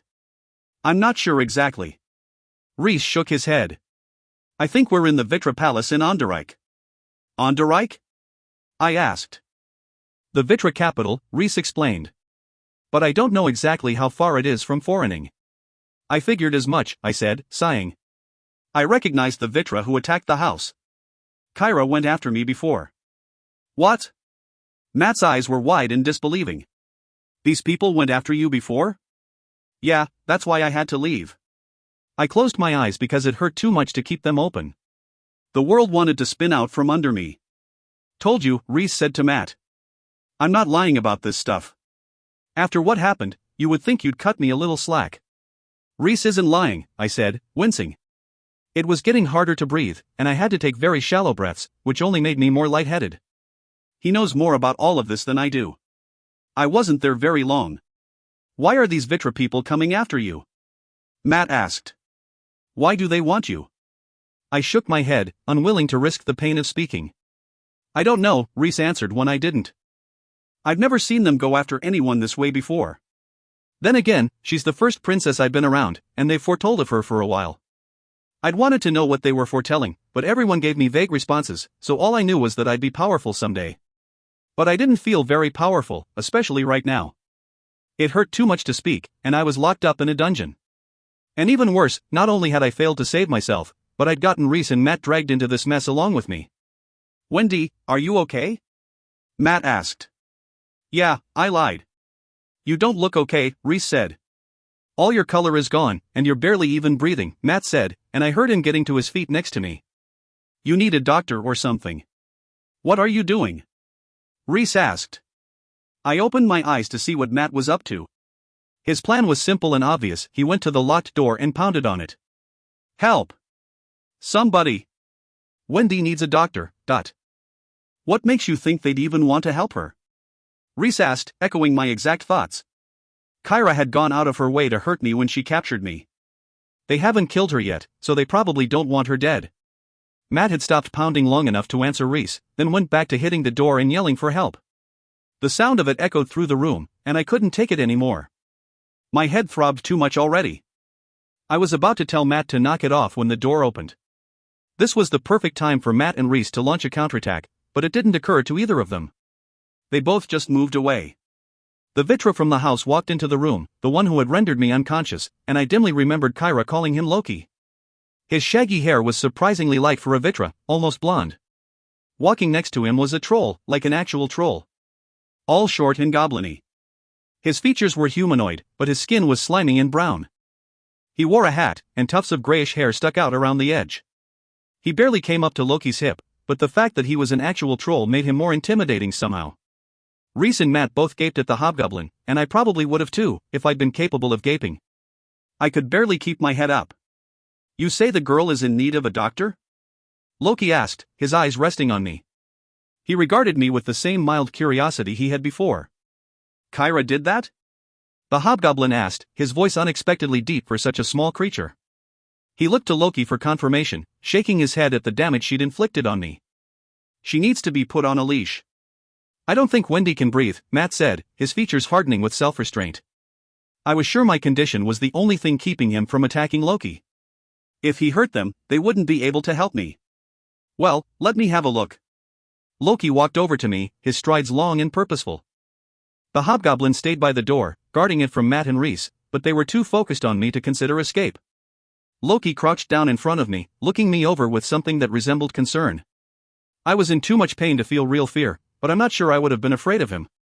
Physically he was much stronger than me, and he had some kind of ability that could knock me out, maybe even more than that. But somehow, I knew he'd help me. What hurts? Loki asked. She can barely breathe, let alone talk. Matt snapped. She needs immediate medical attention. Loki held up his hand to silence him, and Matt sighed heavily. Can you talk? Loki kept staring at me. When I opened my mouth, instead of speaking, an excruciating cough rose up in me. Closing my eyes, I tried to fight it. I coughed so hard, tears streamed down my cheeks, and I felt something wet. I opened my eyes to see bright red splattered all over my legs and Loki's feet. I was coughing up blood, and I couldn't stop. Ludlow! Loki shouted at the hobgoblin. Get Sarah. Now!